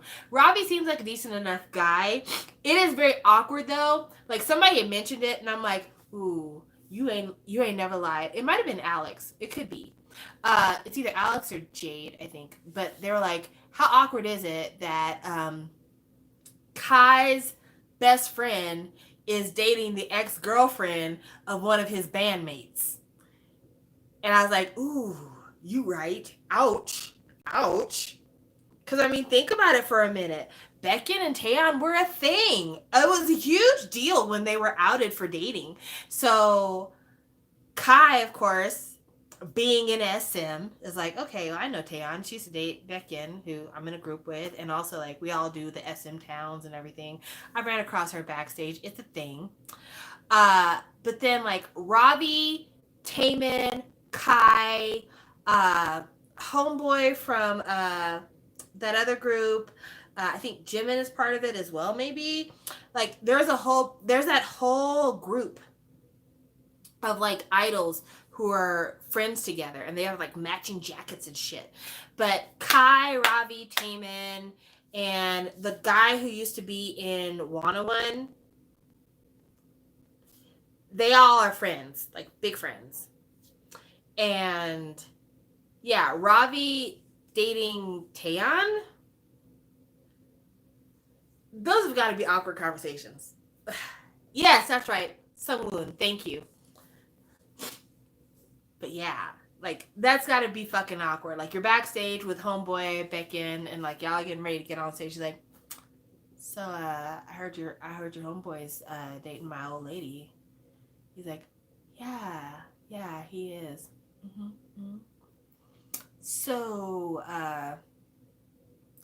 did he say that she mentioned me? Like, does she have anything to say about when we were together? Because, like, I'm still trying to figure out what happened. Because I thought that, we were doing okay. So, I mean, is it awkward at all? Does she ever mention me? Does he ever? Listen, dude. I don't want you to take this the wrong way, but, like, I don't want to talk about those two dating with you right now before we go on stage. Like we're doing this whole Super M thing. I just really don't want to have this conversation with you right now. I know, but I'm just saying, like, I didn't have a chance to talk to you before because we don't live together anymore because we're not in the dorms together. So now that I have you here, I just wanted to ask you, like, what's going on? Like, I don't know, like, what do you think the issue is? Do you think it's because I'm short? Is that what it is? Because he's taller? Because I mean, I can't help the fact that I'm short, but like I got abs. I got all the shit the tall guys have. So do you think that's the thing? No, listen, it's not about you being short, okay? I haven't heard him say that she said anything. So like, as far as I know, she didn't even mention you no more, dude. Like she's totally on on some different shit. Oh, is that what she said? I'm not saying she said that. I'm just saying that I haven't heard anything. I'm assuming that maybe she doesn't talk about it because I haven't heard anything, but I don't even talk to her. That's just my friend. We're friends, but he's my friend, and that's what they're doing. That's nothing to do with me. I'm not doing it. Okay, but like, okay, you and me, we've been in a group together forever, right? So like, don't you think that like we're friends too, and that maybe because we're friends too, you should tell me what she said to him about me? Because like I'm still kind of raw about that situation, bro. I'm still kind of hurt about that situation, bro. She giggled one time when we were doing it, and like I don't know if that was because like my stroke game was off, or maybe I was being like ticklish to her. So, yo, listen. The last thing I want to hear about is about you and her and your stroke game. Please go away. I don't want to get caught fighting you backstage, but you cannot ask me another fucking thing about those two together, because I will fight you. Man, fuck out of here, whatever. Like, I could see that being the total interactions backstage between those two. Because, like, that's a raw position to be in. That's a really raw position to be in. Because, I mean, even if you aren't the best of friends with the other members of EXO, y'all have a certain amount of closeness just by virtue of having been together for so long. Like, you're not my best friend, but like I would feel bad if something happened to you. So yeah, it's got to be fucking raw. Like, my best friend is dating my kind of friend's old girl. Don't put me in the middle of this bullshit. I know. I agree. I can't wait till we're old and these idols like, by the way, I have some tea to spill. I have some things to tell you. I have some things to say. So, yeah. Can't wait. Can't wait. Uh, while we're here anyway, let's see. We're going to briefly look over the list of Gaia digital chart number ones for 2020, because we talked about most of the things, but we still need to kind of talk about the number ones. Sorry guys, my nose is itching so much. It's so dry around here. Okay, so the first number one song of the year was Changmo with Meteor. I don't remember what that song sounds like, but I like Changmo as a rapper / singer, so good. Zico's Any Song was the number one song on the Gaian charts for 5 weeks, from January 18th to February the 15th. Then IU was number one with Give You My Heart, February the 2nd. Then BTS was number one with On February the 29th. Then Zico came back with Any Song for 2 weeks, March 7th, March 14th. Then Gaho, who's with Planetarium, had 2 weeks of number one with Start Over. Congratulations, Gaho. I think that's from an OST. MC The Max had a number one week with Bloom. Gaho came back again with the Start Over. Jo Jung Suk was number one for 3 weeks with Aloha. Exciting. IU and Suga, featuring Suga, was number one for 3 weeks with the song 8. She was number one from May 9th to May 23rd. Jeon Mi-do was number one for 2 weeks with I Knew I Love, which that sounds like that's a soundtrack song as well. Then IU came back to number one on June the 13th with 8, featuring Suga. Then Blue was number one for 2 weeks with Downtown Baby. I hope that he paid Lee Hyori an incredible amount of money for the promotion because she deserves. Blackpink was number one for 3 weeks with How You Like That, which I totally agree with. You go like that, da da da da da da da. We mentioned that earlier, so not off topic, but it was something we talked about recently. Socks 3 was number one for 5 weeks with Beach Again from July 25th to August the 22nd. Good job. Good job. BTS was number one for 7 weeks with Dynamite from August 29th to October 10th. Then for 2 weeks, Refund Sisters were number one with Don't Touch Me. And then it went back to BTS for another 4 weeks with Dynamite. Then for the last 5 weeks, the number one single on the Gaian charts has been VVS by Marani, Munchman, Kunda Panda, Mush Venom, featuring Just This. And if I'm correct, that's a Show Me the Money song. Okay, yeah, cool. I was gonna say, that sounds like Show Me the Money. That smooth sounds like a Show Me the Money stage. But apparently, that is the current number one song on the Gaian chart, VVS. But the longest running songs on the Gaian charts for this year were VVS. It had 5 weeks. Number one for the longest charting would be Dynamite, because it looks like Dynamite had 1, 2, 3, 4, 5, 6, 7, 8, 9, 10, 11 weeks at number one. And then Beach Again had 5 weeks at number one. IU had 4 weeks at number one. Gaho had 3 weeks at number one. And Zico had 6 weeks at number one. So, yeah. Big hits. Big hits. So, yeah, I'm excited. That's really cool. And then they also have a monthly chart for the Gaian charts as well, which the monthly chart, I guess it consolidates. It's like what was the biggest song in total for the month. So Meteor by Changmo took January. Zico took February. Gaho took March. Jo Eun-suk took April. IU took both May and June with 8. Blackpink took July with How You Like That. August belonged to Socks 3, and then the remainder of the year, except for December, belonged to Dynamite, and I'm pretty sure that December is going to belong to VVS. So those were your countdowns for the end of the year. So yeah, that was the year in review for 2020 in K-pop. K-pop was a wild time, man. What a fucking year. Luckily, this year was not a year marred by tragedy in K-pop. That is the one thing we can say. Like, bad things happened to people. Bad things happened to a lot of people. But we didn't lose any idols in the way that we did in 2019. So, small miracles, right? Hold on to them. Do I have any predictions for 2021?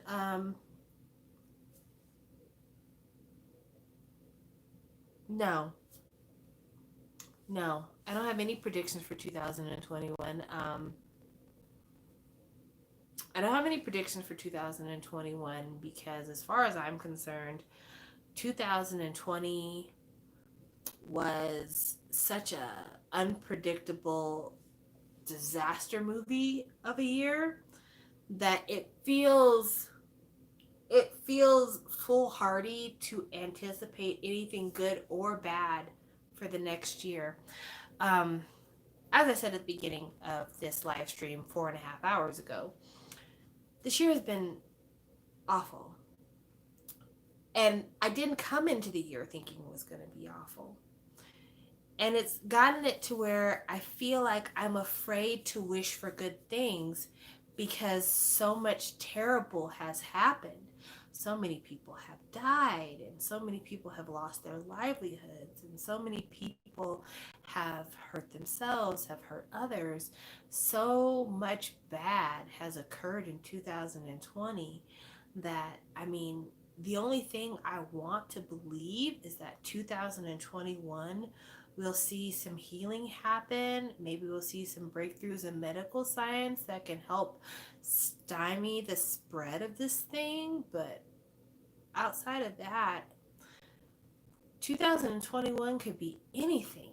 And so I almost feel like it's ridiculous to try to have a prediction about what 2021 is going to be, because the only thing that really matters to me and a bunch of other people is just stopping this COVID. Whether it's, developing a very adjustable COVID vaccine, if it's finally going on the strictest of lockdowns and like really killing this shit, I don't know what it's gonna take. I don't know what it's gonna take because I'm not the one to figure these things out. But that's all I want. That's all I want. I can't even talk about anything else. All I want is an end. That's all. That's all. I don't want anything else. I don't have anything else that I want. I don't have anything else I can gain from this. All I want is it to end. When I say end, this is what I mean. I want people to be able to visit their old folks again. It's a lot. What y'all don't know and what the news doesn't talk about is all the old people killing themselves because they haven't seen their family in months and they don't think they're going to see their family anytime soon. And they're tired of waiting for people to visit them as they languish in their nursing homes. In the nursing home, they used to keep the doors open to the rooms so that the people who work at the nursing home could walk by and make sure that nobody's fallen out of their hospital bed or requires assistance, anything like that.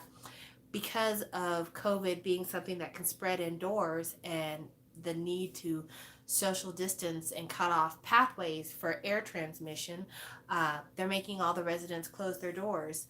So people are more alone than they've ever been because they're closing the door, so there's no one roaming the hallways, no one's visiting their neighbor, no one's looking in on you to check on you anymore. You're not able to go to the cafeteria and eat with everybody. You have to eat in your room. You have to stay in your room. And it's becoming like living in a prison for these old people. I'm blessed that my grandmother hasn't had to go to the nursing home. She's in her house with family. But it's just they're paying a cost for a crime that they didn't commit, because the younger people who could sit down and isolate in order to be able to kill this fucking thing and we could go back to seeing our old people aren't willing to do it. They aren't willing to do it. So here we are. Kids, little kids, like the elementary school kids, a lot of them have been able to go back to school because it's impossible to teach young children the fundamentals of education over Zoom. Especially because you're expecting children to master a technology and be able to pay attention to a lesson and learn something completely brand new and they've got the attention span of children. So, yeah, they're back in school. But middle schoolers and high schoolers are not in school. And for the middle schoolers and high schoolers who can't drive, most middle schoolers can't, but some high schoolers can, uh, they're not seeing their friends. They're not leaving the house. Everything is indoors. Everything is indoors. There's no sports, there's no extracurricular clubs. Kids are frightened and suffering from anxiety because their in school grades are slipping, and their parents are telling them, you've got to go to college, you've got to make good grades so you can get into a college, and the things that would normally go on their college application are being canceled. Extracurriculars no longer part of your college application for this year because you're not able to indulge in those activities. Grades are slipping, and you can't go to the library and pick up study materials to try to help you out with things. You can't, get the teacher's attention, so maybe you do some in between class stuff with them, maybe stay after school and get a little bit of tutoring. In Colorado, where I'm at, my daughter's school has been shut down since the beginning of November because COVID cases started coming back. So school had opened at the beginning of the school year, and they were doing every other day school. But the isolation, teenagers are social creatures for the most part. They like to be at school. They like to be able to see folks and laugh and be with their peer group.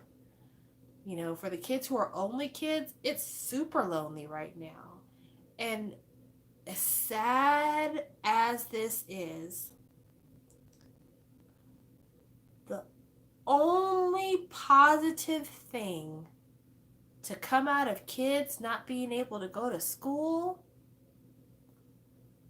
is that we haven't had any mass school shootings since school started in the fall. What the fuck does that say about America? Since school started in the fall and we've experienced all these closures, we haven't had any mass school shootings. What a fucking weak ass record. What a fucking tragic ass milestone.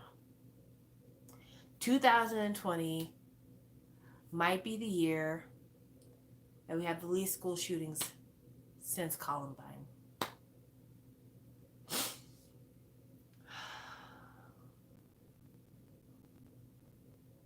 So yeah, I don't have any predictions about K-pop in 2021. The only thing I want is just better. I want better. I want better. I want freedom. Fuck, I'm not one of those people who's going to be out there and asserting my right to not wear a mask because I've got common sense. I'm not trying to kill myself. I'm not trying to kill my people. But like, I just really want to go. I want to go. I want to get out the house. I want to walk in the mall. I want to sit in a restaurant. I want to go out of state and go see some shit. I want to drive to Wyoming. Oh, yeah, let's talk about the stimulus. America, after how many months? It's been what?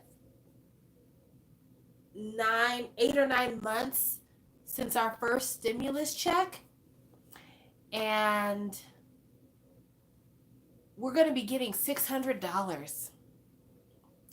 $600 isn't even half of my rent. And that's not me bragging, you guys. I'm not bragging about how high my rent is. Trust me, I wish my rent was lower. But the area I live in is an expensive area to live in, so it is what it is. But yeah, $600. We had $1,200 in, I believe it was March, April, and now we have $600. And for the people who were barely existing in their homes because of rent moratoriums, $600 isn't enough to get people caught up in rent. But do you know why we didn't get $2,000? Because Mitch McConnell and Senate GOP members, or GOP Senate members, said that if you give folks $2,000, they're going to have too much money and they're not going to work for a living.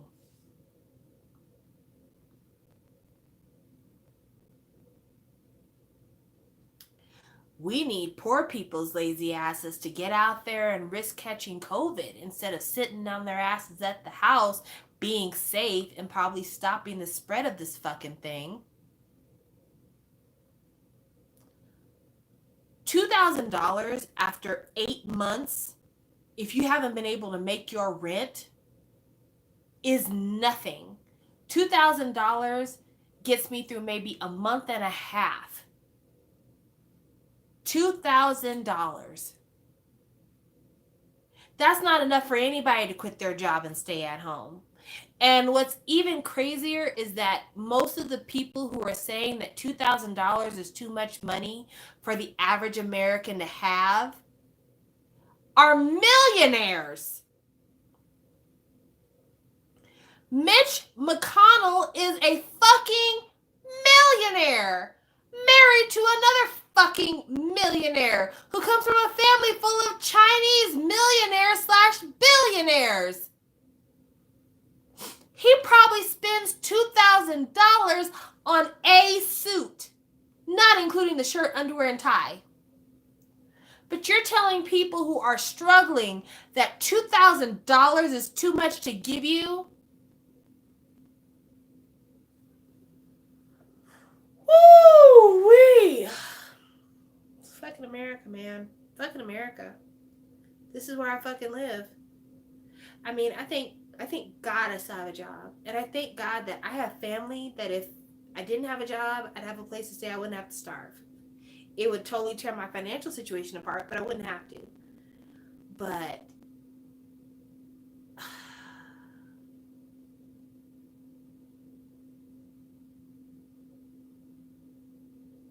$2,000 is too much for y'all.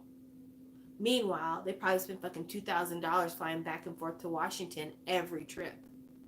Every trip. I'm sure it costs more than $2,000 to hire a fucking private plane to fly you from Kentucky to Washington, D.C. on the reg. But $2,000, which is probably, if you're lucky and you live in a poor section of the U.S., probably 2 months worth of rent, is too much money. That's the kind of money that'll make you sit at home all day long.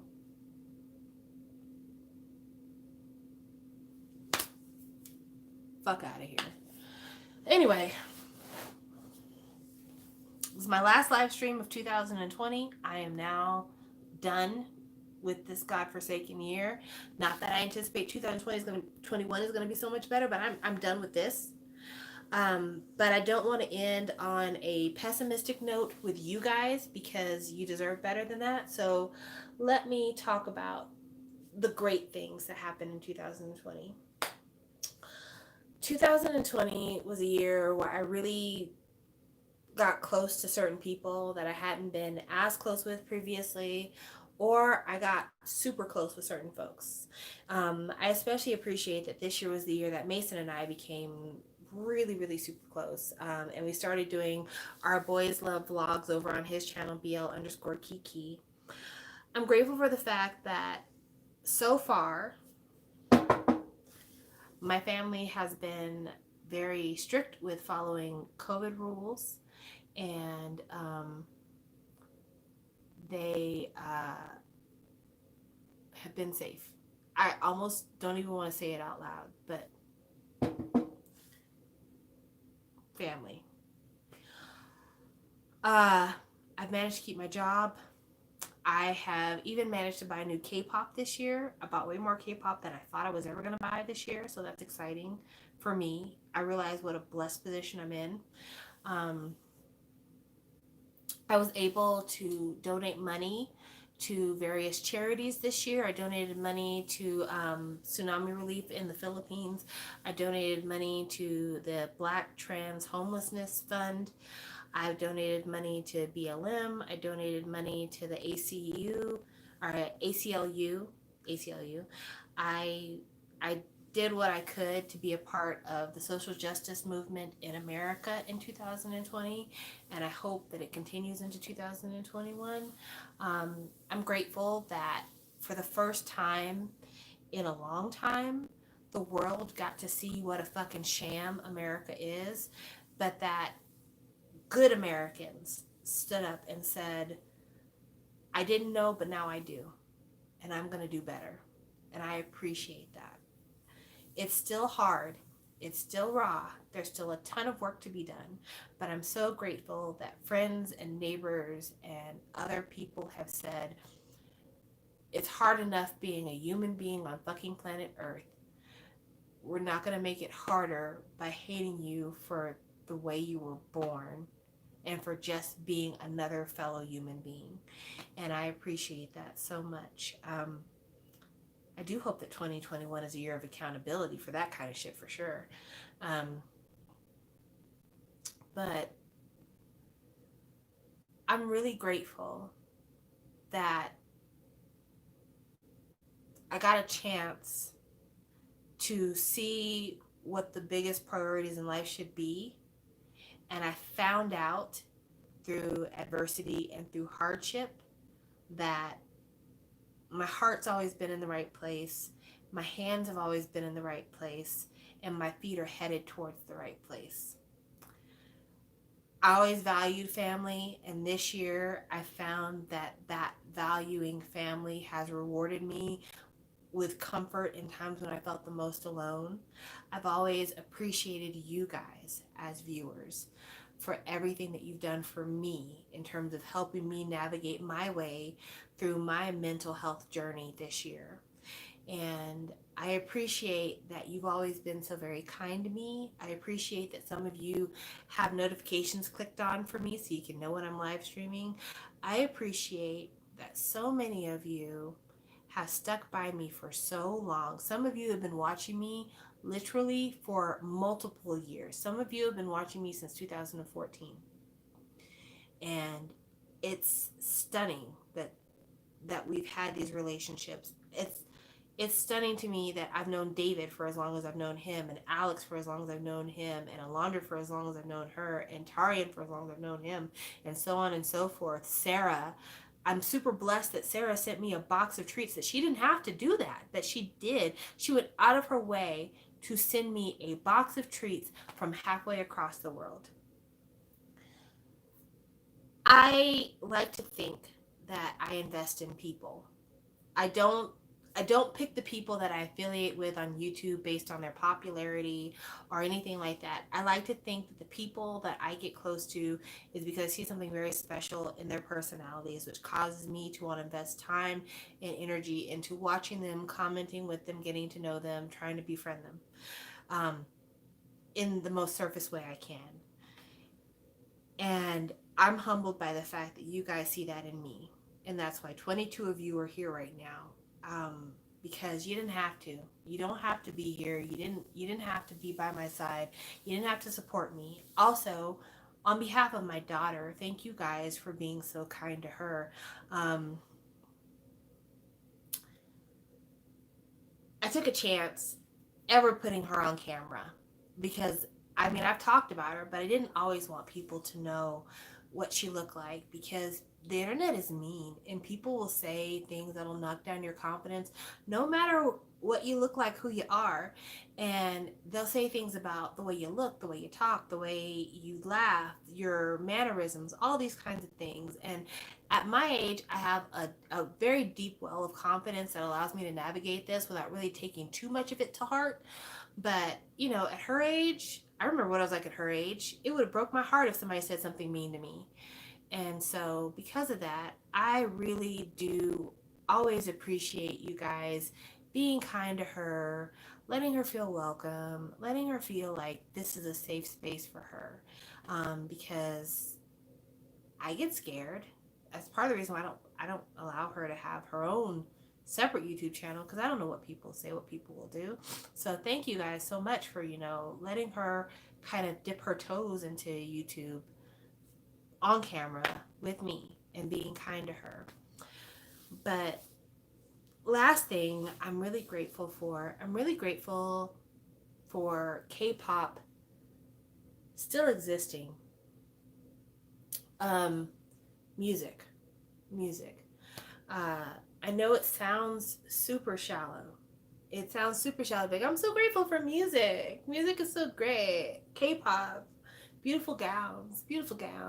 No, I'm grateful to K-pop because I've spent more time in my car this year than I have ever done. I want to say, let's see, 1, 2, 3, 4. I'm about to make my 5th trip to Amarillo this year. I've gone back and forth to Amarillo multiple times because flying hasn't been an option for my family in 2020. And those are long road trips. Those are 6 hours one way and 6 hours the next. And music and podcasts have been my company. Music and podcast have made me smile when nothing else could. Music and podcasts have made me feel like I'm a lot less lonely. And I spend so much money on music because it is my lifeblood outside of, again, family and friendship. So I appreciate the artists that are still making art under these circumstances, the artists whose entire livelihoods have been put in jeopardy because they can't tour. They can't perform at clubs, bars, coffee shops, stadiums. That's just gone. We found a way for sports to happen because, of course, we can't live without professional sports. But musicians, their only income this year has been merchandise and album sales because there's no concerting. But they find a way, musicians have found a way to connect with their audiences. They found a way to make art that reflects where we're at. They found a way to give us connection and kind of just give us an escape from the turmoil that this all has been. And I'm grateful for that. I'm grateful that we could spend 4 hours talking about K-pop music and that it is a distraction from what the fuck's been going on this year. So I have to say thank you to music because I don't know what we'd do if we didn't have it. What would we do if we didn't have it? I have no clue. So thank you to all the artists who put in the time and put in the effort. And even if nobody noticed, trust me, I noticed. Or at least I noticed the ones that I had access to listening to.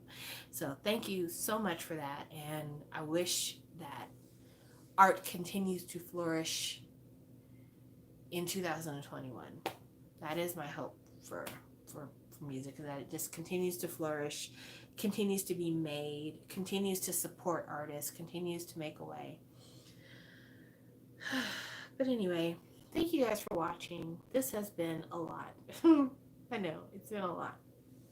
But again, just thank you. And I know that when I start talking about religion or anything, everybody gets upset, but I'm just going to say this and then I'm going to go, so please don't be mad. I want you guys to know I am praying for all of us. I'm praying for me, I'm praying for my family, I'm praying for you, I'm praying for your family. Because that is my personal belief system. I love you. No matter your gender identification, your sexual identification, no matter your age, no matter your outward appearance, no matter where you happen to be on this rock. I love you because you're a human like me. And until you give me a reason not to love you, that's just the default setting here. But I love you even more because you're here. Because you've shown me love in return. So I'm praying that we're still here next year. I'm praying that you won't experience any more hurt. I'm praying that you won't experience any more discomfort. I'm praying that your life won't get shook up any more than it already has been. I'm praying that whatever's missing right now, you're going to find. And I'm praying that you'll know love in spades, that this won't be the only time you hear that you are loved. I hope that you'll hear that you're loved from other people. I hope that you'll hear that you're loved from your family. I hope that you'll hear that you're loved from your friends. I hope and pray that you'll hear that you're loved from somebody who holds the stars and the moon for you. I hope in 2021 you'll be able to hug somebody and really feel it and not be frightened that you've exposed yourself to something. I'm going to be praying that 2021 can deliver some of the things that you lost in 2020. I'm going to be praying that way. You don't got to do it with me. But that's the only gift I can give you this year. I hope you'll take it. Love you guys. Bye.